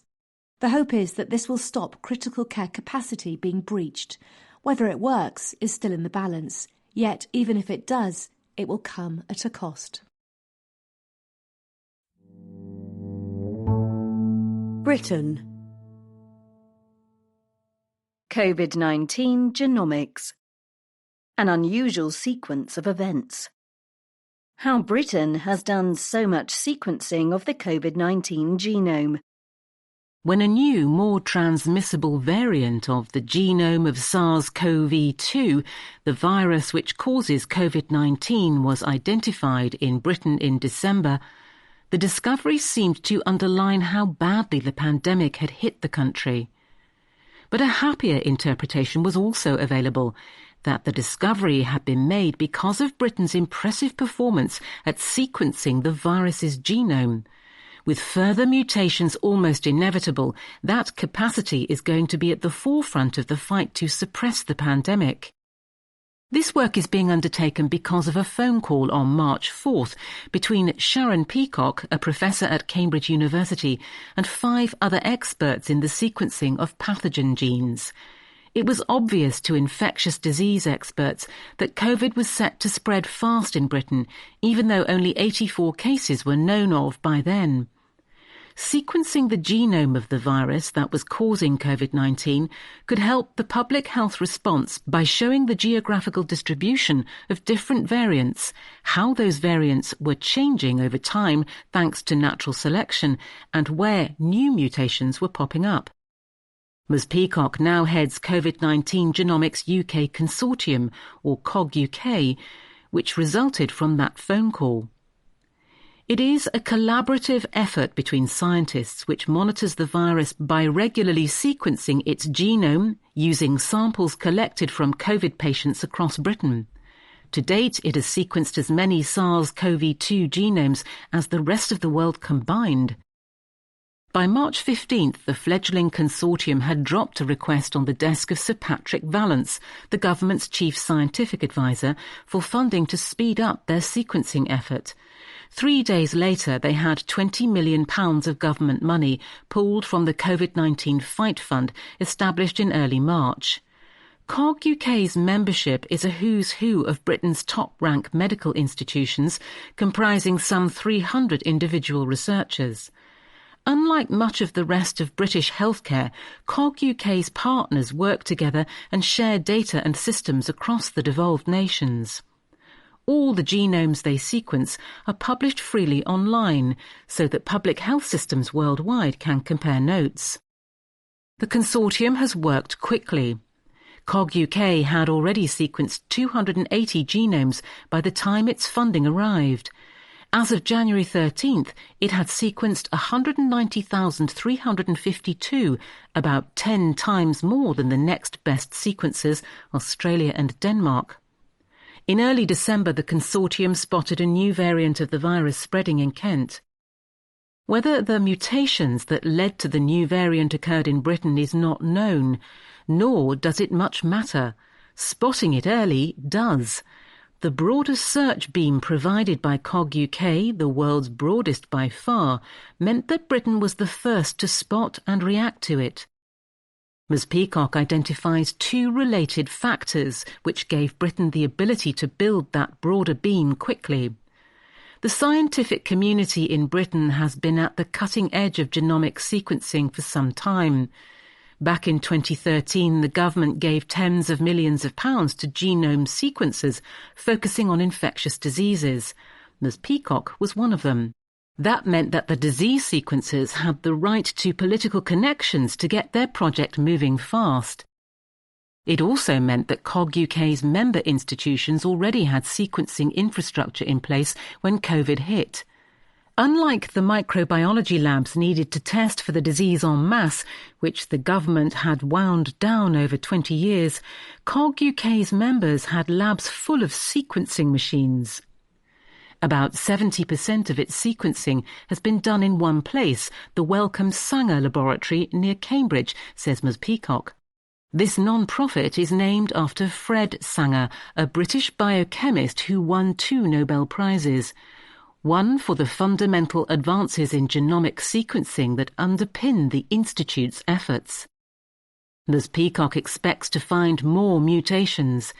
We're going to see real complexity as more mutations accumulate in different combinations, she says.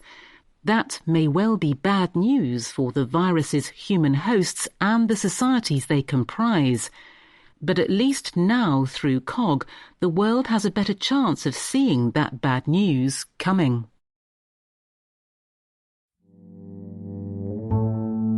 Britain. The Labour Party. Learning from Joe. How America's incoming president is helping Labour manage a divided party. The Labour Party has long spied the future through a telescope across the Atlantic. New Labour was entranced by Bill Clinton's New Democrats. Ed Miliband was a keen student of Barack Obama's campaign. Jeremy Corbyn and Bernie Sanders were mutual admirers. American politics is more exciting than Europe's these days, which is why Labour's wonks can recite with greater ease the name of Democratic senators than the Prime Ministers of Europe, and their shelves heave with Robert Caro biographies and West Wing DVDs. Yet the echoes of America in British politics are faint. British partisanship is less vociferous than America's, and its cultural and racial rifts shallower. Although Boris Johnson is embarrassed by his dabbling with Trumpism, he did not suggest bleach as a treatment for COVID-19, nor incite an insurrection. The most striking similarity is between the bind the Democrats found themselves in following the defeat of Hillary Clinton in 2016 and the crisis Labour faces after Jeremy Corbyn's defeats in 2017 and 2019. Both saw their electorates split. Their younger, more diverse, city-dwelling voters stayed loyal, while older, whiter voters in industrial towns drifted away. Labour's woes in the so-called Red Wall were mirrored in Mrs. Clinton's loss of the Rust Belt states of Wisconsin, Michigan and Pennsylvania. The centrist Mr. Biden's success validates Labour's decision to replace the radical Mr. Corbyn with the moderate Sir Keir Starmer. Sir Keir initially made big advances against the Tories, but insiders fret that he hasn't opened up a clear lead despite the pandemic. His party is therefore keen for advice. Lisa Nandy, the Shadow Foreign Secretary, is leading the outreach to the incoming administration. Sir Keir's circle sees the insecurity of lower middle-class families who feel the world is spinning out of control as the root of Britain's volatile politics. Mr. Biden promised such voters jobs, dignity, respect and community. A key insight from Team Biden is that people who once voted for revolutionary change in the form of Donald Trump now hanker for stability. Like Mr. Biden, Sir Keir has styled himself as a safe pair of hands and a defender of the rule of law and Britain's standing in the world. Mr. Biden's slogan, "No Malarkey," rather suits managerial Sir Keir. A speech by Sir Keir about family-first policies reflected advice from John Anzalone, Mr. Biden's pollster, on how to win back working-class voters. Faced with a rhetorician like Mr. Johnson, a leader's personal values carry more weight than eye-catching policies. Sir Keir's speeches are heavy on moralism and light on plans. He now sits in front of a Union flag for television interviews and speaks of his admiration of the Queen, the troops and the doggedness of the British people. The elder statesman routine is easier for Mr. Biden, 78, who took his seat in the Senate around the time the Labour leader was sitting his 11+ exam. Sir Keir, like the president-elect, plays up his humble background. "My dad was a toolmaker. He spent his whole life on the factory floor," he declared on January the 11th. There are also lessons in how Mr. Biden navigated the issues of identity politics, trans rights, the Black Lives Matter movement, which span the Atlantic. As with the Democrats, such issues motivate party members, but can be met with indifference or suspicion by voters, especially older ones. Mr. Biden's solution was to embrace a socially liberal agenda, couched by the language of love and respect, while being careful not to rebuke voters who weren't on board, says Marcus Roberts, a pollster at YouGov, who has worked for the Democrats and Labour. Mr. Biden's campaign provides warnings too. Despite his ravings and his cataclysmic response to the pandemic, Mr. Trump received 74 million votes, 11 million more than in 2016, and the highest cast for any presidential candidate bar Mr. Biden. He increased his share among non-white voters and remains dominant among men without a college education. Mr. Johnson could equally advance in the Red Wall in 2024. Ejecting a Prime Minister with a majority of 87 is no easier than ousting a president after a single term.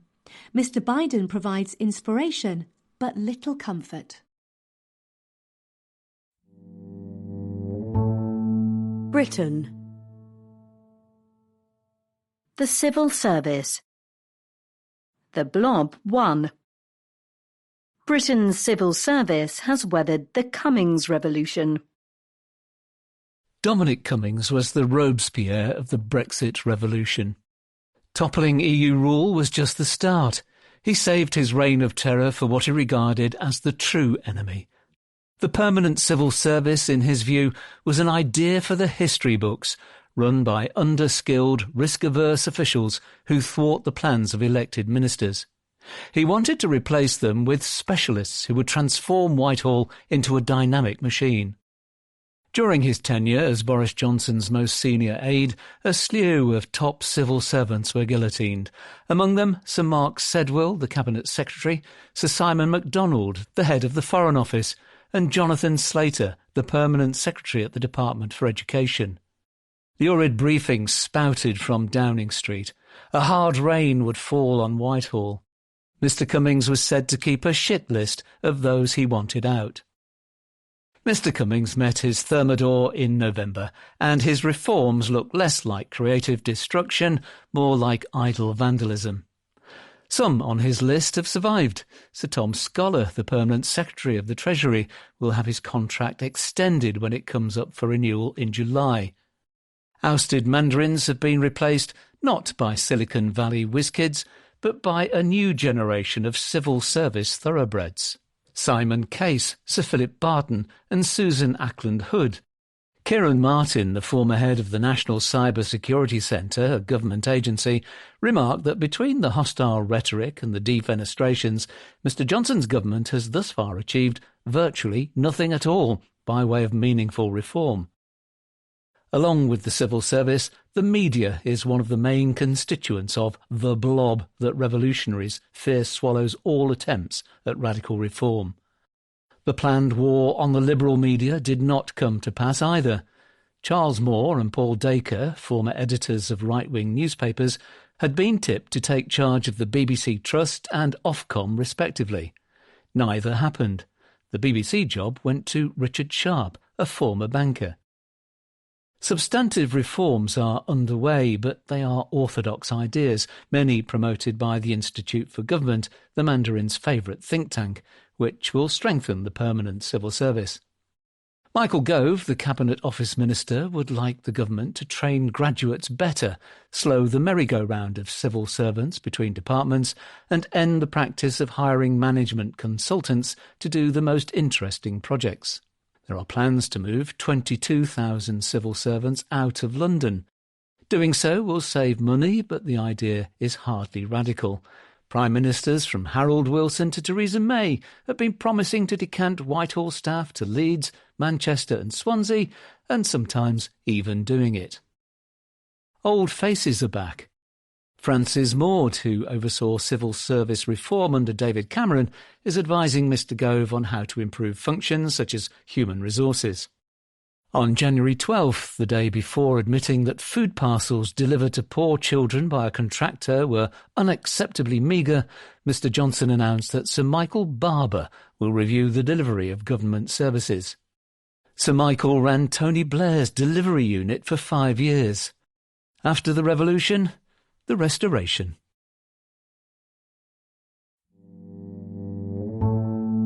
Britain. Contemporary art. Wall power. Private art collectors are building public galleries. After cleaning up, thanks to his invention of bagless vacuum cleaners, Sir James Dyson, one of Britain's richest men, is planning a more glamorous legacy for himself.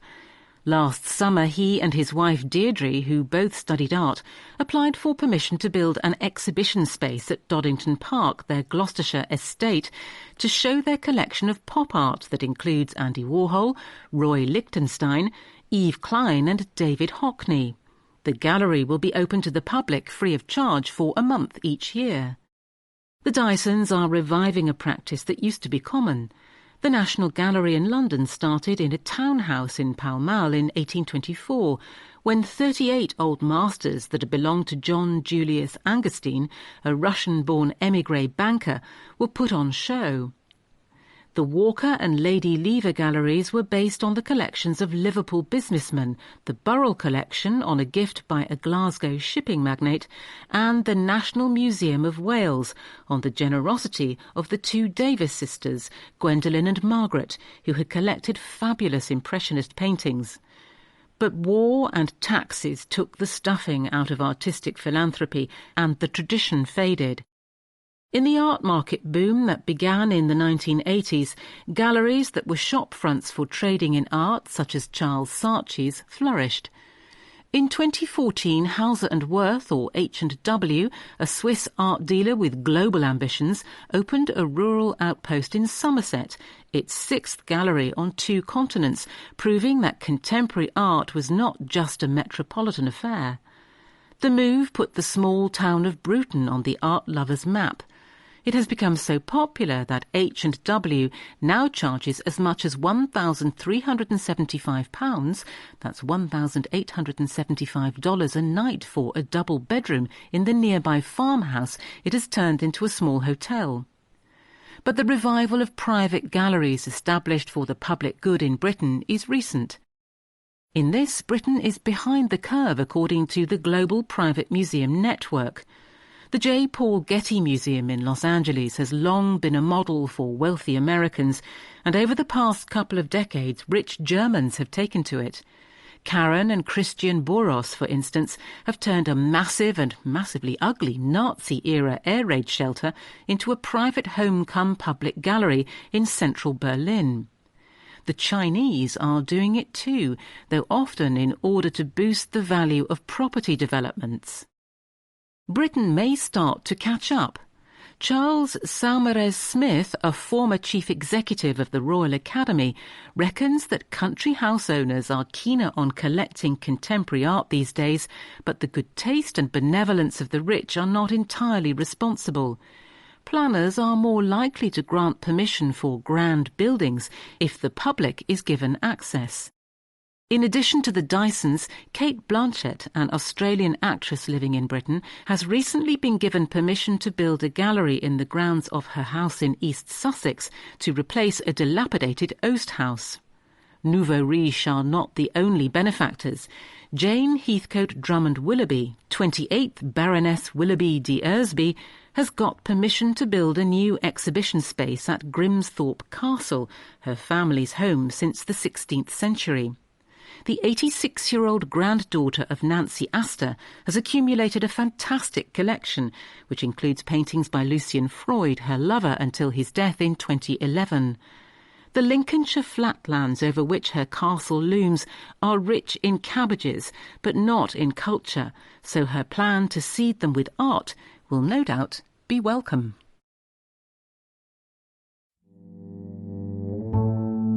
Britain. Badgett. Trump? Don't think I know him. The British right needs to come clean about its links with Trumpism.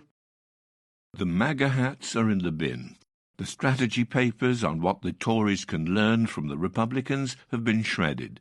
Donald Trump's state visit to Britain, mere realpolitik. Emmanuel Macron did much the same. Mr. Trump's description of Boris Johnson as Britain Trump, the ungrammatical ravings of a madman.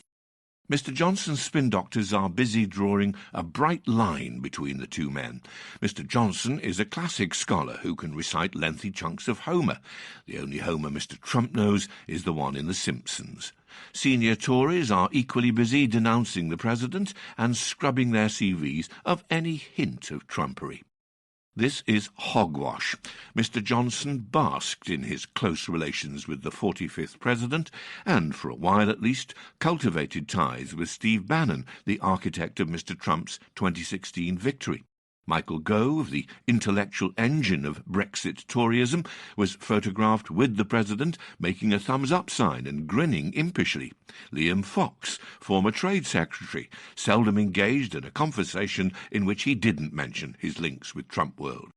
Farther right, the connections are even closer. Nigel Farage, former leader of the United Kingdom Independence Party, or UKIP, and then the Brexit Party, rejoiced in his position as Mr. Trump's leading British fanboy, acting as a warm-up act at recent Trump rallies.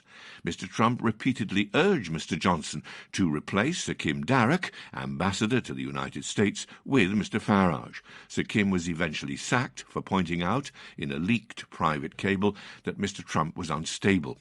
Raheem Kassam, a former advisor to Mr. Farage, collaborated with Mr. Bannon to create a British edition of Breitbart, an incendiary website, and supported Mr. Trump's attempt to deny the legitimacy of the election itself. The links between the British right and Trump world are broad and deep. Over the past 40 years, the American right has produced a conservative intelligentsia, watered by think tanks and foundations devoted to counterbalancing the liberal elite.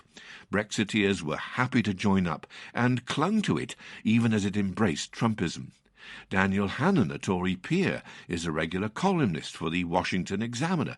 Douglas Carswell, a former MP who left the Tories for UKIP, recently became president of the Mississippi Center for Public Policy, a free market think tank. Right-wing Britons are building their own version of the American conservative news entertainment complex that was born out of Rush Limbaugh's radio show, produced the Fox News juggernaut, and helped create Trumpism. Julia Hartley-Brewer rages at political correctness gone mad on talk radio. James Dellingpole, a co-founder of the British Breitbart, foams at warmism, that is, climate change, muzzles, masks, and the Bolshevik Broadcasting Corporation, the BBC. Andrew Neil, the publisher of The Spectator, is launching a TV station aimed at conservatives. The bond between the British and American right was supercharged by Brexit. There were close alliances between leading Brexiteers and Trump world. Matthew Elliott, the chief executive of Vote Leave, is married to Sarah Elliott, chairwoman of the British branch of Republicans Overseas. Mr. Trump's election reassured worried Brexiteers that they weren't alone, indeed that they had a warm and generous friend, as Mr. Gove put it, in the most powerful man in the world, and stoked their belief that the Anglosphere would provide a geopolitical home for Britain outside the EU. Britain and Trump also represented solutions to a common transatlantic problem. Both the Conservative Party and the Republican Party have seen their membership undergo a social transformation as they have lost highly educated voters, particularly among the young, and recruited working-class voters in their place. This transformation creates a dilemma. How do you satisfy your new working-class constituents while remaining committed to lower taxes and smaller government? On both sides of the Atlantic, the answer was to divide the country and unite conservative voters by using nationalist rhetoric rather than economic issues. Brexiteers dismissed Remainers as traitors and warned their attempts to frustrate the will of the people would lead to violence in a way that sounded as much a threat as a prediction. Mr. Johnson speculated that Barack Obama's part Kenyan ancestry made him anti-British and raised the spectre of a great conspiracy of the deep state to frustrate Brexit. "Imagine Trump doing Brexit," Mr. Johnson told a group of fundraisers, smacking his chops. "He'd go in bloody hard." Mr. Johnson tried to go in bloody hard himself by proroguing Parliament, a move that was overruled by the Supreme Court, and more recently by threatening to break international law. If Mr. Johnson's classical education did not teach him the danger of playing with populist fire, the events of January the 6th in Washington should have. America's democracy and society may have sustained long-term damage. The Republican Party certainly has. If the Tories want to avoid similarly imperiling the nation and the party, they need to change the way they behave, and not just by pretending they never met Mr. Trump. In America, some on the right are trying to work out how it got captured by Mr. Trump and ensure that it never happens again. Never-Trumpers have been trying to formulate a new conservatism ever since their nemesis appeared on the scene. Others have been joining them as Mr. Trump became progressively unhinged. Marco Rubio, a senator for Florida, is trying to flesh out a new sort of blue-collar conservatism. The Manhattan Institute is studying ways to revive conservatism in the Democrats' urban heartlands. The Tories need to engage in this debate and to develop some real policies to solve the real problems on which populism feeds. Mr. Johnson has rightly identified levelling up, boosting prosperity outside the southeast of England, as a focus for his government, but has neglected to explain how this might be done. Instead of devoting his considerable talents to divisive rhetoric, he should focus on boring, serious policies to improve Britain. International.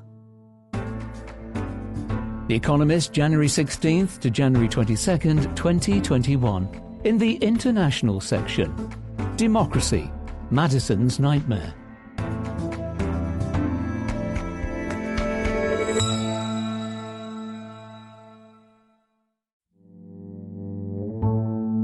International. Democracy, Madison's Nightmare. Political theorists have been worrying about mob rule for 2,000 years. Liberals have become lazy when thinking about the mob. They have celebrated people power when it threatens regimes they disapprove of, in the Middle East, say, while turning a blind eye to the excesses of protesters who they deem to be on the right side of history, in Portland, Oregon, for example. In August 2020, a mainstream publisher, Public Affairs, produced In Defense of Looting, a riotous history of uncivil action by Vicky Osterweil. The invasion of America's capital by mobs of President Donald Trump's supporters on January 6th was a reminder of the danger of playing with fire.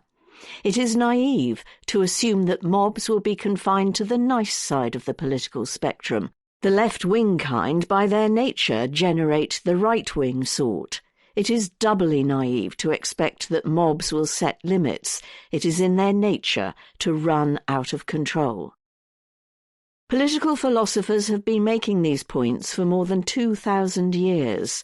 Pre-modern theorists never tired of warning that, given the chance, the many-headed monster would trample the established order. Even liberal thinkers worried that democracy might give rise to mobocracy.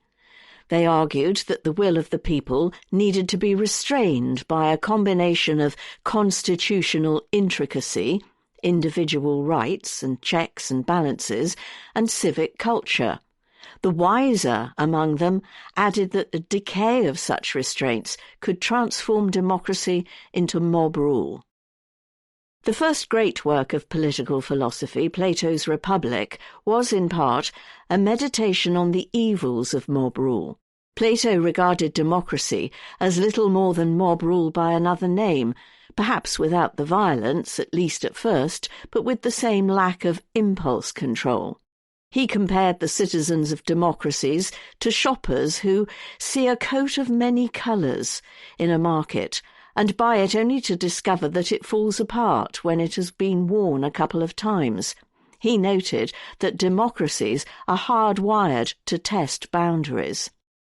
Plato also argued that democracies inevitably degenerate into anarchy, as the poor plunder the rich and profligacy produces bankruptcy. Anarchy leads to the rule of tyrants. A bully can appeal to the mob's worst instincts precisely because he is ruled by his own worst instincts. He is, as it were, the mob in the form of a single person. For Plato, the only viable alternative to mob rule was the rule of a caste of guardians, philosopher kings trained from infancy to control their emotions and put wisdom before instinct. Aristotle, Plato's great pupil, distinguished between three legitimate forms of government: kingship, aristocracy, and democracy. He argued that they each have their dark shadows: tyranny, oligarchy, and mob rule. He then outlined the ways in which these virtuous forms of government evolve into their opposites. Democracy becomes mob rule when the rich hog the society's wealth. A more practical thinker than Plato, Aristotle argued that there were two ways of preventing democracy from degenerating into mobocracy: mix in elements of kingship and aristocracy to restrain the will of the people, and create a large middle class with a stake in stability. The following centuries saw only a few innovations in thinking about the mob. Machiavelli speculated that clever princes might be able to profit from chaos if they could forge the mob into a battering ram against a decaying regime. Mostly elites were content with demonization. They invented a slew of fearsome names for the people: the beast of many heads, the swinish multitude, and the mobile vulgus, or changeable crowd, which gave rise to the term mob. They also invented cynical ways of diverting its anarchic energies, most notably Rome's bread and circuses. But this changed with the French and American revolutions, which were based on contrasting approaches to mob rule. Initially, many celebrated the people power of the French Revolution. In response to the tumult, Wordsworth wrote, "Bliss was it in that dawn to be alive, but to be young was very heaven."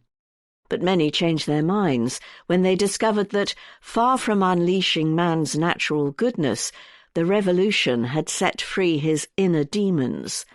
Those who stuck with the revolution, despite the guillotine and the terror, did so on two grounds: that the old regime was responsible for the violence because it created so much pent-up hatred, and that you cannot improve the world without bloodshed. Tom Paine, a British radical, remained a true believer, despite the fact that he was imprisoned for 10 months during the Terror, and only escaped with his life because the chalk mark indicating that he should be executed was placed on the wrong door. The French Revolution also produced a robust conservative critique of mob rule, first in Edmund Burke's Reflections on the Revolution in France, published before the worst of the Terror, then in a flood of works. Burke recognised that the mob has a collective psychology that makes it uniquely dangerous. It is a monstrous medley of all conditions, tongues and nations. It relishes wild abandon, horrid yells, shrilling screams, and the unutterable abominations of the furies of hell. It gets so carried away with its own righteous bloodlust that even normally decent people can be transformed into monsters. He predicted that the revolution would end in the massacre of thousands, including the king, queen and priests, and the rise of a dictator who could restore law and order. The cycle of mass protest, followed by violence, followed by dictatorship, set a pattern for subsequent revolutions in Russia, 1917, Cuba, 1958, and elsewhere. The American Revolution succeeded where the French Revolution and its progeny failed because it was based on a considered fear of the confusion and intemperance of a multitude. Federalist No. 55, written by either James Madison or Alexander Hamilton, is particularly sharp on the way that ill-designed institutions can turn even sensible citizens into a baying crowd. Had every Athenian citizen been a Socrates, every Athenian assembly would still have been a mob. The Founding Fathers argued that democracy could avoid becoming mobocracy only if it was hedged with a series of restraints to control the power of the people. Power was divided between the branches of government to make sure that nobody wielded too much. Citizens were given extensive constitutional rights. Senators were given 6-year terms to insulate them from fads. They were also initially appointed by state legislatures rather than directly elected. Supreme Court judges were appointed for life, ensuring they cannot be removed by people from other branches. Alexis de Tocqueville added his own worries about mob rule in Democracy in America.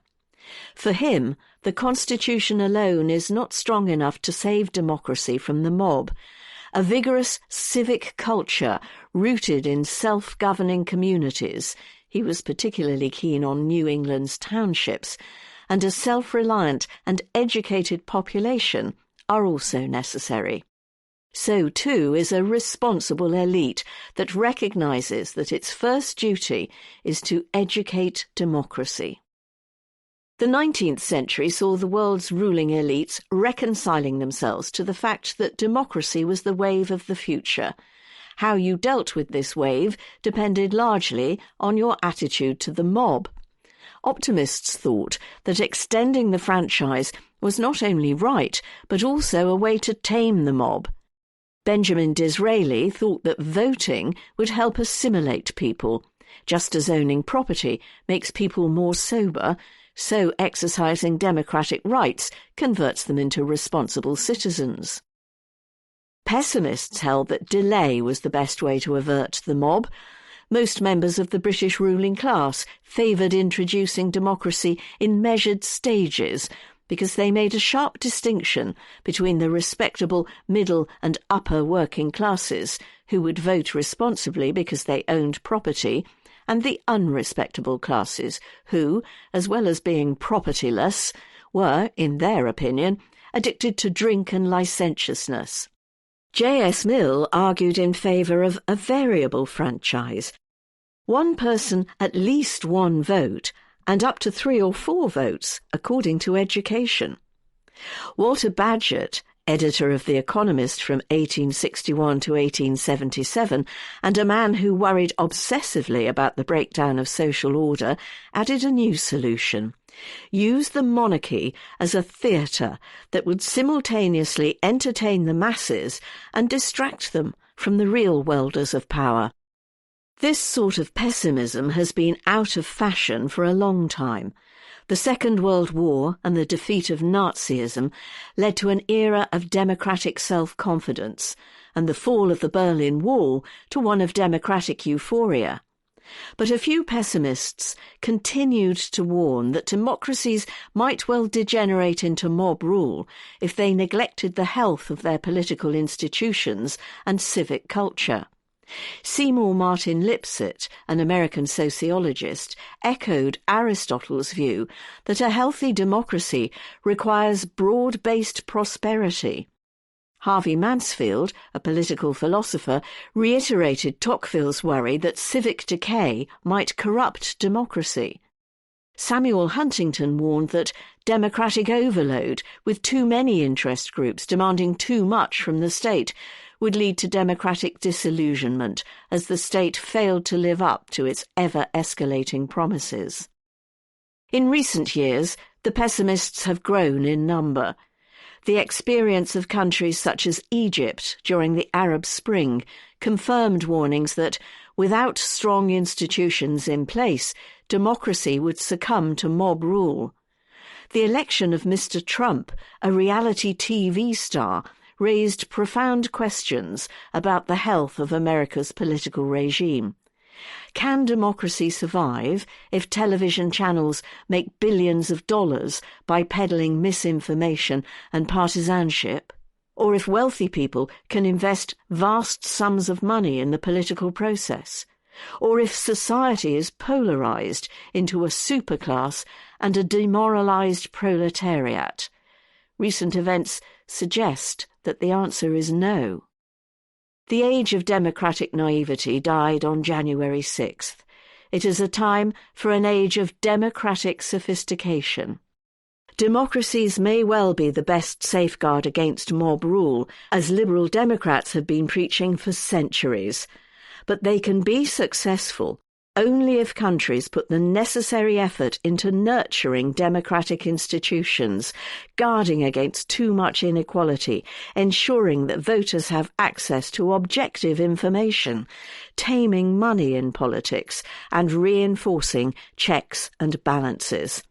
Otherwise, the rule of the people will indeed become the rule of the mob, and the stable democratic order that flourished from the Second World War onwards will look like a brief historical curiosity.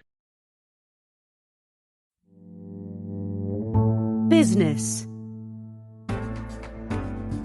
The Economist, January 16th to January 22nd, 2021. In the business section, business and technology, bearing fruit. Antitrust in America, visa-free travel. Social media in America, capital gains, and more.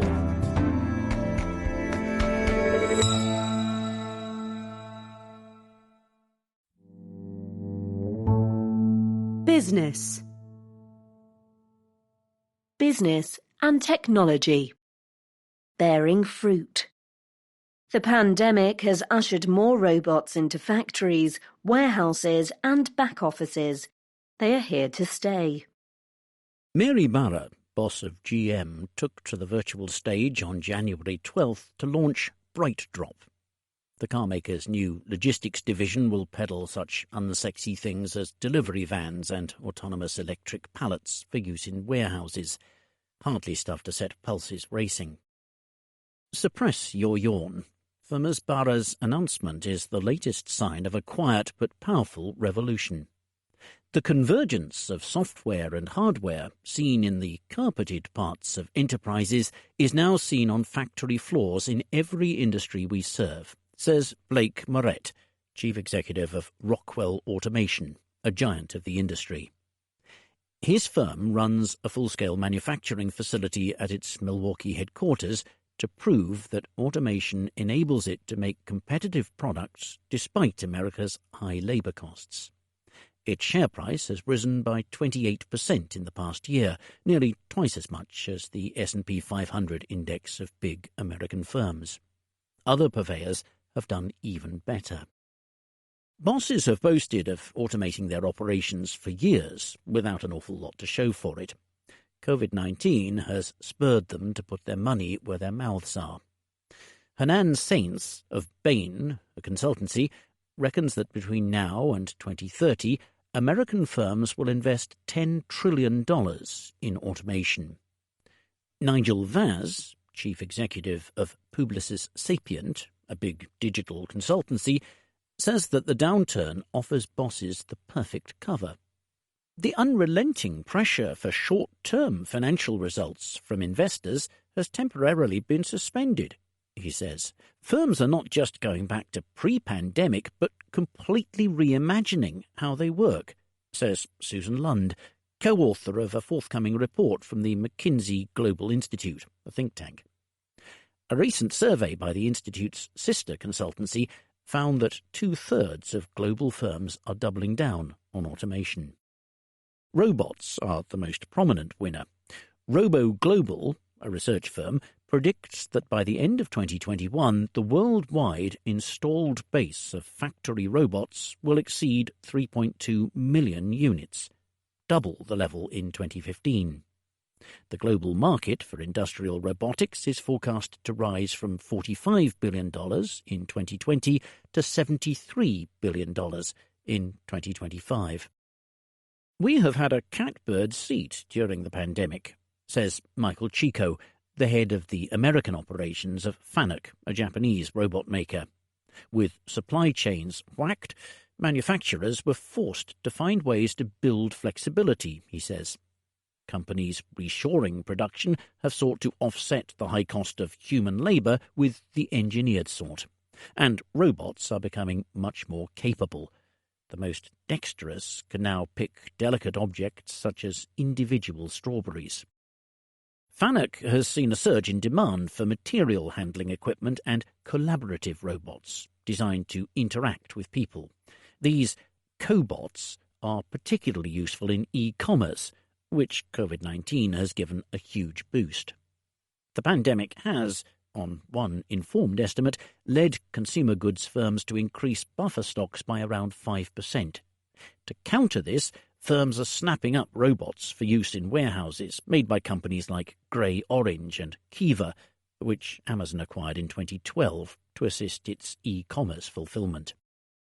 Right now, cobots help with social distancing, but, says Dwight Klappich of Gartner, a research firm, robots that move goods to workers will be a boon for post-pandemic productivity too, as well as for the morale of humans by sparing their weary feet.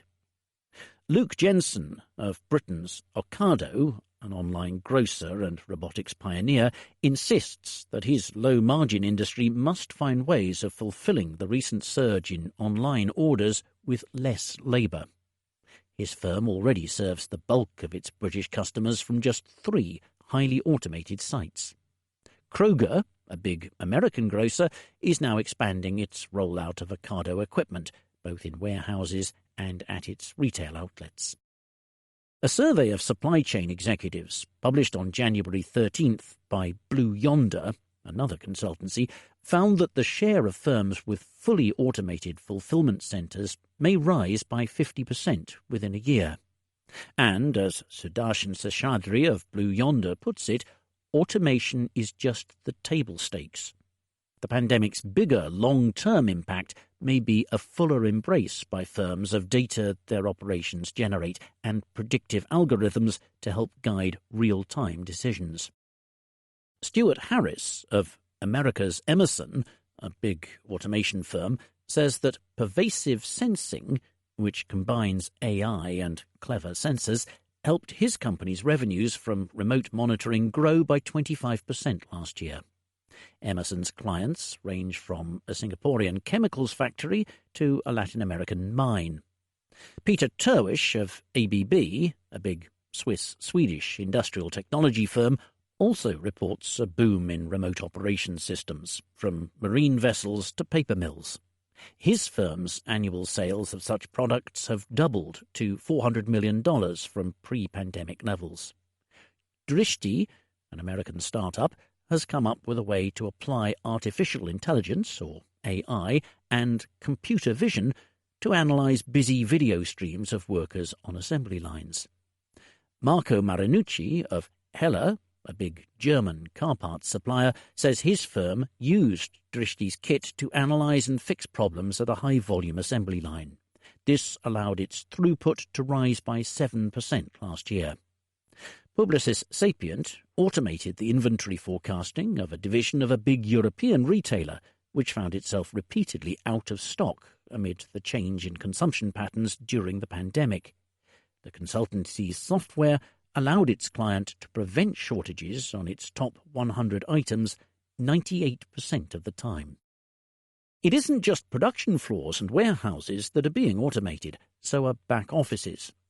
By one estimate, America's healthcare system could save $150 billion a year thanks to automation of paper pushing. Allied Market Research, a firm of analysts, predicts that the global sales of process automation products will balloon from $1.6 billion in 2019 to nearly $20 billion in 2027. In December, UiPath, a trailblazing Romanian startup in the area, filed for an initial public offering. It may start with a market value of $20 billion. On January 12th, Workato, an American rival, said it had raised $110 million in fresh funding. Last year, Alibaba, China's biggest e-emporium, unveiled the results of a more ambitious project, codenamed Swinxi, Fast Rhino. Alan Wu, who runs Swinxi, explains that this involved digitising and integrating whole value chains, from product design, parts procurement and manufacturing to logistics and after-sales service. This allowed merchants on Alibaba's e-commerce platforms to fulfill customised orders within days, while eliminating excess inventory. Time from production to delivery was reduced from several months to a fortnight. Skeptics note that history is littered with examples of supposedly world-changing technologies that beguiled bosses only to fail to live up to the promise. Remember the blockchain? Once COVID-19 has been defeated, companies' enthusiasm for new technologies may subside. Those that have missed the opportunity to automate, as many have because they were busy trying merely to survive the pandemic recession, will lose the cover that Mr. Vaz speaks of. Optimists counter that this time really may be different. In the past, the biggest returns to automation accrued to giant, well-capitalized firms. Today, advances in technology and business models allow smaller ones to enjoy similar benefits. That should increase demand for clever systems and, in time, reduce their cost further. And so on, in a virtuous, fully automated circle. Business. Corporate China. A chill descends. From Jack Ma to extraterritorial laws, Beijing throws its weight around. When America slammed sanctions on Huawei, barring its firms from supplying the Chinese telecoms gear Titan on national security grounds, China's state media predicted this would spur innovation in the local technology industry. In time, it may well do. For now, much of the innovating is taking place within the Chinese state, as it toys with a new system of control over Chinese business. On January 9th, the Ministry of Commerce struck back against American sanctions. It said it may force Chinese firms to stop complying with unjustified extraterritorial application of foreign legislation. In Beijing's eyes, virtually all of it is. It also let companies sue foreign and domestic firms that have complied with some foreign sanctions for compensation. This is part of a broader trend as the communist regime adopts a more muscular stance towards the private sector. In November, it halted the $37 billion flotation of Ant Group, the payments affiliate of Alibaba, China's biggest e-commerce giant, days before it was due to list in Shanghai and Hong Kong. That month, the State Administration for Market Regulation, or SAMR, set up in 2018 from 3 regulators, issued rules to rein in e-emporiums. In December, it opened an antitrust probe into Alibaba. On January 10th, the Communist Party's body for political and legal affairs vowed to take trust-busting more seriously. The antitrust build-up has spooked investors. Alibaba's share price is down by 1/4 since October. Beijing's new stance creates more uncertainty for business in 2 other ways. First, who is in charge of one of the world's biggest companies? Jack Ma, the tycoon who co-founded both Alibaba and Ant, has not been seen in public since he likened Chinese state banks to pawn shops 3 months ago. He owns just 4.8% of Alibaba and stepped down as chairman in 2019, but is thought to control strategic decisions. Even if he does resurface soon, as other AWOL tycoons have in the past, after showing contrition and assisting investigators, the episode sends a chilling signal. The blowback could destabilize Alibaba. Like many mainland tech firms, it uses an offshore legal structure that lets foreigners invest in Chinese assets that would otherwise be off-limits. Regulators have tolerated the arrangement without fully endorsing it for 2 decades. But last month, SAMR fined Alibaba and Tencent, another online behemoth, for not seeking approval for past acquisitions. A sustained regulatory onslaught could raise doubts about the viability of these complex foreign ownership arrangements. This would spook outside investors even more. The other immediate source of instability is the battle between the superpowers over their extraterritorial legal reach. In 2019, the Commerce Ministry dabbled with this by creating a list of unreliable entities. It has yet to be filled with prominent foreign companies. Rumours that it would include HSBC, a British bank that played a role in an American investigation into Huawei, turned out to be wrong. If the ministry acts more decisively this time, its proposed measures could pose an impossible dilemma for Western multinationals in China: either face fines in America for breaking sanctions or end up in a Chinese court. Wang Jiangyu of the City University of Hong Kong imagines that the new rules will force global businesses to do something they would love to avoid: take sides. The measures are a mixed blessing even for Chinese firms, which they are meant to help.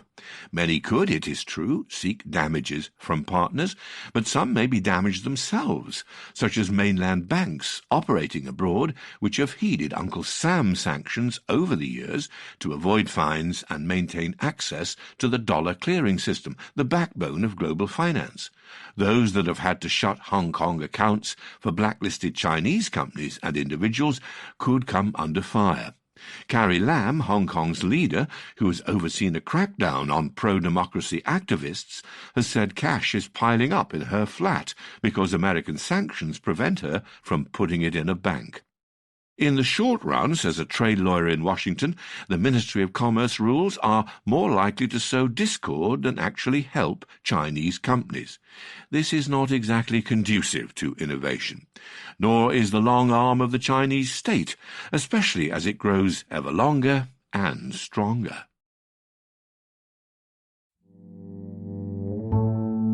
Business.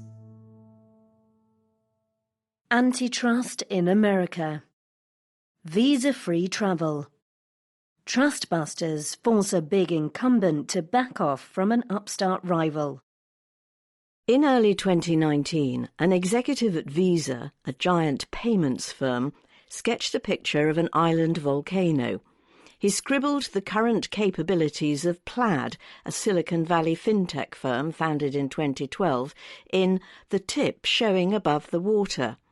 The startup, which has developed a platform connecting consumer accounts at more than 11,000 banks to financial apps, was offering services like bank connections, account validation, and asset confirmation.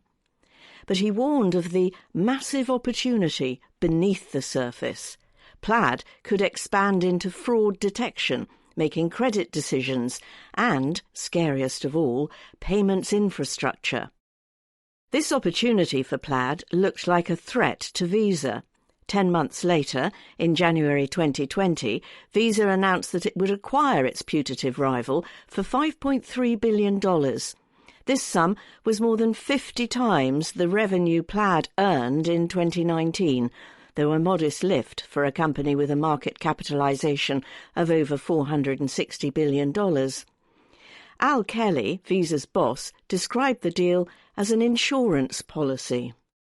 These details, volcano sketch and all, were included in the complaint America's Department of Justice filed in November when it sued to block the deal.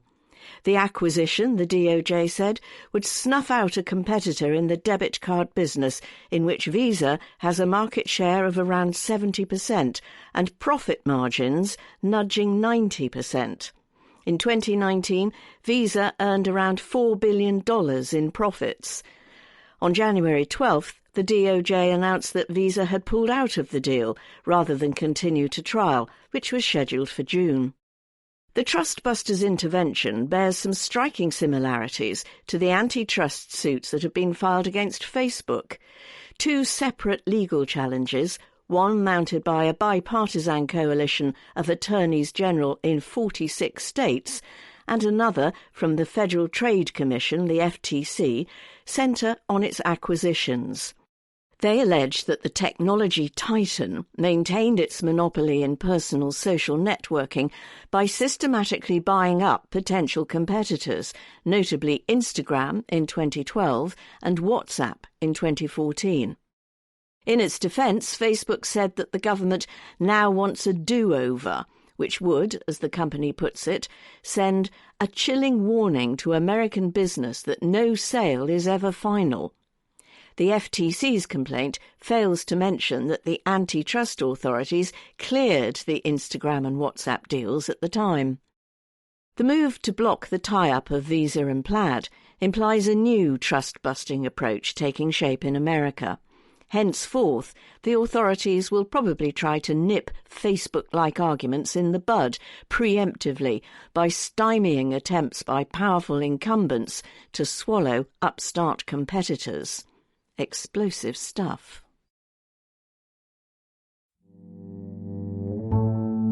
Business. Car makers and big tech. Steel and silicon. Detroit loses out to virtual Vegas as cars go electric and electronic. The annual Consumer Electronics Show, or CES, in Las Vegas used to be a jamboree for gadgets you can put in your pocket or hang on your wall. This hasn't been true for a few years, as vehicles morph from a lump of mechanical engineering to a digital platform for mobility services, and motor shows wane in importance. Car makers have sought new venues to showcase their wares. At this year's virtual CES, which opened on January 11th, they once again joined makers of smartphones, smart toilets and smart dog flaps in showcasing their smartest tech. CES has risen in significance because vehicles are changing. Bosch, a parts supplier, noted at the show that a typical car had 10 million lines of code in 2010. Today, it has 100 million. This month, Ford had to idle a factory in Kentucky for a week, owing to a global shortage of semiconductors that deprived it of the chips its cars run on. Electrification of transport will speed up the transformation of vehicles into electronic devices. Battery power requires a new electronic architecture that will come with better integration of hardware and software and improved connectivity. Harman, a car tech firm, envisions a third living space between home and work, using the development to plug a connectivity gap and offer new in-car services such as interactive concerts and gaming. In other ways, though, cars remain a metal box. Although electrification has reduced barriers to entry in the car business, which were formidable for capital-intensive metal bashing, vehicles are still best made by firms that can manufacture at scale and with a trusted brand. As a result, car firms are racking their brains over how much of the software that runs their vehicles' new electronic functions they should develop in-house and how much to outsource to tech firms. At CES, Daimler showed off Hyperscreen, a new touchscreen dashboard for its luxury electric models. Mary Barra, boss of GM, delivered a keynote speech reiterating the Detroit stalwart's electric and electronic plans. In the autumn, GM said it would invest $27 billion in electric cars by 2025 and launch 30 new models.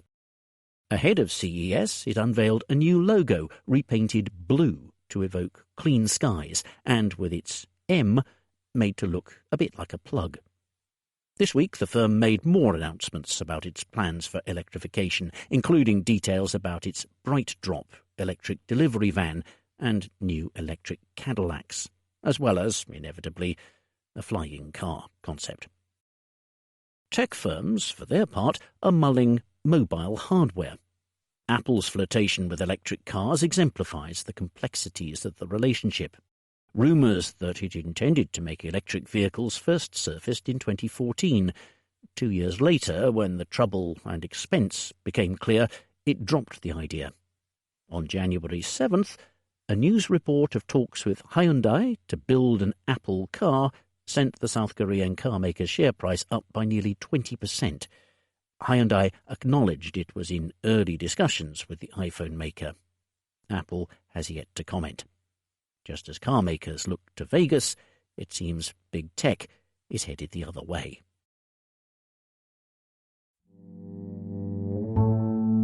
Business. Bartleby. Creatures of habit. The lockdown has caused both good and bad changes of routine. Habits can be slow to form, but when they do, they can become entrenched. When workers headed home during the first lockdown of March 2020, they probably thought the break would last for a month or so. Had that been true, old routines would soon have resumed. It is now 10 months since many employees have made a regular commute into the office. New routines have taken root, and those will be much harder to break. Some of these new habits are bad, and they may stem as much from managers as from workers. Asana, a maker of office software, commissioned a survey of more than 13,000 knowledge workers, defined as those who mostly work at a computer, across 8 countries.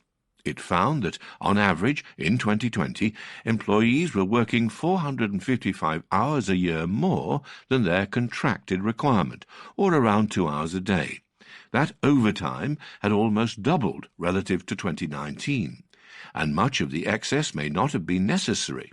Workers complained about the amount of time they spent in meetings and video calls or in responding to messages. Perhaps this forced communication is the result of manager anxiety. Fearful that remote workers will be tempted to slack, they have monitored their teams like an anxious parent who has taken a toddler to a swimming pool. Or managers may have felt the need to look busy, prompting them to call more meetings than before. They may have trapped themselves in a cycle of futile activity, corporate hamsters on a wheel. Many managers complain of Zoom fatigue as they drag themselves from one video call to another, often keeping other participants waiting as they try to wrap up the previous meeting. This bad news has a silver lining. Get rid of the needless meetings and productivity should improve. Perhaps managers will make it their New Year's resolution to ask the question, is this meeting really necessary? Bartleby's law is that 80% of the time of 80% of the attendees at meetings is wasted. The lockdowns have provided ample evidence to corroborate your columnist's hypothesis. Research suggests that executives may spend 23 hours a week in meetings, cut that time in half, and think of how much more might be achieved. And that will be just as true when people return to the office as it is when they work from their kitchen table. The pandemic could provide a wake-up call on meeting futility. The best habit developed during the pandemic has been flexibility.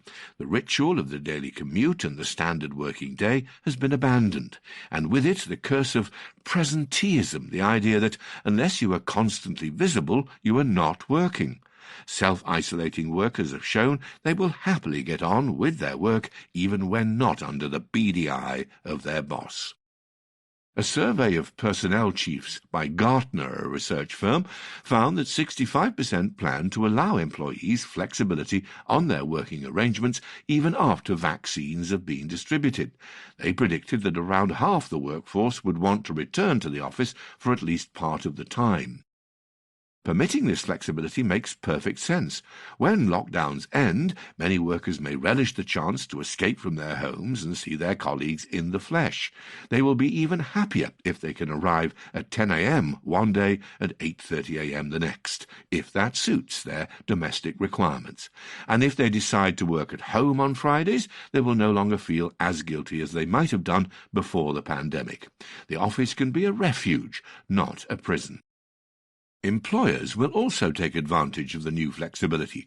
Silvina Moschini, who runs Transparent Business, a workforce management company, says that firms will change the way they scale up their operations, relying far more on freelancers, contractors and vendors than on full-time employees. Handling a combination of remote workers and freelancers will require managers to acquire new habits. Ms. Moschini says the key will be to develop empathetic leadership that understands the varied working conditions of team members. This might involve sending small gifts. At the start of the lockdown, she sent slippers to her team so they could feel comfy mentally as well as physically working from home. Contacting workers should not be a matter of a rigid schedule, but rather akin to the sentiment that prompts children to check in with elderly parents every so often. Friendly, informal contacts are a new habit that managers must still hone. Business. Social media in America. Capital gains. Banning Donald Trump is unlikely to hurt social networks' business. On January the 7th, a day after a mob of his supporters stormed the Capitol in Washington, leaving 5 people dead and America shaken, Donald Trump had the 6th most popular account on Twitter, with nearly 90 million followers. A day later, he had none. The outgoing president was permanently booted off his social media platform of choice for inciting violence.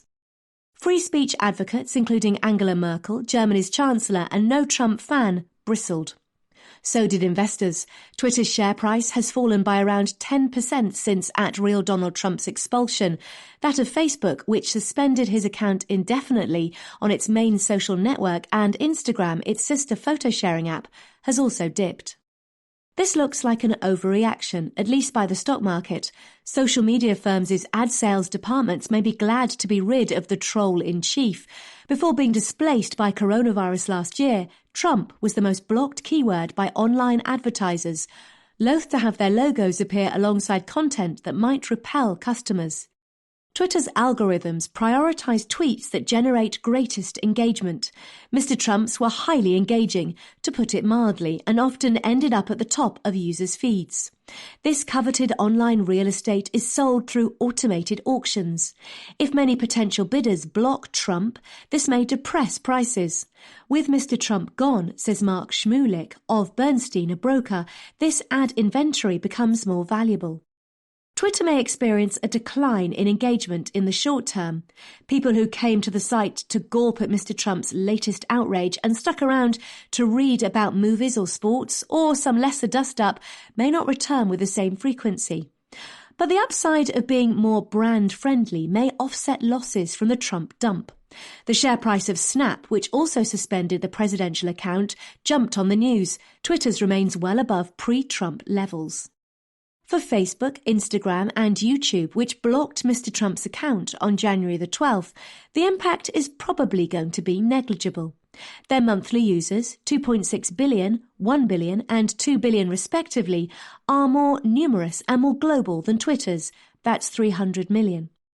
A bigger concern is whether muting Mr. Trump undermines social media firms' claim that they are impartial platforms and thus shielded from liability for what their users post, rather than publishers who do not enjoy such protections. That is why they have been careful to couch their decision in the language of process and consistency with their own rules. Even before the latest outrage, the firms had been stepping up moderation efforts without giving up claims to platformdom. They employ tens of thousands of moderators between them to wade through toxic posts and remove those that break their terms of service.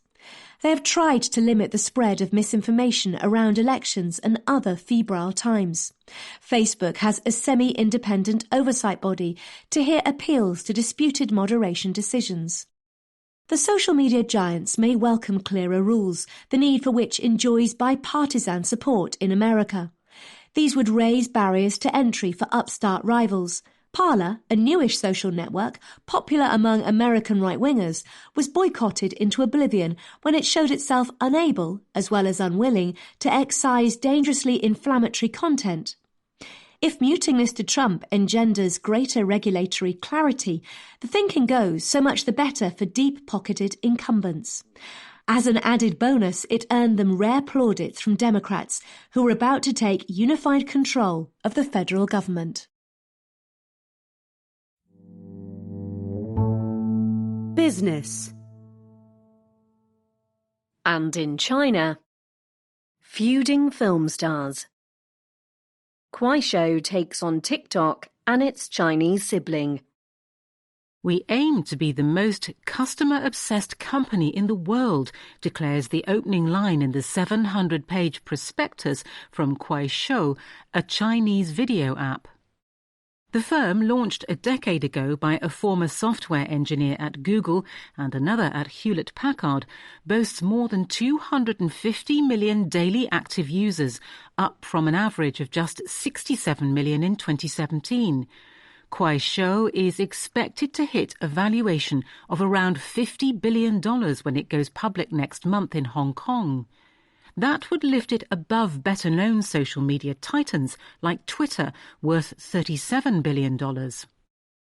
Kuaishou's revenues have soared in recent years, reaching 25 billion yuan, that's $3.6 billion, in the first 6 months of 2020, up by nearly half on the previous year.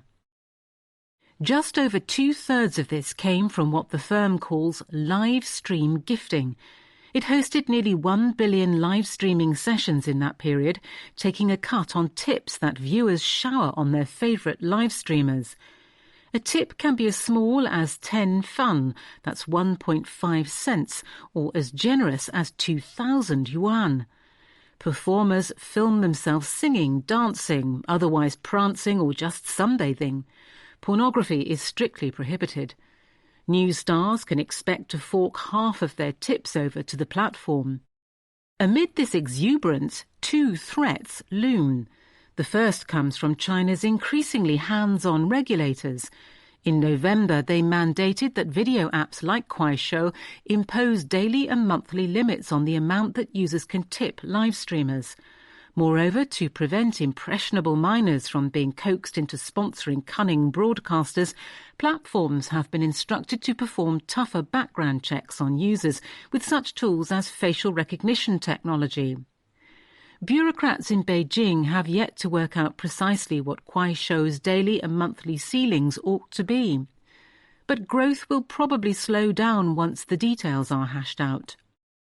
Douyin, TikTok's Chinese sister app and Kuaishou's arch-rival, is better insulated from the regulatory crackdown. Like Kuaishou, it operates a live streaming business, but unlike its competitor, it earns most of its revenues from online ads, which the new rules do not affect. For comparison, adverts accounted for just 28% of Kuaishou's revenue mix in the first half of 2020. The company may now try to raise that share. To do so, Kuaishou will have to overcome the somewhat outdated perception that its users are disproportionately folk living in small cities and rural areas with less money to buy advertised wares. The second threat is the potential for a price war between Kuaishou and Douyin. For both platforms, user growth is largely a function of the appeal of their video content, which in turn depends on the calibre of the producers behind it.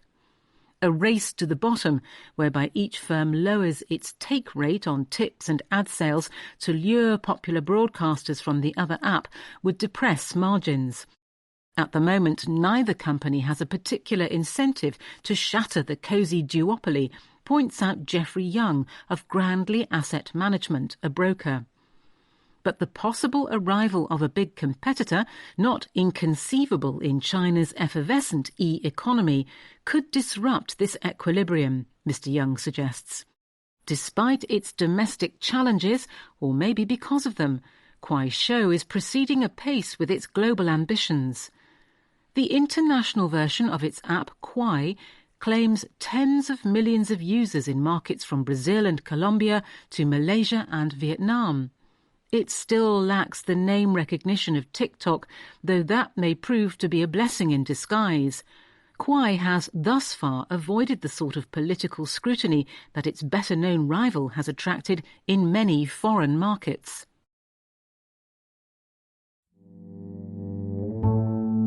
Business. Brands. Rolling in it. Marketing lessons from a packet of Rizla. It is hard to imagine a simpler product than a cigarette paper. Small, rectangular, with no moving parts. So cheap it is often given away. And replaceable. Desperate smokers have been known to tear out Bible pages as substitutes. It has none of cigarettes' glamour, though these days some of their stigma. No wonder Rizla, which produces 45 billion rolling papers a year and dominates the industry, attracts little attention as a marketing phenomenon. Yet it is one of a few brands like Coca-Cola, Google, Jacuzzi or Tupperware whose name, got a Rizla, defines the product. That is because a simple packet of Rizlas exhibits many of the qualities, history, design, consistent quality and values that marketing gurus consider hallmarks of enduring brands. Flip open the cover and you find a lesson in how to remain relevant. Aptly for a business long associated with the counterculture, the tutorial is a wry summary of the dark arts of marketing. Start with history. Long ago, Rizla may have realised that if you lack an illustrious heritage, you could invent one. The original since 1796, as the underside of its packet's lid still boasts, refers to a time when Napoleon Bonaparte supposedly granted the Lacroix family of southwestern France a licence to supply rolling papers to French troops, according to Rizla's website. This may well be nonsense.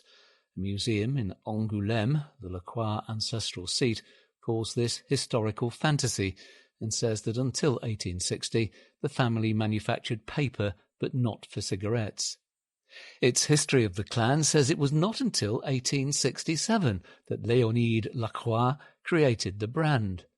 A spokesman for Imperial Brands, which owns Rizla, says the story is widely recognised to have been told through the generations. It's a heritage we inherited when we acquired the Rizla brand in the 1990s, he says. The discrepancy notwithstanding, Napoleon is now part of Rizla folklore. Or take design. Rizla's name and its cross logo are cryptic clues, which also date back to the 19th century. Riz is French for rice, as in the paper. La is the first syllable of La Croix. The second, croix, is French for cross, and symbolised by a gold one appended to the name. For Rizla fans, the logo is iconic.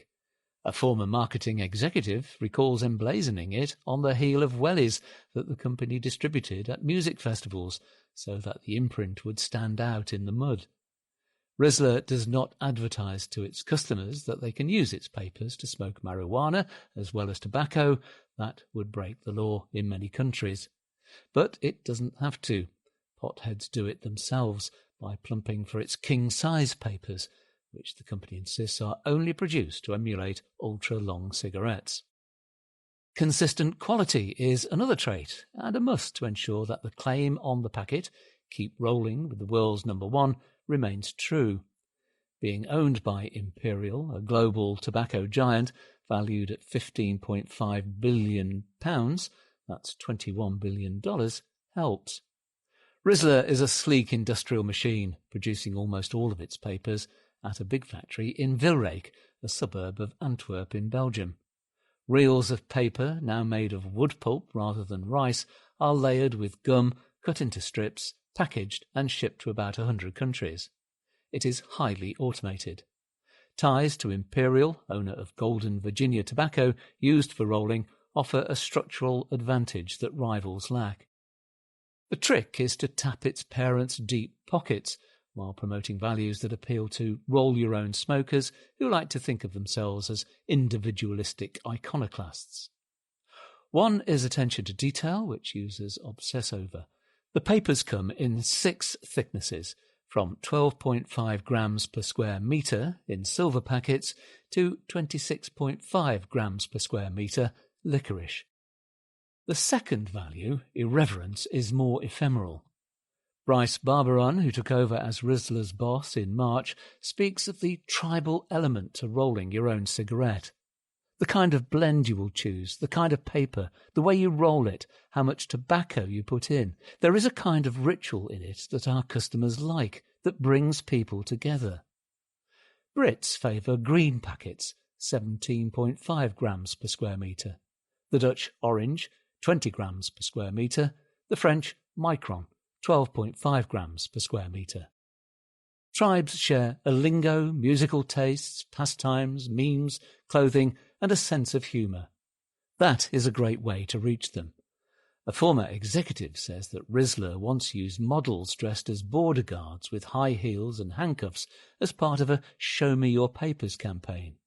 With that comes the most effective and cheapest form of marketing, word of mouth. For all its guile, Rizla faces challenges ahead, notably the rise of upstarts that use less subtle social media campaigns to build a new kind of cult following, especially among pot smokers. They include Raw, started by Josh Kesselman, a shaggy-haired American entrepreneur who instructs his 1.7 million followers on Instagram how to roll the perfect joint. If you pack it too tight, it can't run right. Vaping presents another problem. Though smokers are trading down to roll your own cigarettes during the pandemic, sales growth in the longer term is expected to weaken. Rizla is diversifying. Coinciding with the European Union's ban on menthol cigarettes, it now sells flavour cards that infuse a packet of cigarettes with the taste of menthol within 60 minutes. The biggest risk, though, may be thinking it must change too much. It has a market position to protect, but also a heritage. This may not quite date back to 1796, but is these days real enough. Rizla's competitors can, at best, hope to fake it. Business. Schumpeter. Refashion model. Can the owner of Zara tailor its business to fit online shoppers? It had been closed on and off for much of the past year. Now, signs on the blacked-out windows of the Zara shop on the Champs-Élysées, the Spanish brand's early outpost in the French capital, announce it will not reopen even after COVID-19 passes. Disappointed fashionistas are redirected to the label's website for all their value-for-money sartorial needs. Alternatively, they can stroll 2 blocks down the avenue where another Zara shop opened a few years ago. There are 3 more within a half-hour's walking distance in central Paris.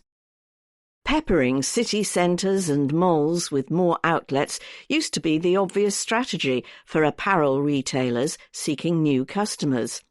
Inditex, Zara's owner and the world's biggest purveyor of fast fashion, grew from fewer than 750 stores at the turn of the century to around 7,500.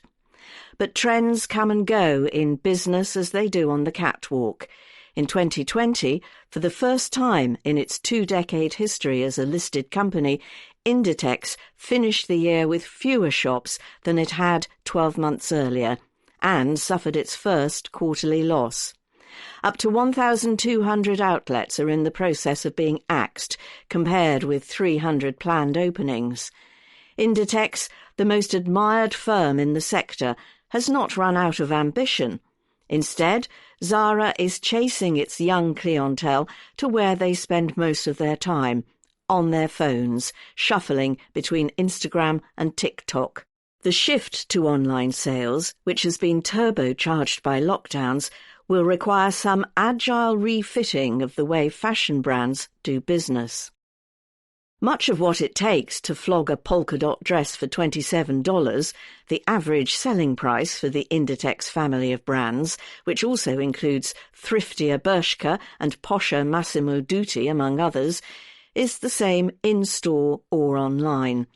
The product must be desirable and available at the right time, right size and right price. For the bean counters, though, the transactions are as different as sequins and flannel. Shops are giant bundles of fixed costs, starting with rent and staff, which turn profitable only once you shift enough product through them. The idea is to stack it high and sell it cheap. Websites and warehouses cost much less to run. But because retailers cough up to deliver each package, the more they sell, the more such variable costs add up. On the surface, shifting sales online looks alluring.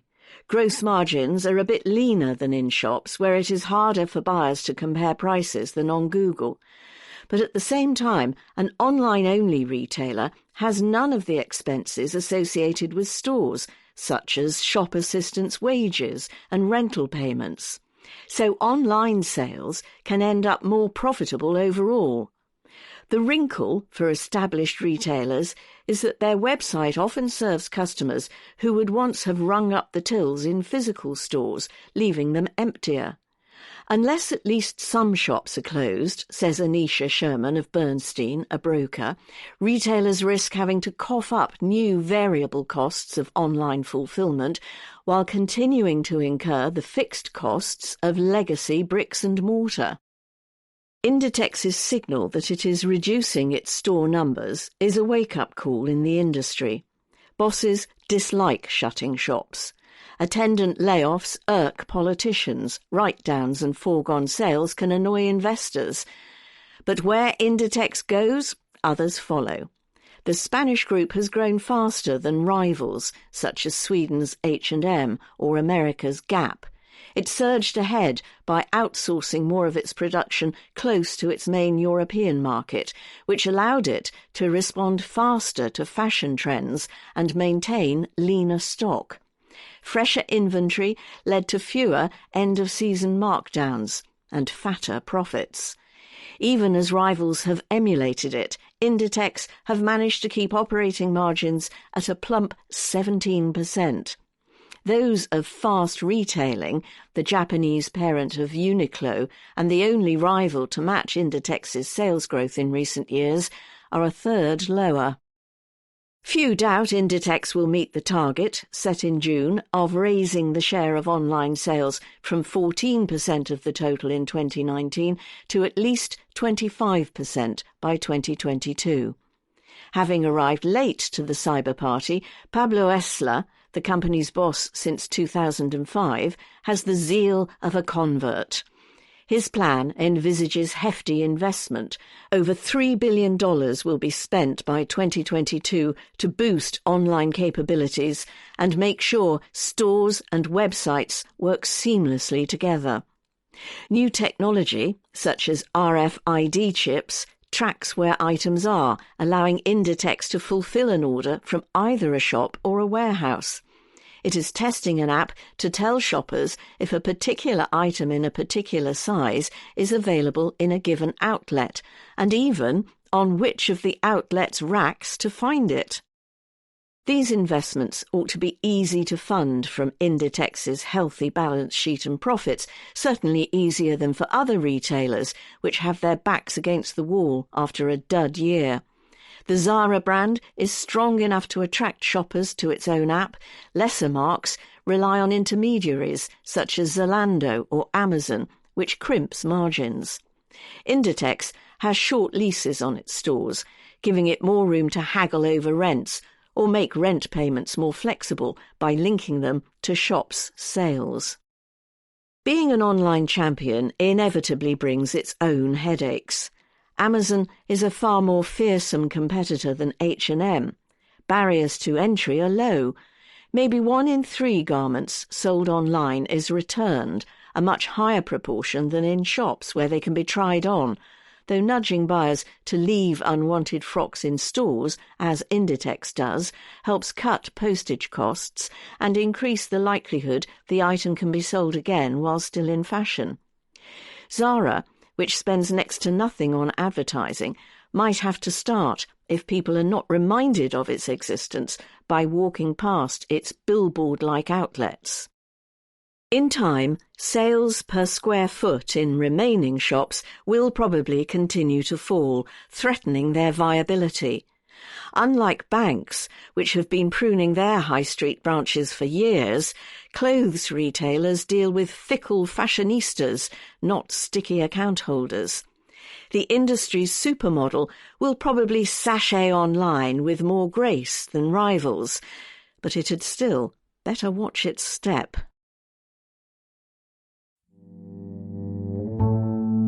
Finance and economics.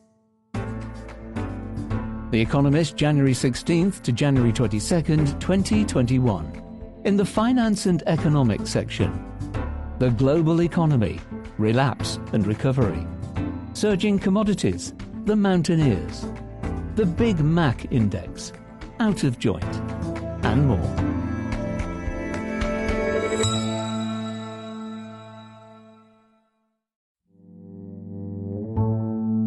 Finance and economics.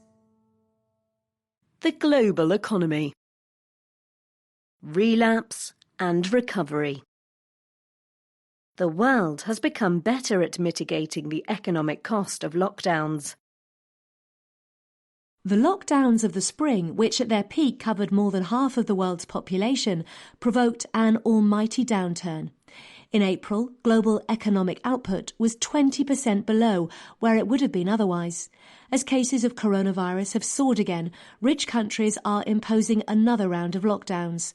France was in confinement in November, Italy locked down over Christmas, and England went into a national lockdown on January the 6th. Parts of Japan have entered a state of emergency. The situation in America, where state and local authorities, not the federal government, are mainly responsible for stay-at-home orders, is more complicated. But one measure of lockdown stringency suggests that restrictions there are about as tight now as they were in the spring. The latest round of lockdowns will hit the economy again, but perhaps not as hard. Analysts at Goldman Sachs, a bank, have argued that in Britain's case, the sensitivity of economic activity to COVID-19 restrictions has diminished significantly since the first lockdown. In research published on January the 8th, HSBC, another bank, noted that German industrial output extended its recovery in November, undeterred by the renewed lockdown. America's jobs report for December, released on the same day, showed that employment fell for the first time since April, a depressing result when millions of people are still out of work. Yet other high-frequency economic indicators, such as those for consumer spending, are in better shape than they were in the spring. It will be some time before official GDP figures confirm the rich world's growing resilience to lockdowns. But in a recent paper, Nicholas Wolosco of the OECD, a rich country think tank, uses Google search data to construct a weekly estimate of GDP for large economies. In April, they were operating at about 80% capacity. Now they are running at over 90%. Three main factors explain the improvement: less public fear, better calibrated government policy, and adaptation by businesses. Take fear first. In March and April, the coronavirus was an unknown quantity, and many people responded by barricading themselves into their houses. Analysis of a survey by YouGov suggests that in April, more than 60% of respondents in rich countries were worried about catching the virus. Yet a better understanding of what they can do to avoid falling ill and perhaps lockdown fatigue mean that people may now be willing to go out and about more. The share of people expressing concern about catching COVID-19 fell to around 50% in November. Data from Google suggests that in many countries, people are moving around in public spaces more than they were at the start of the pandemic. That has led some public health authorities to tear their hair out. The current lockdown has not had nearly as much impact on mobility and likely contacts as in March, reads a presentation from scientists in Ontario in December. British and American newspapers mentioned the words illegal rave 5 times as frequently as in the spring. The greater willingness to defy government orders probably worsens the spread of the virus, whatever its economic benefits. But the second factor that explains the resilience of economies this time round, the calibration of government policy, presents less of a trade-off. Officials have worked out what lockdown measures come at the least economic cost, so there is now less appetite for, say, closing schools than in the spring, but more appetite for mask-wearing directives and the testing of international arrivals, neither of which impose much hassle on anyone. Many have followed the example of Germany, where many construction sites were allowed to stay open during the first wave. France has kept manufacturing going. Output in the sector barely shrank in November and grew in December. The third reason for resilience relates to adaptation by businesses. The sudden shift to remote working was a shock for many of those who usually labour in an office, stuck as they were with old computers and not much else. Companies have since invested in making themselves more productive, even under lockdown. From March to October, Britain imported £4.7 billion worth, that's $6 billion, of laptops, 20% more than in the same period in 2019. A recent paper by Nick Bloom of Stanford University and colleagues analyses American patent filings and finds that the pandemic has shifted the direction of innovation towards new technologies that support video conferencing, telecommuting, and remote interactivity. Consumer-facing businesses have done even more to cope. New York's best jazz clubs now offer live streams direct to living rooms. While staying on a farm in eastern England, your correspondent bought a meal from Gujarati Rasoi, an Indian food stall 92 miles away in London, which, like many restaurants, has started to offer nationwide delivery. In Britain, the share of firms open for business was no lower at the end of last year than it was in the summer, when restrictions were far looser, according to official data. This is not the case for small businesses in America, but a larger share remains open than last spring. This resilience of the economy in the face of the latest wave of lockdowns has several implications. When the virus first began to spread, governments were intent on freezing the economy in place. But over time, it has become clear that activity has adapted to the shock of the pandemic. This means that governments should have to do less by way of fiscal support, which indeed is precisely their plan in 2021. Moreover, as fewer resources are left unused during this latest round of lockdowns, it should inflict fewer scars. That could allow production to ramp up more quickly once restrictions are lifted. Analysts at Morgan Stanley, a bank, expect American GDP to return to its pre-pandemic trend by the end of this year. Plenty could still thwart that forecast. Whatever happens, though, the economy that went into the pandemic will look very different from the one that leaves it behind. Job ad. We are looking for a correspondent to cover business, economics and finance across Asia. Please send a covering letter, CV and an unpublished 800-word article suitable for publication to Asia Finance Writer at economist.com by February the 1st. Finance and economics. Surging commodities. The mountaineers. Commodity prices are climbing. Is a new supercycle beginning? The biggest commodity story of 2020 was one of decline. As the coronavirus pandemic halted travel, oil prices fell off a cliff, then briefly went subterranean. In April, a futures contract for West Texas Intermediate was worth less than nothing. Oil began clawing its way above $45 a barrel in November, supported by optimism about vaccines. For other commodities, however, 2020 was not all bad. Indeed, the year may have marked the start of an extraordinary ascent. In August, gold passed $2,000 an ounce for the first time ever, as low interest rates made the precious metal more attractive. The value of other commodities rose too, not just from the depths of virus-induced lockdowns in April, but from the start of 2020, before the pandemic began. Commodity assets under management reached a record $640 billion in December, estimates Citigroup, a bank, representing an annual gain of nearly a quarter. By January 11th, even the oil-heavy S&P GSCI commodity index had reached the level of a year ago. The debate now is how quickly oil prices will recover and how high other commodities may soar. That, in turn, depends on whether the forces that pushed up certain commodities in 2020 will continue in 2021, or indeed be supplanted by even more powerful engines of growth. Last year, China proved a voracious importer as it increased investment and filled strategic stockpiles.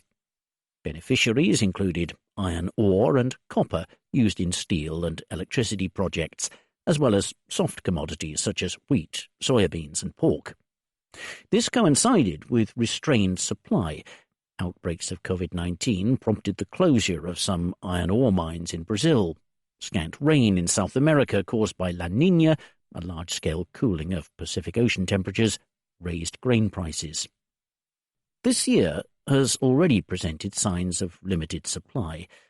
On January 11th, Argentina lifted a ban on corn exports but imposed a cap. Russia plans to tax wheat exports from mid-February.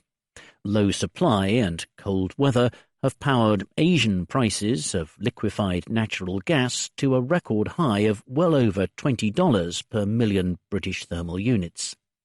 Big mines still face risks of restrictions. Protests at Las Bambas copper mine in Peru, for instance, have stoked fears of disruptions. Meanwhile, oil has continued its tentative recovery, alternately inflated by hopes for vaccines and depressed by news of lockdowns. To boost prices, Saudi Arabia has said it will limit output by a further 1 million barrels a day in February and March. Two important developments may provide further support. The rollout of vaccines across the world's largest economies will eventually inspire higher levels of travel and trade. And a big spending bill by a democratic American government, together with continued loose monetary policy from the Federal Reserve, would stimulate economic activity and therefore commodity consumption. That might also weaken the dollar, which would make oil and other commodities denominated in dollars cheaper for buyers in emerging markets, lifting demand and pushing commodity prices even higher. Commodity bulls, led by Jeff Currie of Goldman Sachs, a bank, argue that longer-term trends will support prices through the coming decade. The pandemic itself is a structural catalyst for a commodity supercycle, Mr. Currie contends. In addition to a weaker dollar and the accompanying boost for commodities, the pandemic may help synchronize activity across some of the world's biggest economies. Governments in America, China, and Europe profess to champion green investment and efforts to narrow gaps in income. Assistance for poor households has an outside effect on consumption, Mr. Currie points out, which in turn supports commodity prices. And green investment, in electric charging stations, for instance, and wind farms, is commodity-intensive. The early years of green spending may even lift oil demand by boosting employment and economic activity. Goldman estimates that a $2 trillion stimulus over the next 2 years would raise American oil demand by about 200,000 barrels a day, or 1%. Skeptics expect more muted growth. In the short term, Ed Morse of Citigroup points out, investors' bets on copper are not supported by trends in supply and consumption. The Democrats' slim majority in the Senate hardly guarantees that President-elect Joe Biden's climate plan will be passed. There is nothing on the demand side that is nearly as commodity-intensive as the first decade of the 21st century, says Mr. Morse. The earlier supercycle was driven by urbanization, investment, and an ascendant middle class in emerging markets, and China in particular. Governments from Berlin to Beijing now declare that they intend to bring a new type of transformation. The price of commodities in the coming decade depends in large part on whether they do what they say. Finance and economics. Buttonwood. Bucket list. Why everyone is now an options trader. In the bucket shops of early 20th century America, ordinary punters could bet on the direction of share prices with a tiny down payment. The punters liked this because it gave them a lot of notional exposure for a minuscule outlay. The bucket shops on the other side of the wagers loved it too, because hour-to-hour fluctuations in the price meant punters often got wiped out. No stock certificates ever changed hands. This was betting, pure and simple. This brings us to the rapid growth of the present-day options market. On average, last year, almost 30 million equity options were traded each day on American exchanges, a rise of more than 50% from 2019, according to OCC, the world's largest clearer of such derivatives. In recent weeks, the volume has regularly risen above 40 million a day. It is customary in polite society to discuss options in the language of insurance. The price of an option is known as a premium, for instance, and the need for insurance is one rationale for the growth in options. But impolite society, the natural habitat of Buttonwood, has a big say too.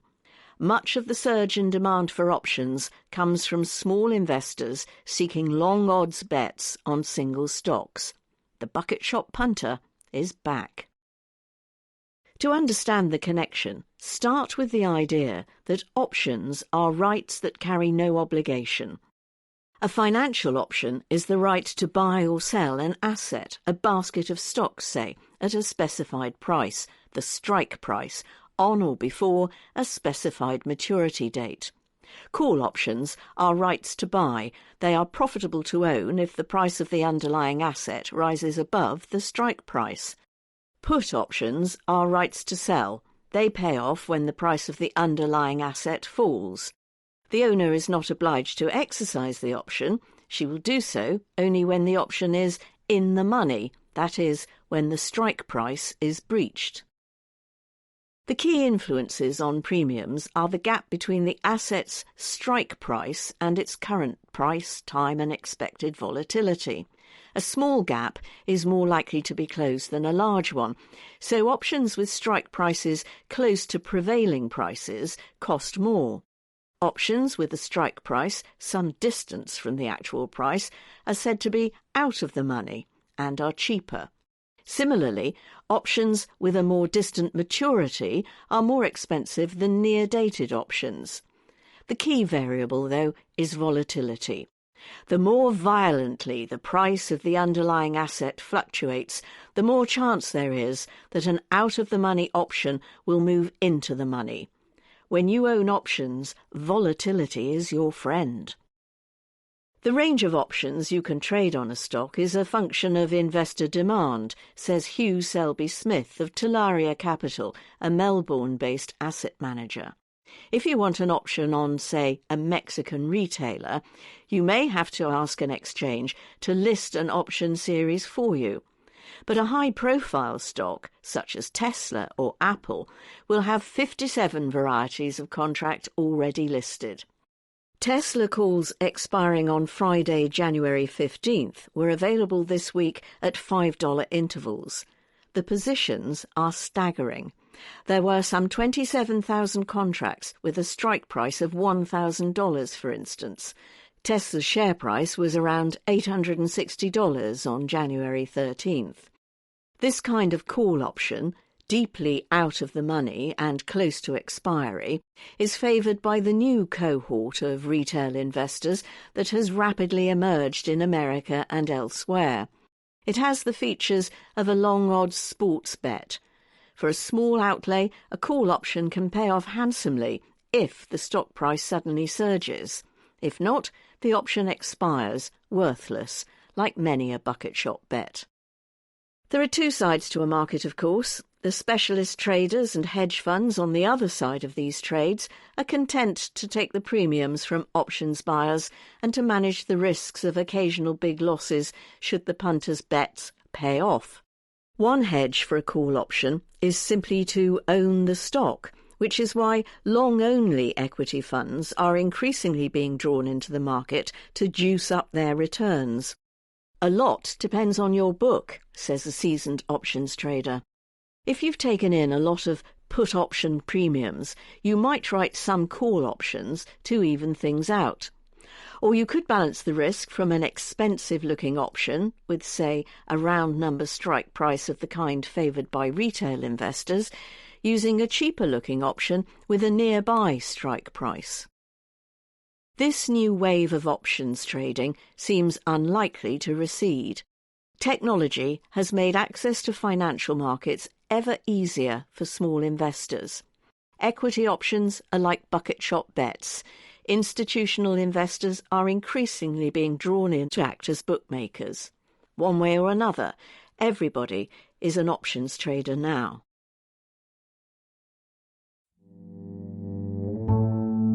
Finance and Economics.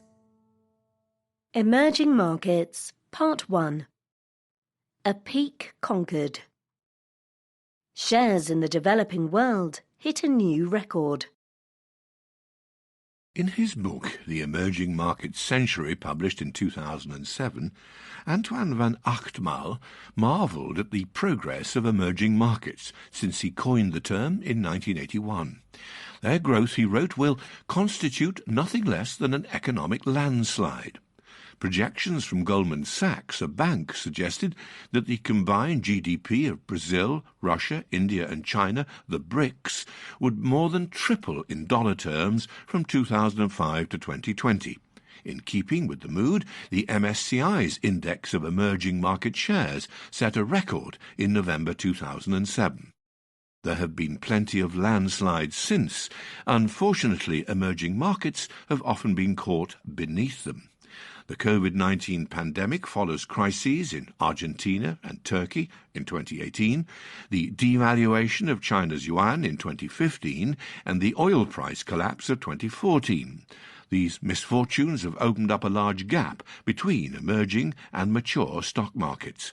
Whereas shares in the rich world regained their 2007 peak as long ago as 2014 and have since risen by about 60%, MSCI's Emerging Market Index did not surpass its 2007 peak until last week, when it at last set a new record, thanks to a furious rally in recent months.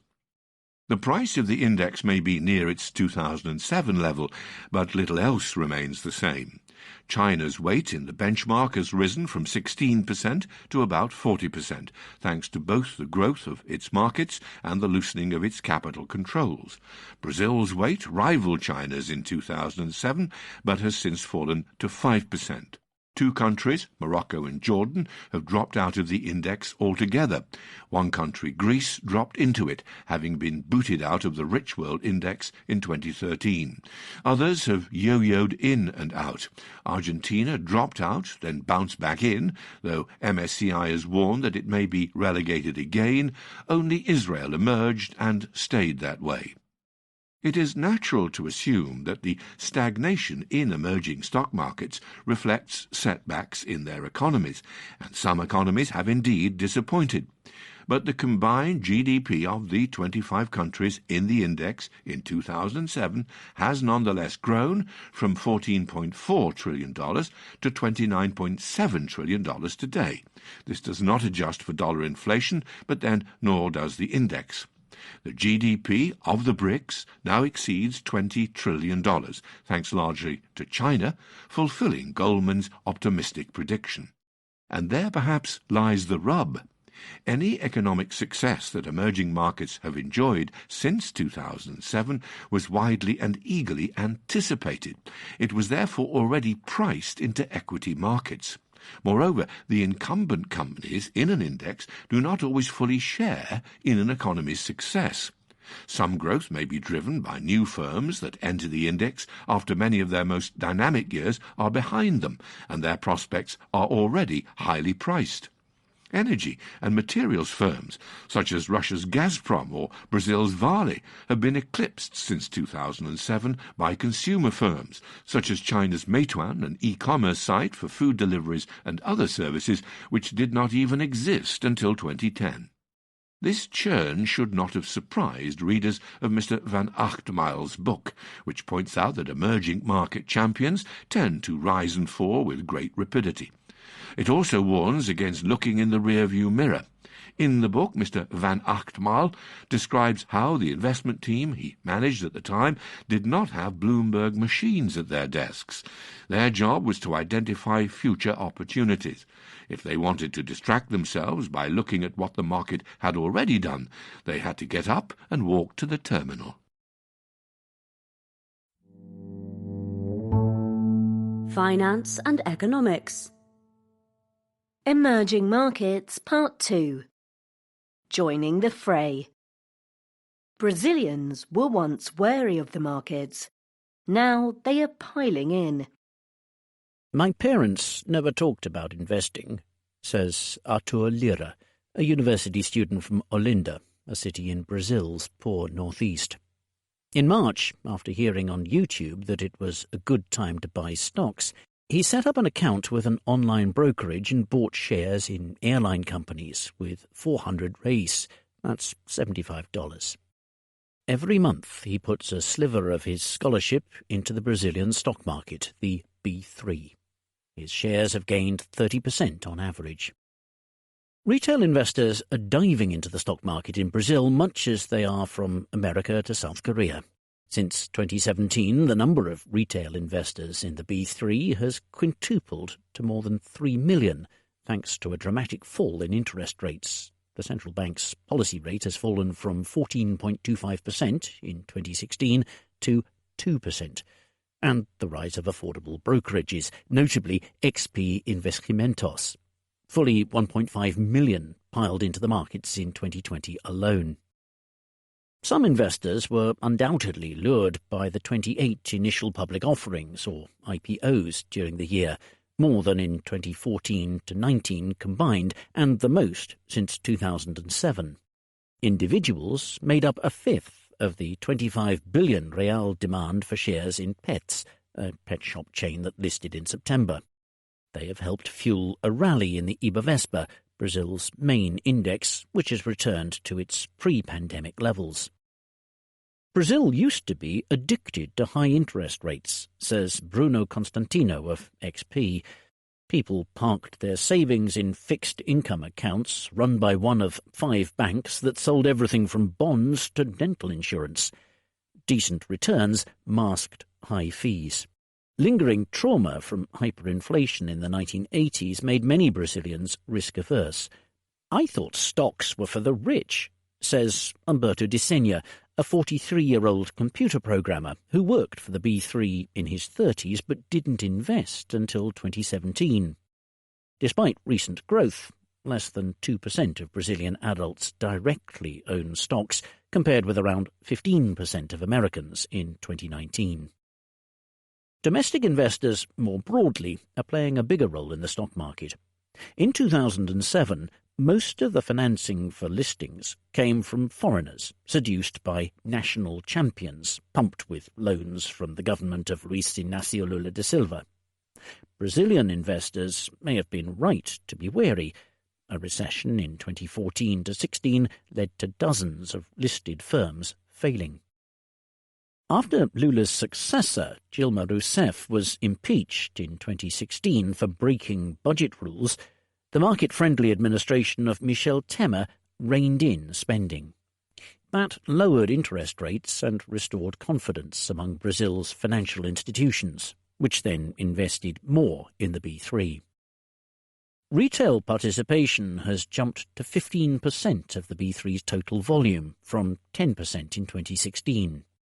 Like first-time investors elsewhere, Brazil's novices tend to be younger. The average age is 32. Poorer, investments average in the hundreds of reais, and more risk-tolerant. Most invest directly rather than in funds than other punters. Their reliance on tips from social media has led to concerns. XP has faced criticism for its compensation model, which charges fees for each transaction and links brokers' pay to sales. The real threat to the retail craze is fiscal uncertainty, says Paulo Bilic of Rio Bravo, an asset manager. A hint of that came in the second half of 2020. Generous stimulus, amounting to about 8.5% of GDP, has fueled a better-than-expected recovery. But when in September Paulo Guedes, the economy minister, suggested funding new spending by postponing court-ordered payments to citizens, creative accounting of the kind that got Ms. Rousseff into trouble, investors got jittery. The Ibovespa fell by 2.4% that day. A handful of firms have since cancelled listings. Long-term interest rates are creeping up, and the central bank has signalled that it may raise its policy rate. For now, though, an informal survey by The Economist of more than 60 Brazilians who bought their first stocks in the past 2 years found that most plan to keep investing. Mr. De Senna, the programmer, says his earnings helped him afford a house and spend time with his infant daughter. He opened accounts for his wife, her mother and her sister. "I could do this for a job," he says. half joking.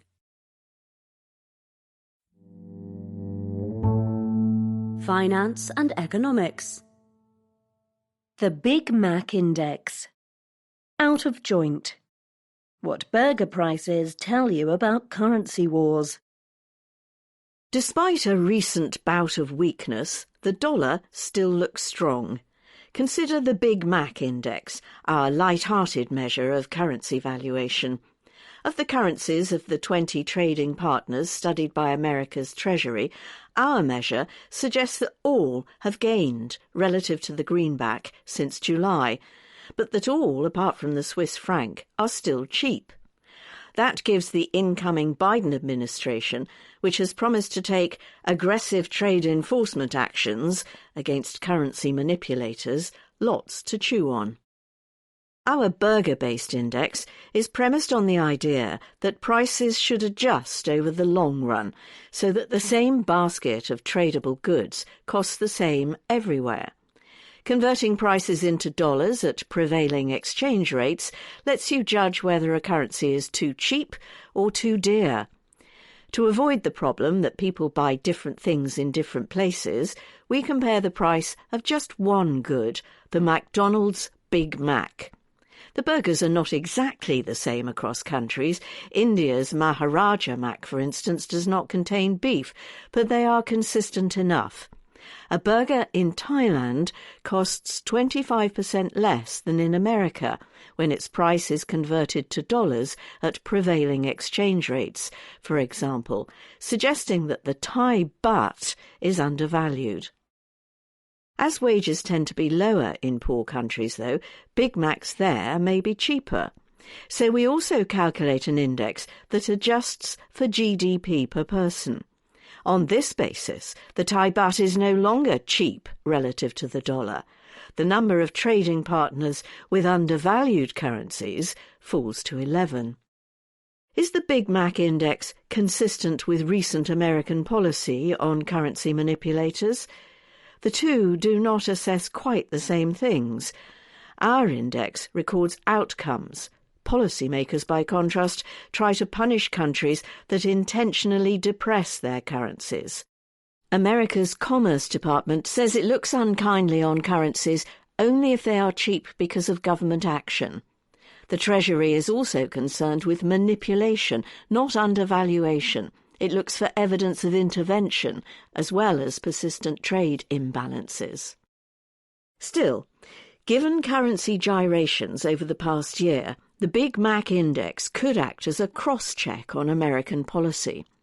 When COVID-19 first spread, investors fled to the dollar, only for the trend to reverse after the Federal Reserve flooded markets with liquidity. Swings in the Mexican peso meant that, according to our index, it went from being 53% undervalued against the dollar to 61% undervalued over the first half of 2020, before the move was unwound. By contrast, the Vietnamese dong remained oddly stable against the dollar in the first half of last year. Consistent with this, Mexico has escaped penalties from the Treasury and the Commerce Departments. Vietnam has not. On December 16th, the Treasury labelled it a currency manipulator, citing its huge goods surplus with America and its intervention in foreign exchange markets. The Commerce Department has whacked tariffs on imports of tyres from Vietnam, arguing that a depressed dong acted as a subsidy for producers. On other fronts, though, America's recent actions are at odds with our index. The Treasury also branded Switzerland a manipulator, based partly on its currency intervention of around $100 billion, 14% of GDP, in the year to June. Both versions of our index, though, suggest that the Swiss franc is overvalued against the dollar. The Commerce Department also used manipulation to justify tariffs on imported twist ties from China, used to seal plastic bags. The country has not been labelled a manipulator since January 2020, but it is still on the Treasury's watch list. Incoming officials may want to note that, after adjusting for GDP, Our index suggests the yuan is in fact overvalued relative to the dollar by 2.5%. Food for thought.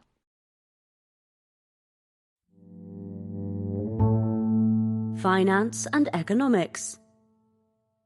Free exchange. It's about time.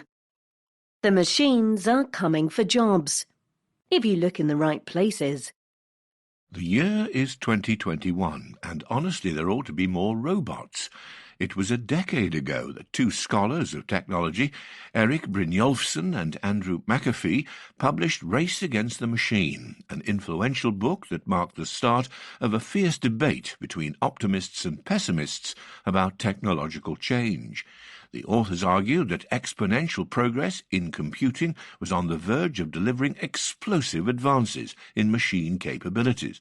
Headline-grabbing breakthroughs in artificial intelligence, or AI, seemed to support the idea that the robots would soon upend every workplace. Given that on the eve of the pandemic jobs were as plentiful as ever, you might now conclude that the warnings were overdone. But a number of new economics papers caution against complacency. The robots are indeed coming, they reckon, just a bit more slowly and stealthily than you might have expected. Economists have, on the whole, been fairly sanguine about the impact of robots and AI on workers. History is strewn with incorrect predictions of the looming irrelevance of human labour. The economic statistics have yet to signal the arrival of a robot-powered job apocalypse. Outside of slumps, firms remain keen to hire humans, for example. Growth in productivity, which ought to be surging if machines are helping fewer workers produce more output, has been unimpressive. A look beneath the aggregate numbers, though, reveals that change is indeed afoot. Take work by Daron Acemoglu and David Autor of the Massachusetts Institute of Technology, Jonathan Hazel of Princeton University, and Pascual Restrepo of Boston University, which was presented at the recent meeting of the American Economic Association, or AEA. The authors use rich data provided by Burning Glass Technologies, a software company that maintains and analyzes fine-grained job information gleaned from 40,000 firms. They identify tasks and jobs in the data set that could be done by AI today and are therefore vulnerable to displacement. Unsurprisingly, the researchers find that businesses that are well suited to the adoption of AI are indeed hiring people with AI expertise. Since 2010, there has been substantial growth in the number of AI-related job vacancies advertised by firms with lots of AI-vulnerable jobs. At the same time, there has been a sharp decline in these firms' demand for capabilities that compete with those of existing AI. An AI-induced change in the mix of jobs need not translate into less hiring overall. If new technologies largely assist current workers or boost productivity by enough to spark expansion, then more AI might well go hand in hand with more employment. This does not appear to be happening. Instead, the authors find that firms with more AI-vulnerable jobs have done much less hiring on net. That was especially the case in 2014 to 18, when AI-related vacancies in the database surged. But the relationship between greater use of AI and reduced hiring that is present at the firm level does not show up in aggregate data, the authors note. Machines are not yet depressing labour demand across the economy as a whole. As machines become cleverer, however, that could change. Evidence that AI affects labour markets primarily by taking over human tasks is at odds with some earlier studies of how firms use the technology. A paper from 2019 by Timothy Bresnahan of Stanford University argues that the most valuable applications of AI have nothing to do with displacing humans. Rather, they are examples of capital deepening, or the accumulation of more and better capital per worker in very specific contexts, such as the matching algorithms used by Amazon and Google to offer better product recommendations and ads to users. To the extent that AI leads to disruption, it is at a system level, says Mr. Bresnahan, and Amazon sales displace those of other firms, say. New work by Ajay Agrawal, Joshua Gans and Avi Goldfarb of the University of Toronto suggests that this state of affairs may not persist for long, though. As the quality of AI predictions improves, they write, it becomes increasingly attractive for AI-using firms to restructure in more radical ways. At some level of accuracy, for example, Amazon's ability to predict consumers' desires could encourage the firm to adjust its business model by preemptively shipping goods to consumers before they ever go searching at Amazon in the first place, in ways that are likely to change how many workers and of what sort the firm requires. In that event, the influence of AI on the economy could change dramatically. Does more automation mean a surge in productivity is just over the horizon? Not necessarily. Speaking at the virtual AEA meeting, Mr. Acemoglu mused that automation comes in different sorts, with different economic consequences. Good automation generates large productivity increases, and its transformative nature leads to the creation of many new tasks, and therefore jobs, for humans. Advanced robotics, for example, eliminates production jobs while creating work for robot technicians and programmers. So-so automation, by contrast, displaces workers but generates only meagre benefits. Mr. Acemoglu cites automated checkout kiosks as an example. Though they save some time and money, their deployment is hardly revolutionary. From 1947 to 1987, the displacement effect of new technologies was generally offset by a reinstatement effect, he reckons, through which new tasks occupied displaced workers. The rate of reinstatement has since fallen, though, while displacement has not, suggesting an increase in so-so automation relative to the good kind. Mr. Acemoglu suggests that policy interventions that lean against employers' inclination to deploy so-so automation, such as higher taxes on capital, might be desirable. Perhaps. Yet it is also possible that continued improvement in machine capabilities will solve this problem on its own, either by creating vast new categories of work for humans, or by making us so much better off that we do not especially mind our approaching obsolescence. Science and technology. The Economist, January 16th to January 22nd, 2021. In the Science and Technology section, Spaceflight, the Dustman Cometh. Bacteriophages, a hitchhiker's guide to the microverse. Thieving monkeys, name your price, and more.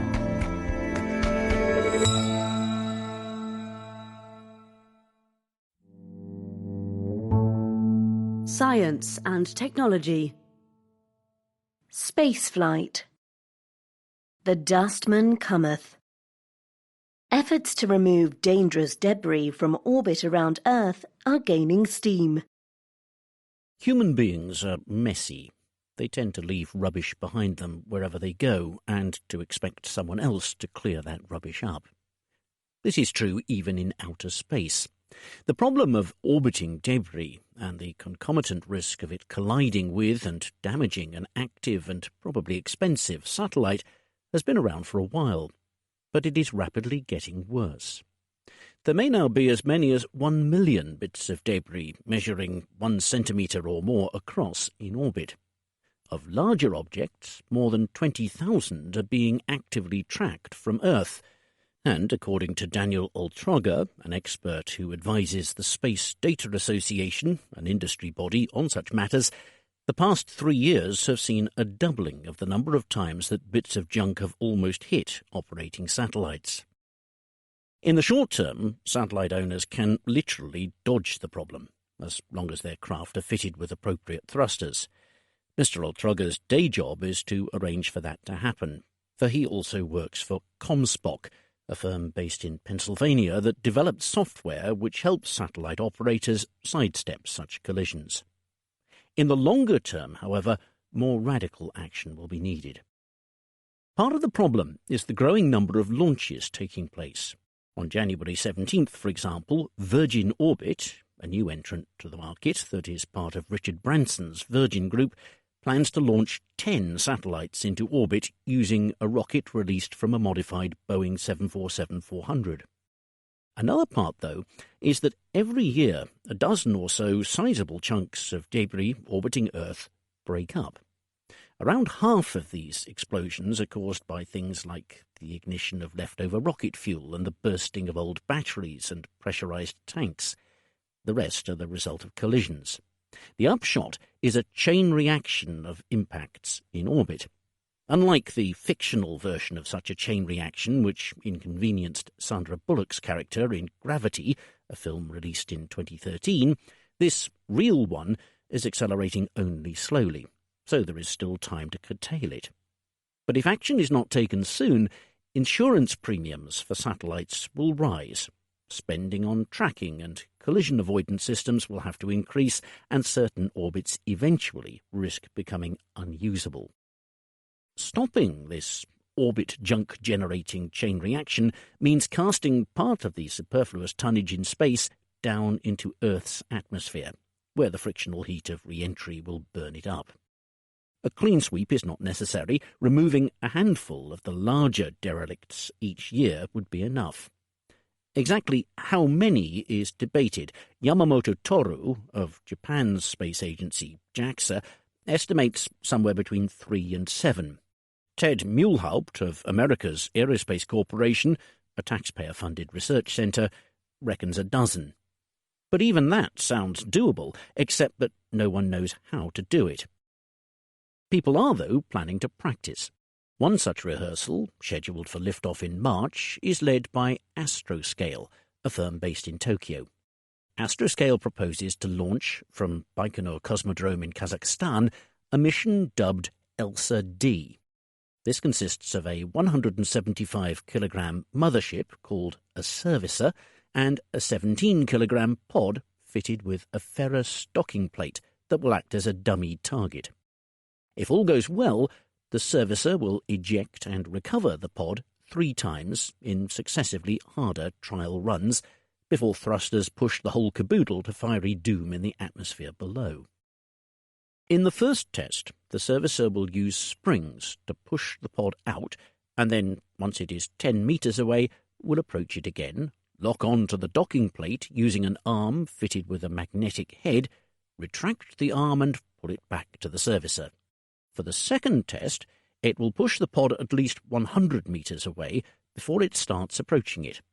A reaction wheel and a set of magnetic torque generators will then put the pod into a tumble involving all 3 axes of motion at a speed of 0.5 degree a second. This is, as it were, an important twist, for chunks of orbiting debris typically spin in this fashion.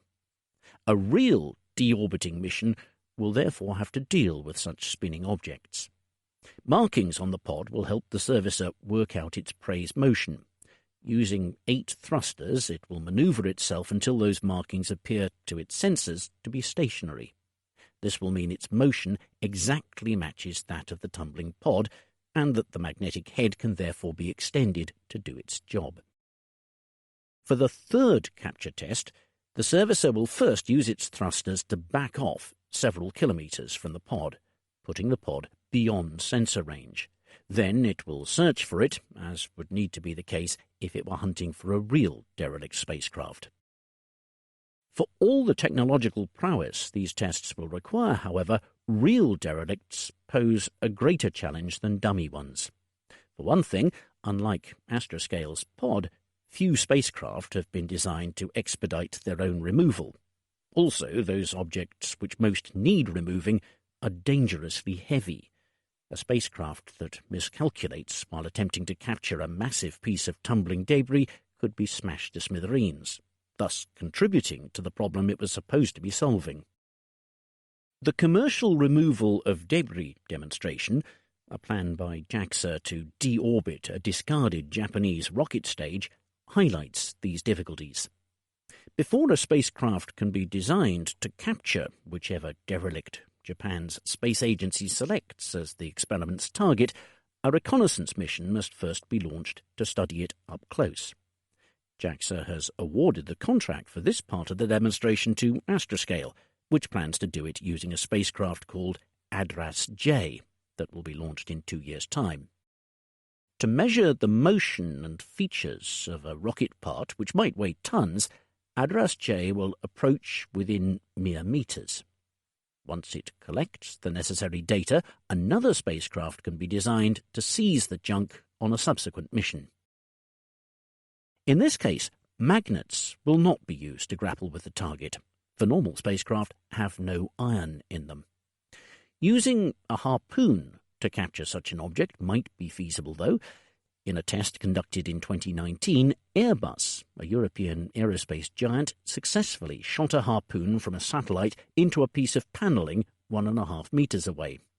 However, that panelling was attached to a boom extending from the satellite, so this was but the most preliminary of experiments. Also, a harpoon can miss, ricochet, or worse, break off parts of the target, which will then contribute yet more objects to the celestial junkyard. Another option is to shoot a net. Airbus tested this idea in 2018. That test successfully enveloped a small CubeSat, which had been pushed 7 meters away from the net-throwing craft, though this net was not tethered to the mothership, which would therefore have been unable to deorbit its target. Tethers are hard to manage in the weightlessness of orbit, which is why Airbus chose not to use one in this preliminary net-tossing experiment. That leads to some doubt whether such cosmic Richieri are a sensible idea at all. Chris Blackerby, Astroscale's Chief Operations Officer, expects the best approach will be to design robotic arms to clench the target vehicle's fairing connector ring, the shallow cylinder that links a rocket's upper stage to the covering of its payload, if this proves still to be intact. If all that works, JAXA's debris removal demonstration will face a final challenge. This is to execute a safe re-entry. Many pieces of the re-entering complex of captor and captive will survive frictional melting and slam at speed into the Earth's surface. Were re-entry to occur at a random spot, the probability of a human casualty would now exceed the threshold of 1 in 10,000 that NASA, America's space agency, set as an acceptable level of risk in 1995 and which was adopted by Japan and other countries thereafter. The complex will therefore need to be put into a steep descent aimed at an uninhabited area, probably part of the Pacific Ocean. As to the first clearance of actual orbiting debris, that is likely to be a European affair, for in 2019 the European Space Agency awarded a contract to ClearSpace, a Swiss firm, to grab a 100-kilogram piece of rocket debris that has been looping Earth since 2013. This mission is scheduled for 2025. ClearSpace plans to use a capture craft fitted with 4 robotic arms. Unlike harpoons or net tosses, this strategy permits repeated attempts at recovery to be made. Even so, Luc Piguet, ClearSpace's boss, expects his spacecraft will spend at least 9 months in trials near the target before it secures the derelict and decelerates sufficiently to descend. An era of serious cleanup in space is still some way off. Besides the technological obstacles, removing junk will be expensive. The controlled re-entry of an object requires fuel, big thrusters, and close attention from a ground controller. These things can tack millions of dollars, perhaps more than $20 million, onto a deorbiting operations price tag. ClearSpace's mission, for example, may cost as much as €100 million. That's $122 million, though Mr. Piguet hopes subsequent jobs will be cheaper. Cheaper or not, the question remains, who will pay? The littering of space is a textbook example of the tragedy of the commons, in which it is in everyone's interest for a problem to be solved, but no one's to be the lone individual who takes on the burden of solving it. The solutions to tragedies of the commons usually have to be imposed from outside, often by governments.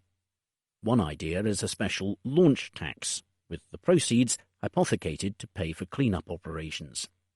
A more creative proposal is what Mr. Mulhaupt calls a bottle deposit system. Spacefarers would pay a deposit for each craft they lofted into orbit. If owners then failed to deorbit their equipment after its mission was over, the job could be done by someone else who would collect the deposit instead.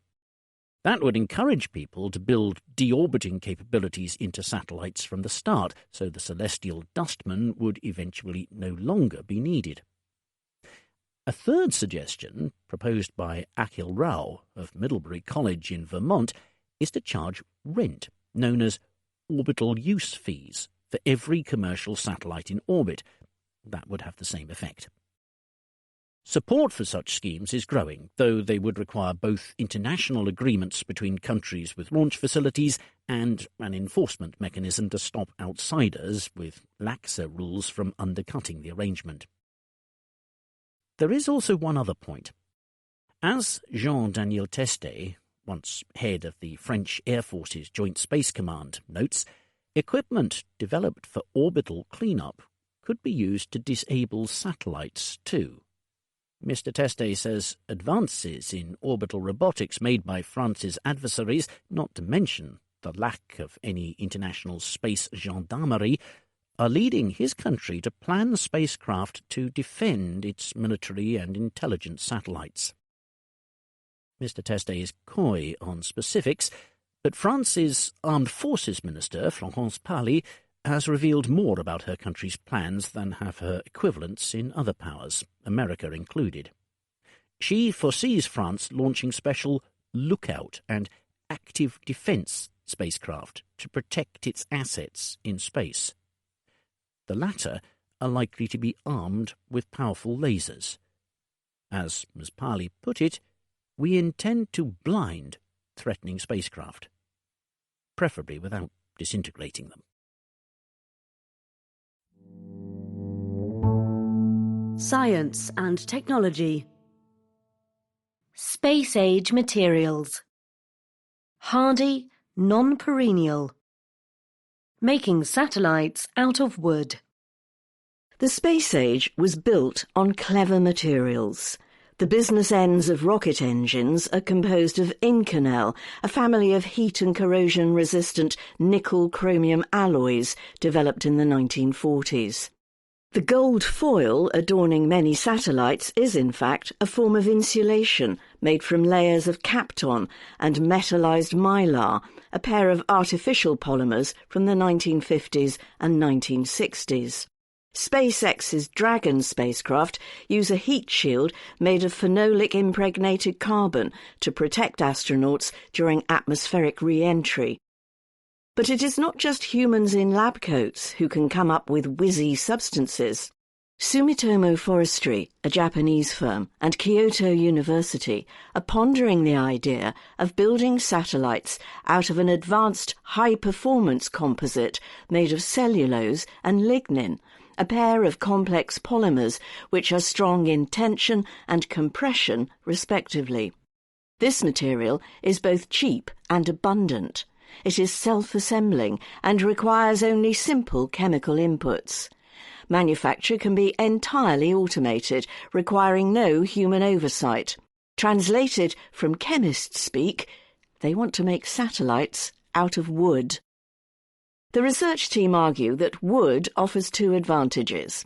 Unlike metal, seasoned timber is easily penetrated by radio waves. That means communication antennas, sensors and the like could be kept inside the body of the satellite. This, they hope, will simplify construction.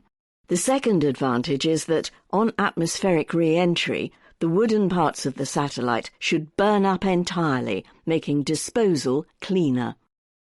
The researchers hope to launch a prototype version of what they have dubbed a LignoSat by 2023. Space is both extremely cold and very hot, and can switch quickly between the two as a spacecraft moves from shade into direct sunlight. Processing wood to cope with such extremes will be crucial to success. Sumitomo has said merely that its way of doing this is an R&D secret. Sending wood into space is not Sumitomo's only ambition for the material. It hopes that lessons from the satellite project might assist its plan to build the world's tallest wooden skyscraper in Tokyo. This building, dubbed W350, would celebrate the firm's 350th birthday in 2041 and would therefore be 350 metres tall, roughly as high as the Empire State Building, without its spire. Science and technology. Bacteriophages. A Hitchhiker's Guide to the Microverse. Viruses hitch lifts on some bacteria, the better to kill others. Nowadays, pathogenic bacteria are generally dealt with using antibiotics, but some researchers argue that bactericidal viruses called bacteriophages should be added to the armoury. One reason they have not found favour so far is that they are hard to deliver to their targets. However, Yu Pingfeng at Rice University in Texas and Zhu Liang at Zhejiang University in China may have found a way around that. As they report in Environmental Science and Technology, they have discovered that some phages can hitch lifts with certain bacterial species that they do not attack, to bring them to places rich in those that they do. As is so often the way with intriguing findings, Dr. Yu and Dr. Zhu made this discovery by chance. They were studying micro-communities in treatment plants for wastewater and noticed that phages in these miniature ecosystems sometimes attach themselves to species of bacteria equipped with flagella. These are rotating helical appendages which act as propellers, so flagellate bacteria are more mobile than those lacking such equipment. To the two researchers, the behaviour of the phages looked a lot like hitchhiking, so they conducted some experiments to find out what was happening. They and their colleagues grew lawns of an antibiotic-resistant strain of Escherichia coli, a common gut bacterium that is a laboratory workhorse. To some of these lawns they added a suspension of phages, to others a suspension of a flagella-bearing bacterium called Bacillus cereus, and to others still a mixture of the two. They then observed the consequences. Phages alone inflicted little damage to the lawns. Neither did B. cereus alone. In combination, however, they were able to tear holes in the lawns, and both the viruses and the bacterial interlopers consequentially prospered at the expense of the original E. coli.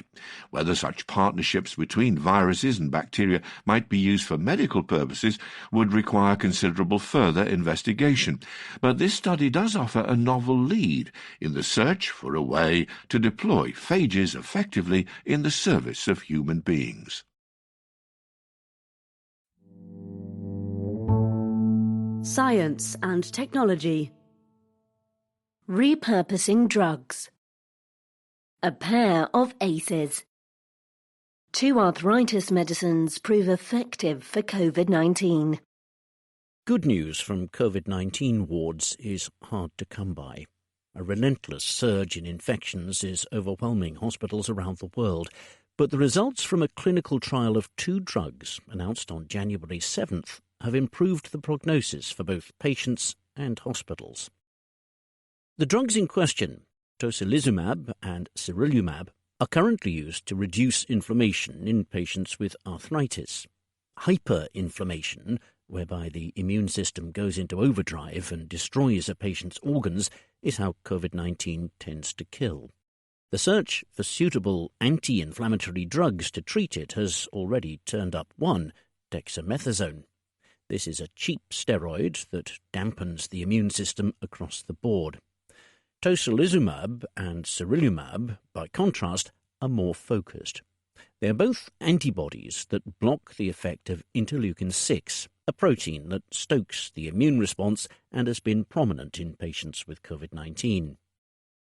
The trial of tocilizumab and sarilumab enrolled 800 patients admitted to hospital with COVID-19 who were ill enough to require transfer to intensive care units, or ICUs. It was conducted in 6 countries by REMAP-CAP, an international collaboration dedicated to improving treatments for pneumonia, with most of the participants being in Britain. Britain has an efficient programme of COVID-19 drug trials in which a quarter of patients in hospital with the illness are enrolled. Half of the volunteers received one of the two drugs on top of the standard treatment, which includes dexamethasone. The other half received only the standard treatment. Both drugs appear to work equally well, though the results are more certain for tocilizumab, an older, more widely available medicine, which was therefore given to a majority of participants in the new treatment arm of the trial. Nearly 36% of patients in the standard treatment group died, compared with 27% of those in the group that also received either tocilizumab or sarilumab, a reduction in the death rate of about a quarter. Moreover, those treated with these drugs recovered faster and were discharged from hospital 7 to 10 days earlier than would otherwise have been expected. Reductions in hospital stays of this magnitude would free up lots of ICU beds, welcome news in places like Britain and America, where many hospitals are running out of such beds. Neither drug is cheap, however, so they may be beyond the means of poorer countries. In Britain, a course of treatment costs £750 to £1,000, about $1,000 to $1,400. But the shorter stays in ICUs, which that treatment permits, more than offset this, for it costs the country's National Health Service, or NHS, £2,000 a day to keep a patient in such a unit. Also, in general, those who spend fewer days in intensive care recover faster afterwards and need less rehabilitation. The NHS will start using tocilizumab immediately for COVID-19 patients in ICUs. Hospitals already have stocks, and the government is working with Roche, the maker, to increase supplies. For now, Britain has banned exports of both tocilizumab and sarilumab. Whether other countries will follow suit remains to be seen. Science and technology. Thieving monkeys. Name your price. Human beings are not the only species able to negotiate a deal. If you visit Uluwatu Temple in Bali, beware. The long-tailed macaques there are well-known thieves. Since time out of mind, they have made a living by robbing visitors of their possessions and then holding those objects hostage until a ransom in the form of food is paid. That is quite clever. But Jean-Baptiste Lecker of the University of Lethbridge in Canada wondered whether these monkeys are cleverer still. Sometimes they do not accept the first offer and hold out for more. He therefore asked himself whether they are able to assess how valuable an object is to its owner and factor that into their negotiations. Laboratory experiments conducted in the past with various species of monkey and ape suggest such primates can indeed attach a value to something intrinsically worthless to them, like a coloured plastic counter, by learning that tokens of this sort may be exchanged for food and that different types of token bring different rewards, not all of them equally valued by the animal.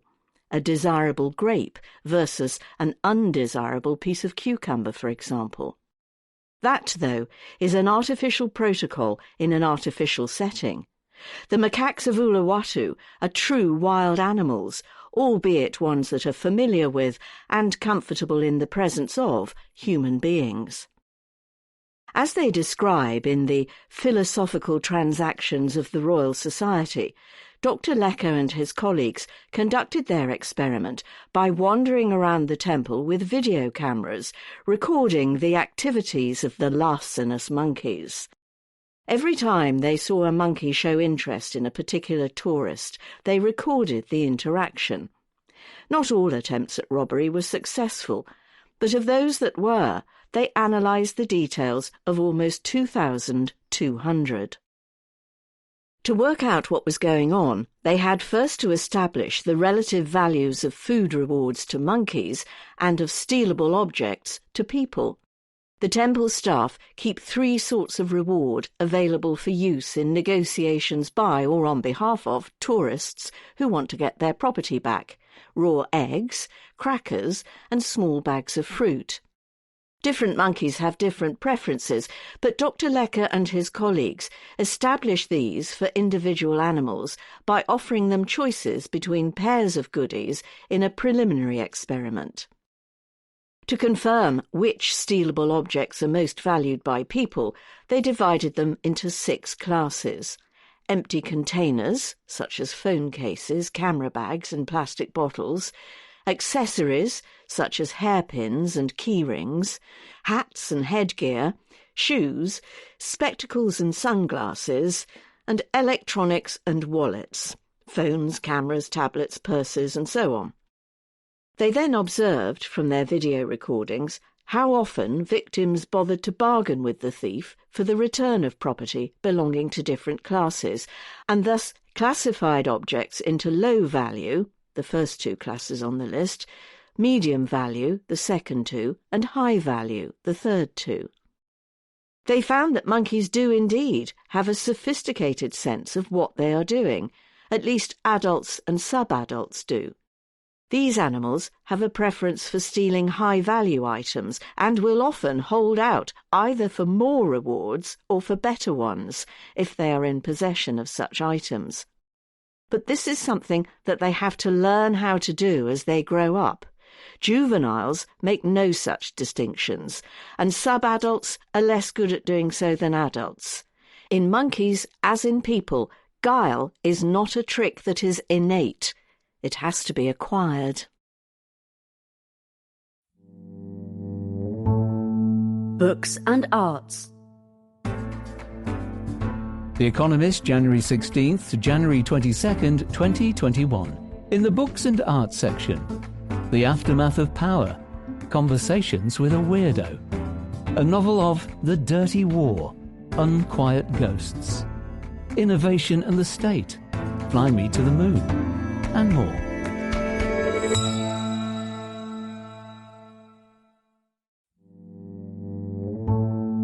Books and arts. The Aftermath of Power. Conversations with a Weirdo.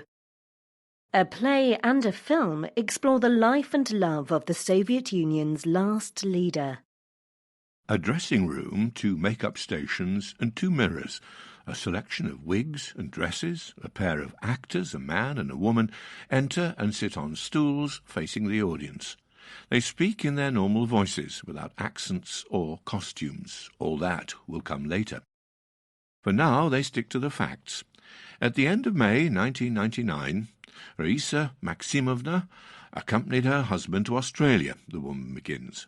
Gorbachev admitted that the return flight was long and difficult, the man continues, and he still can't help the thought that it gave a jolt to a process that had already started.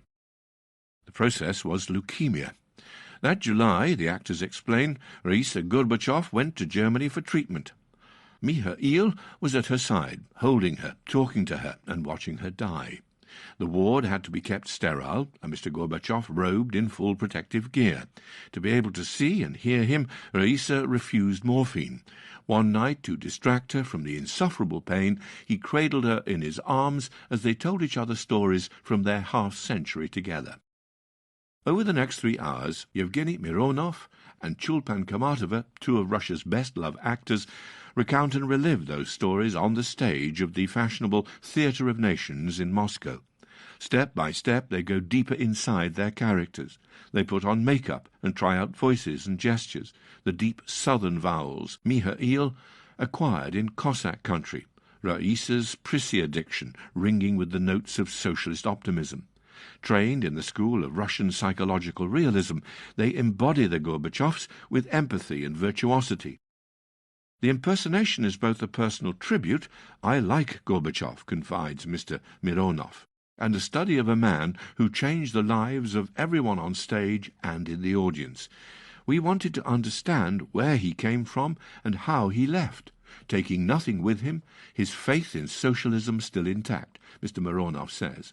Intentionally and otherwise, Mr. Gorbachev also changed the map of the world, shrinkages and mutations that are captured in a projection on the theatre's wall. He may be the last General Secretary of the Communist Party to appear on stage in Russia, but he is certainly not the first. During the Soviet period, productions pegged to the jubilees of Soviet leaders, past and present, were part of the official hagiography. Had Mr. Gorbachev made different choices in the Kremlin, he might conceivably be presiding over the Politburo today, with every theatre in the land glorifying his 90th birthday this March. But by the time he came to power in 1985, shortly before Mr. Mironov enrolled at the Moscow Art Theatre School, the idea that one of Russia's trendiest, priciest theatres would honour a former Soviet leader out of choice, not obligation, would have seemed ridiculous. And these days, too, the most common feeling towards Mr. Gorbachev in Russia is not gratitude, but contempt. Intoxicated by imperial nostalgia and newfound wealth, the ruling elite, like much of the country, sees him as at best a failure, and at worst a traitor, who triggered the disintegration of a superpower. It is telling, then, that Gorbachev originated in Latvia, one of the 3 Baltic republics liberated by his policies. In a conversation recorded for a documentary produced in tandem with the play, Alvis Hermanis, the show's Latvian director, told Mr. Gorbachev, "I just realized that after my mother and father, you are the 3rd person who define my life, and the lives of millions." Though he has worked extensively in Russia, Mr. Hermanis was barred from the country in 2014 after criticizing Vladimir Putin. It took a personal appeal to the president by the director's leading man for him to return and meet Mr. Gorbachev. His text was developed from the Gorbachev's memoirs and is divided into short narratives: Gorbachev and First Love, Gorbachev and the Corpse of Stalin, Gorbachev and Honey. It is not a biopic or a political drama. Mr. Gorbachev's stint at the helm of the Soviet state is skipped in one line: those 6 years went like a day. The director and actors are preoccupied by different questions. How did this man climb to the top of a system that was designed to suppress human instinct? Our biggest mistake was to overlook Gorbachev, the head of the KGB, later confessed. And what possessed him to undertake the reforms that led, in 1991, to the fall of the Soviet Union and his own loss of power? Volumes have been written about the economic inevitability of the Soviet collapse, about Mr. Gorbachev's political miscalculations, and the influence of the West. Theatre had a cameo role in the process, too. Shortly after he came to office, Mr. Gorbachev went to the Moscow Art Theatre to watch Chekhov's Uncle Vanya. Afterwards he called the director to say that he found Vanya's part heartrending. "It is time to get our flywheel of reform moving again," he said. But by focusing on his relationship with Raisa, Mr. Hermanis points to a motive rarely associated with Soviet bosses: love. "I am convinced that perestroika could not have happened had it not been for Raisa and his love for her. He has been winning her all his life," the director says. Osip Mandelstam, a poet who died in the Gulag, captured this intimate view of history. "If it were not for Helen, what would Troy be to you, O warriors of Achaia?" Mandelstam wrote, "The sea and Homer are all moved by love." The couple met on a dance floor at Moscow State University, to which Mr. Gorbachev had been admitted without an examination, thanks to the record harvest he and his father produced in his native Stavropol region. A provincial combine harvester operator with a southern accent, he was an outsider in the world of the post-war urban intelligentsia that he aspired to join. Raisa, a dutiful student in the philosophy faculty, personified his dream of a different life, which had more to do with classical Russian literature than with the Marxism and Leninism that she herself studied and later taught. They married in September 1953, 6 months after Stalin's death. The bride wore a new dress but had to borrow her shoes.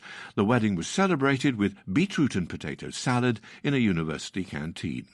Thereafter, whether they were trekking across the dusty steppes of Stavropol or strolling at night down the snowy lanes at their government dacha, away from the listening devices, she shared his feelings, thoughts, and doubts.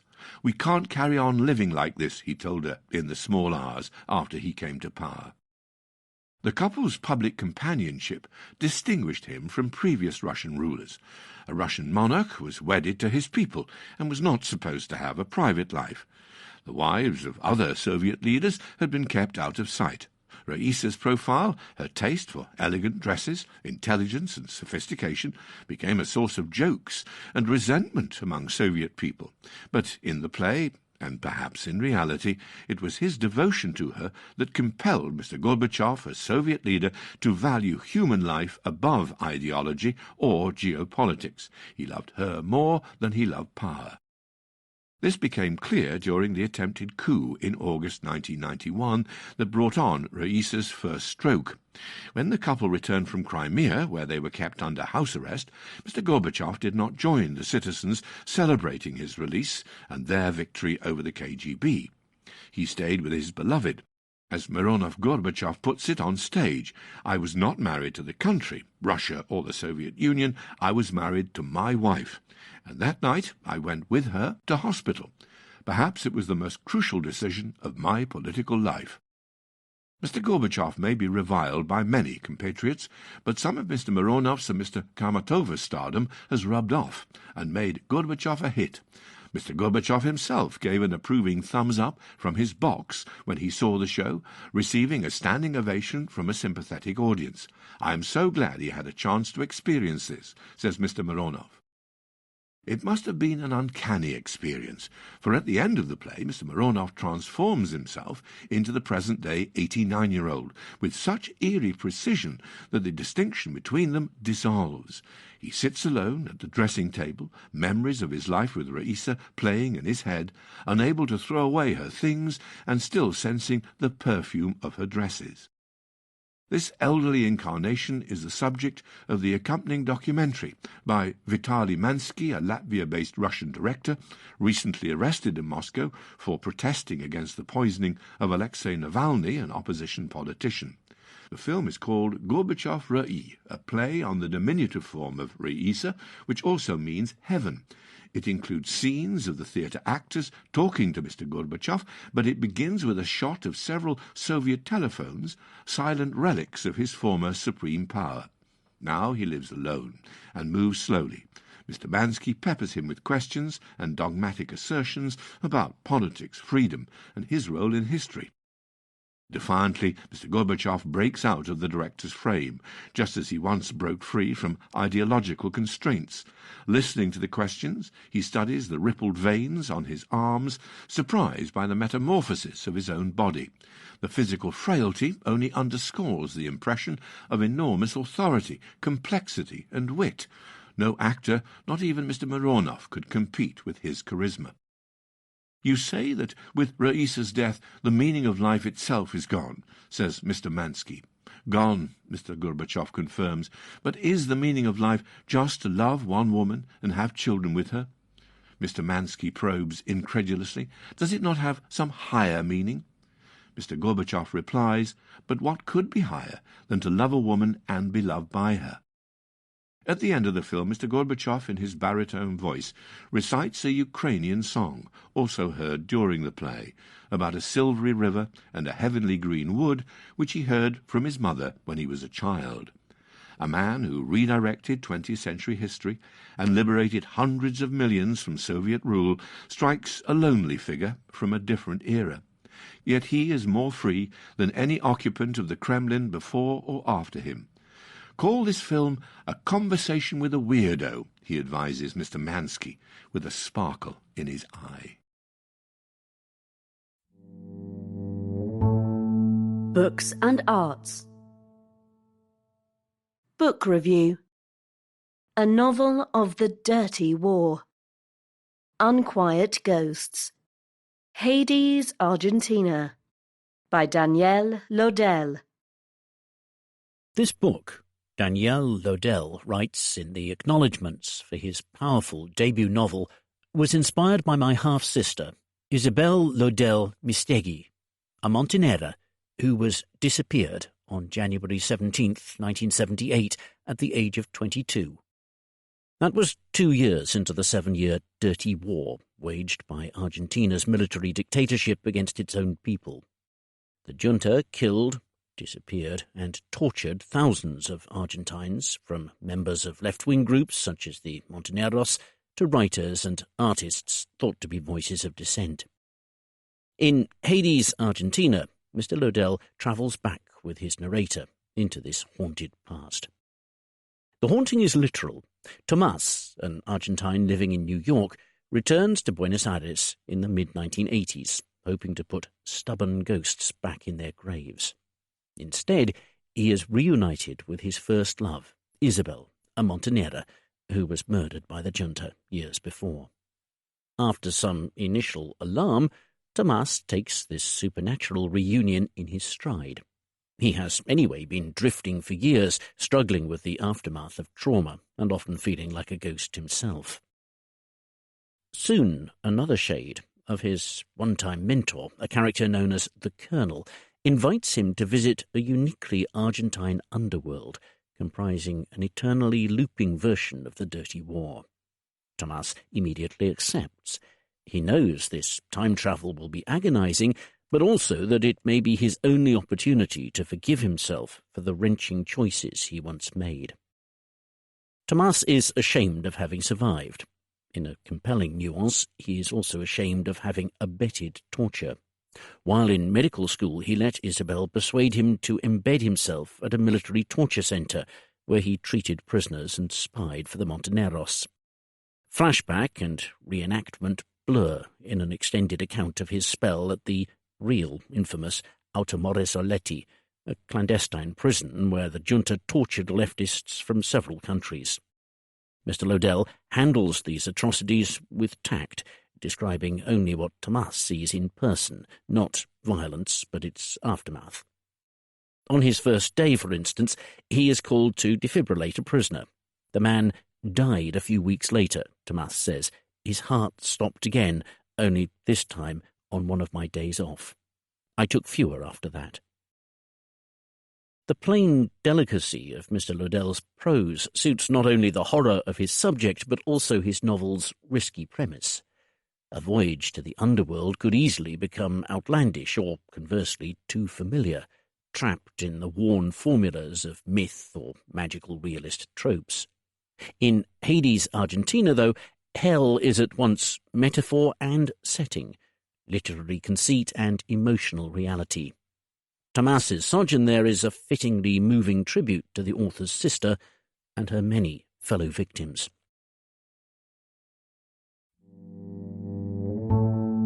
Books and Arts. Book Review. Innovation and the State. Fly Me to the Moon. Mission Economy by Mariana Mazzucato. In July 1969, America launched 3 astronauts into space, landed 2 of them on the surface of the Moon, and safely returned all 3 to Earth. A remarkable demonstration of American might. The achievement still dazzles more than half a century later. No country on Earth could replicate the feat today. The contrast with America's bumbling response to COVID-19 could scarcely be more glaring. In Mission Economy, Mariana Mazzucato argues that societies ought to abjure tired ideologies and embrace the policy approach that put astronauts on the Moon. By setting grand missions for themselves, she writes, and deploying the power of the state in practical ways, they can become more prosperous and equitable. It is an appealing idea, even if America has rarely looked less capable of purposeful collective action. Ms. Mazzucato is an Italian-born economist of a heterodox bent, whose work has long challenged standard economic thinking about the role of markets and government in generating innovation. Her best-known book, The Entrepreneurial State, published in 2013, argued that American technological prowess is owed in large part to the strong influence of the federal government, which funded and bore the risk of the initial development of many critical 20th century technologies. Conventional economic wisdom remains a target in her latest work, too. Skepticism among dismal scientists about government involvement in markets is based on faulty assumptions, she insists. Common complaints about state meddling, that governments are less efficient than private firms, cannot pick winners, and are staffed by self-interested bureaucrats concerned only with their own status, are belied by an impressive record of government successes, developing the foundation of the Internet, for instance, or extending financial assistance to Tesla.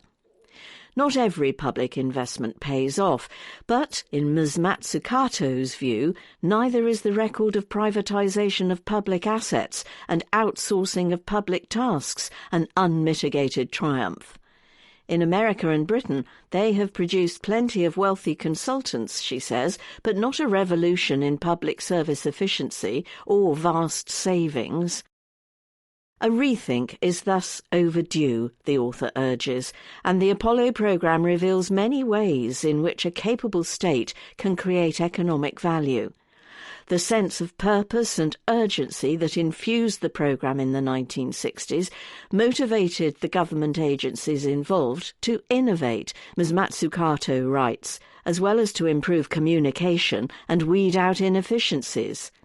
Retaining important technological capabilities in-house enabled NASA to engage in a more sophisticated fashion with private contractors and monitor their progress better. It also helped the government retain talent, since working for the state could involve meaningful engineering work, not just banal paper pushing. And the programme's technological demands, like the need for smaller, more powerful and more reliable computers than were available at its inception, put pressure on contractors to innovate.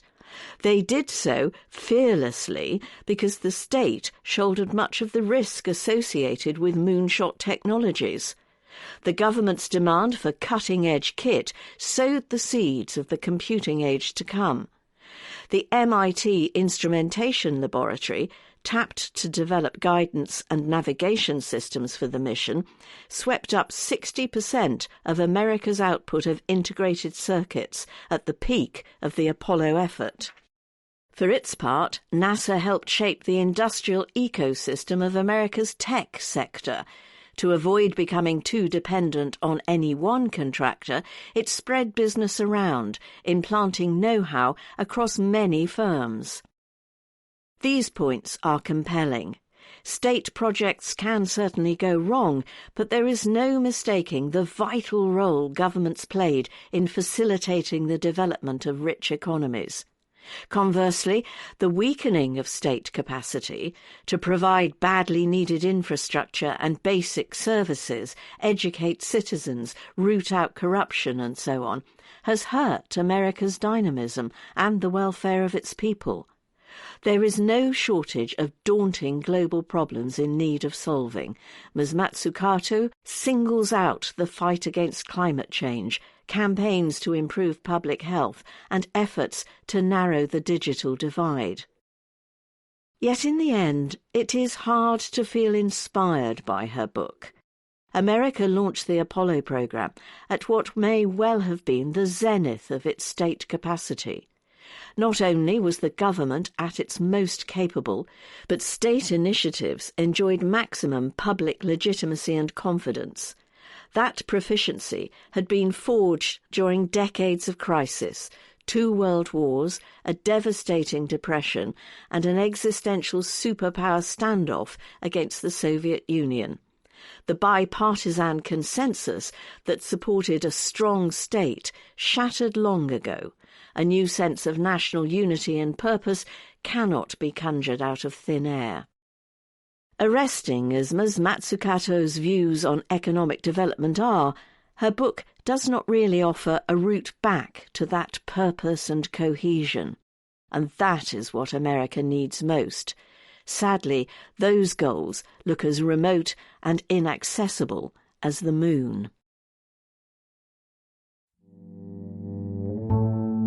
Books and Arts. Johnson. Fight like hell. When does a fiery speech cross the line into incitement? Johnson's first column, after the election of Donald Trump in 2016, looked at speech acts, or what J.L. Austin, a philosopher, called doing things with words. Part of a president's awesome power is that merely by opening his mouth he can set the official policy of the United States. Mr. Trump, that column concluded, needed to learn to watch his words, given that they would soon constitute official acts. He did not. Now he has been impeached for an offence grounded in speech, incitement of insurrection. On January 6th, he delivered a tirade near the White House protesting that November's election had been stolen from him. Soon, the Capitol building at the other end of Pennsylvania Avenue, where legislators were certifying the vote, was ransacked by his audience. 5 people died. Mr. Trump's accusers say he incited the violence, his defenders that he merely gave a typically barnstorming speech and was not responsible for the mob. Impeachment is a political process, not a criminal one, but the law offers some pointers for the neutral. To begin with, America's First Amendment strongly protects speech, including much that would be illegal in other democracies. Incitement of hatred of races or religions, for example, is banned in many European countries, even though the thing being incited, hatred, is not itself a crime. American law does forbid solicitation to commit a crime of violence, but what that means in practice has been sharply circumscribed by the courts. Sometimes even actual calls for violence are protected. The solicitation statute requires intent by the Speaker that another person should commit a crime. In 1969, the Supreme Court added 2 further tests. In Brandenburg v. Ohio, it protected the right of a Ku Klux Klan leader to call for revengeance against African Americans and Jews, finding that such calls were too abstract to be criminal. Such speech was bannable only if directed to inciting or producing imminent lawless action and likely to incite or produce such action. Which of these 3 tests, the Speaker's intent, the imminence of a crime, and its likelihood, are met in the case of the Capitol riot? Imminence, clearly. The mob was in the Capitol building within an hour of Mr. Trump's harangue. What he intended, though, is less starkly obvious. The President used the word fight 20 times, but such words can be employed metaphorically. Mr. Trump also referred to members of Congress who took his side in rejecting the election results as warriors. He never explicitly said ransack the Capitol. The mob, in this defense, took matters into its own hands. Indeed, at one point, Mr. Trump said the crowd should peacefully make your voices heard. Yet a direct command is hardly required to persuade someone to do something. Paul Grice, like Austin, a philosopher of language, noted that a tacit but virtually universal cooperation principle is observed between speakers and hearers. It involves a maxim of quality, be truthful, and a maxim of relation, do not waste an audience's time. Expecting speakers to observe these conventions, hearers will try to interpret statements that seem to flout them in such a way that they still make sense. What was the crowd thinking when Mr. Trump said, "We must stop the steal," and how was it likely to respond? Congress was hours from certifying Joe Biden's win. Marching to the Capitol just to shout outside would stop nothing. Further guidance might have been found in Mr. Trump's assertion that when you catch somebody in a fraud, you're allowed to go by very different rules. What rules? You have to be strong, he urged. We fight like hell, and if you don't fight like hell, you're not going to have a country anymore. The crowd, containing, as the president ought to have known, numerous avowed extremists, could assume either that his superabundant fighting talk was irrelevant, or that his single mention of peaceful protest was. A luminary of classical liberalism, John Stuart Mill, defended speech that was hot-tempered even to a fault. An opinion that corn dealers are starvers of the poor ought to be unmolested when simply circulated through the press, Mill wrote. But such words may justly incur punishment when delivered orally to an excited mob assembled before the house of a corn dealer. In that case, angry words are not merely words. Mr. Trump surely knows how devoted his followers are. "Our president wants us here," one said inside the Capitol. "We wait and take orders from our president." Graphic detail. The Economist, January 16th to January 22nd, 2021. In the graphic detail section, nutrition and health, the meat spot.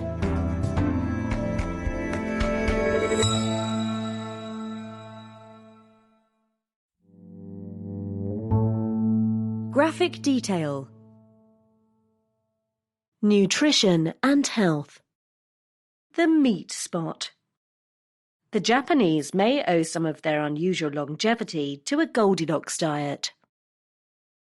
Tanaka Kane is one of humanity's great outliers. On January 2nd, she became the third person ever to turn 118, according to the Gerontology Research Group, a team of academics. She is also the first citizen of Japan to reach 118, but is unlikely to be the last. The country has the world's longest life expectancy and 80,000 centenarians. Mrs. Tanaka is an outlier for another reason too. She claims to love chocolate and fizzy drinks, setting her apart from most of her compatriots. Japan has long had one of the lowest sugar consumption rates in the OECD, a club of mainly wealthy countries. The unusual longevity enjoyed in Japan is often credited to diet. Yet the idea that the country has extended lifespans by entirely avoiding the West's sinful culinary delights may be too simple. In fact, recent studies imply that one key to its success may be that its people's diets have shifted over time towards Western eating patterns. Japan was not always a longevity champion. In 1970, its age-adjusted mortality rates were average for the OECD. Although its levels of cancer and heart disease were relatively low, it also had the OECD's highest frequency of cerebrovascular deaths caused by blood failing to reach the brain. In 1970 to 90, however, Japan's cerebrovascular mortality rate fell towards the OECD average. With world-beating numbers on heart disease and fewer strokes, Japan soared up the longevity league table. How did Japan overcome its cerebrovascular woes? Some of its gains simply mirror better treatments and reductions in blood pressure around the world, notes Thomas Troelsen of the University of Copenhagen. However, another cause may be diets. Japan largely banned meat for 1,200 years and still consumes relatively little meat and dairy. Too much of these can be damaging, since they contain saturated fatty acids, which correlate to heart disease. Studies have also tied eating lots of processed red meat to a greater risk of stroke. But too little may be unwise as well, because they provide cholesterol that may be needed for blood vessel walls. In a study of 48,000 Britons, vegetarians were unusually resistant to heart disease, but prone to strokes. In theory, a dearth of animal-based food could have contributed to Japan's historical cerebrovascular mortality. In 1960 to 2013, as the country's deaths from strokes tumbled, its annual meat intake rose from near zero to 52 kilograms per person, 45% of America's level. Tsugane Soichiro of the National Cancer Center in Tokyo says that his compatriots may need meat and dairy to keep their blood vessels robust, though not so much that those vessels get clogged. Some empirical evidence supports this view. One paper from the 1990s found that the parts of Japan where diets had changed most also had the biggest drops in cerebrovascular mortality. Another study, which tracked 80,000 Japanese people in 1995 to 2009, showed that strokes were most common among those who ate the least chops and cream. Though Japan's decline in cerebrovascular deaths could stem entirely from other causes, these data suggest that nutritional shifts may have helped. The unhappy irony is that Japan's health gains, paired with a low birth rate, threaten its economy. By 2060, 40% of Japanese could be 60 or older. That would yield more birthday cakes with 118 candles and fewer great-grandchildren to blow them out. Obituary. Brian Urquhart. The Thin Blue Line. Sir Brian Urquhart, initiator and overseer of the UN's peacekeeping operations, died on January 2nd, aged 101. When he came to, Brian Urquhart found himself lying on the floor of a truck full of drug-high commandos. His nose was broken and streaming blood, and he was bruised from a thorough pummeling with rifle butts. Much of his clothing seemed to be missing. Every so often, one of the boots around him would administer a kick.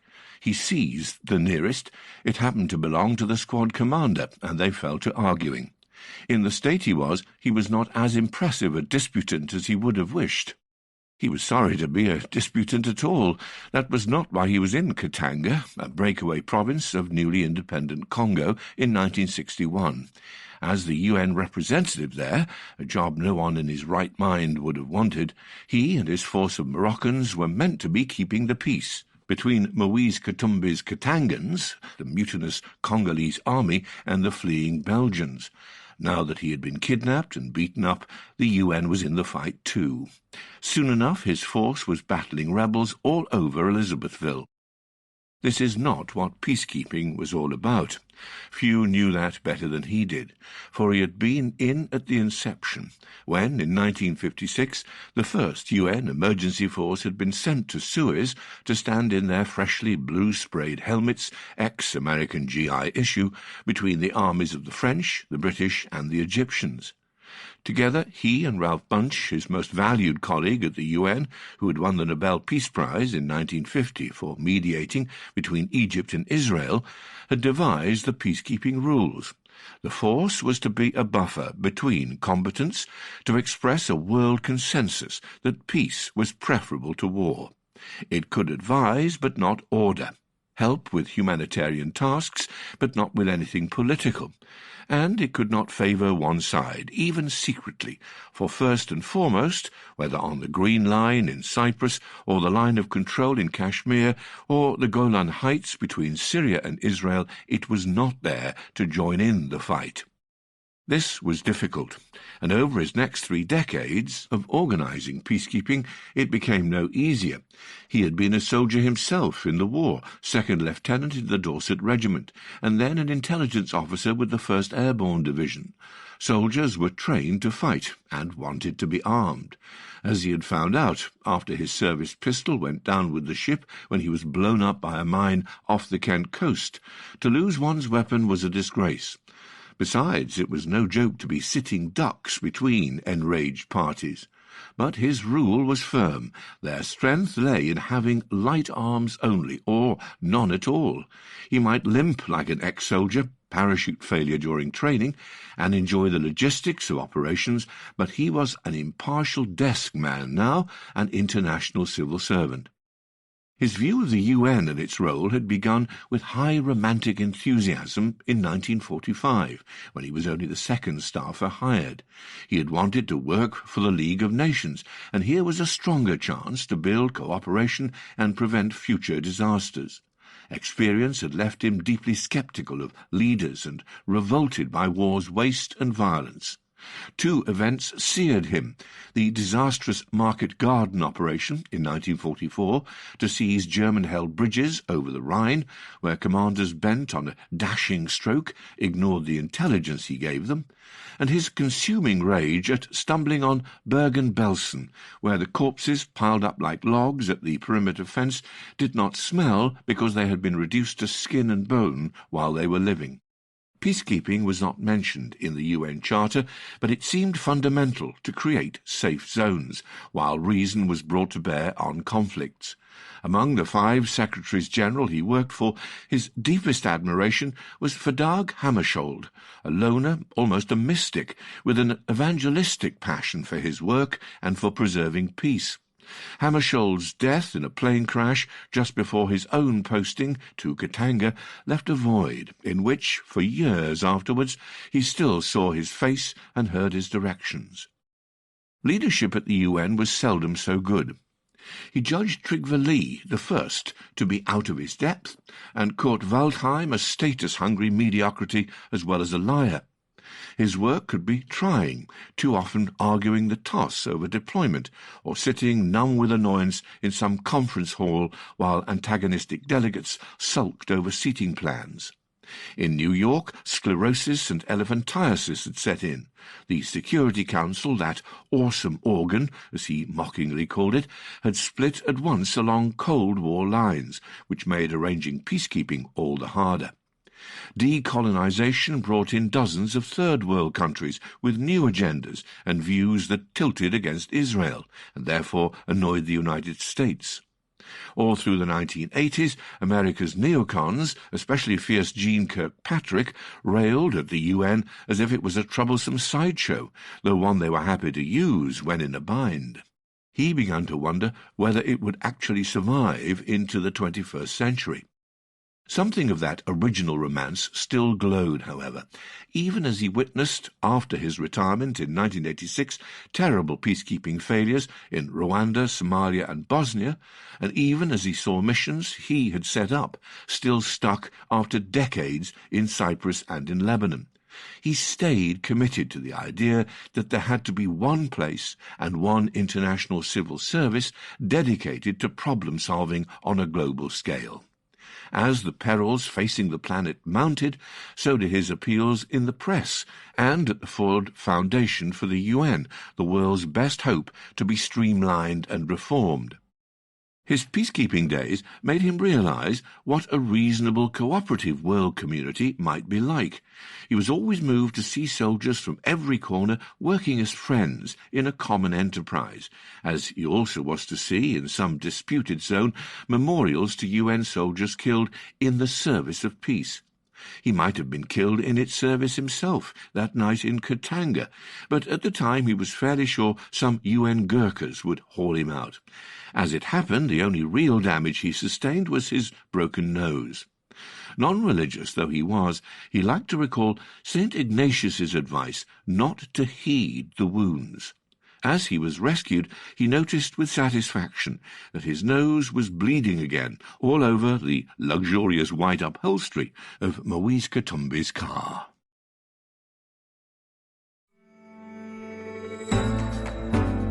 The Economist. January 16th to January 22nd, 2021. Word for word, the articles from this week's edition of The Economist, including... From the Leaders section, Impeachment, The Reckoning. From the International section, Democracy, Madison's Nightmare. From the Science and Technology section, Spaceflight, The Dustman Cometh.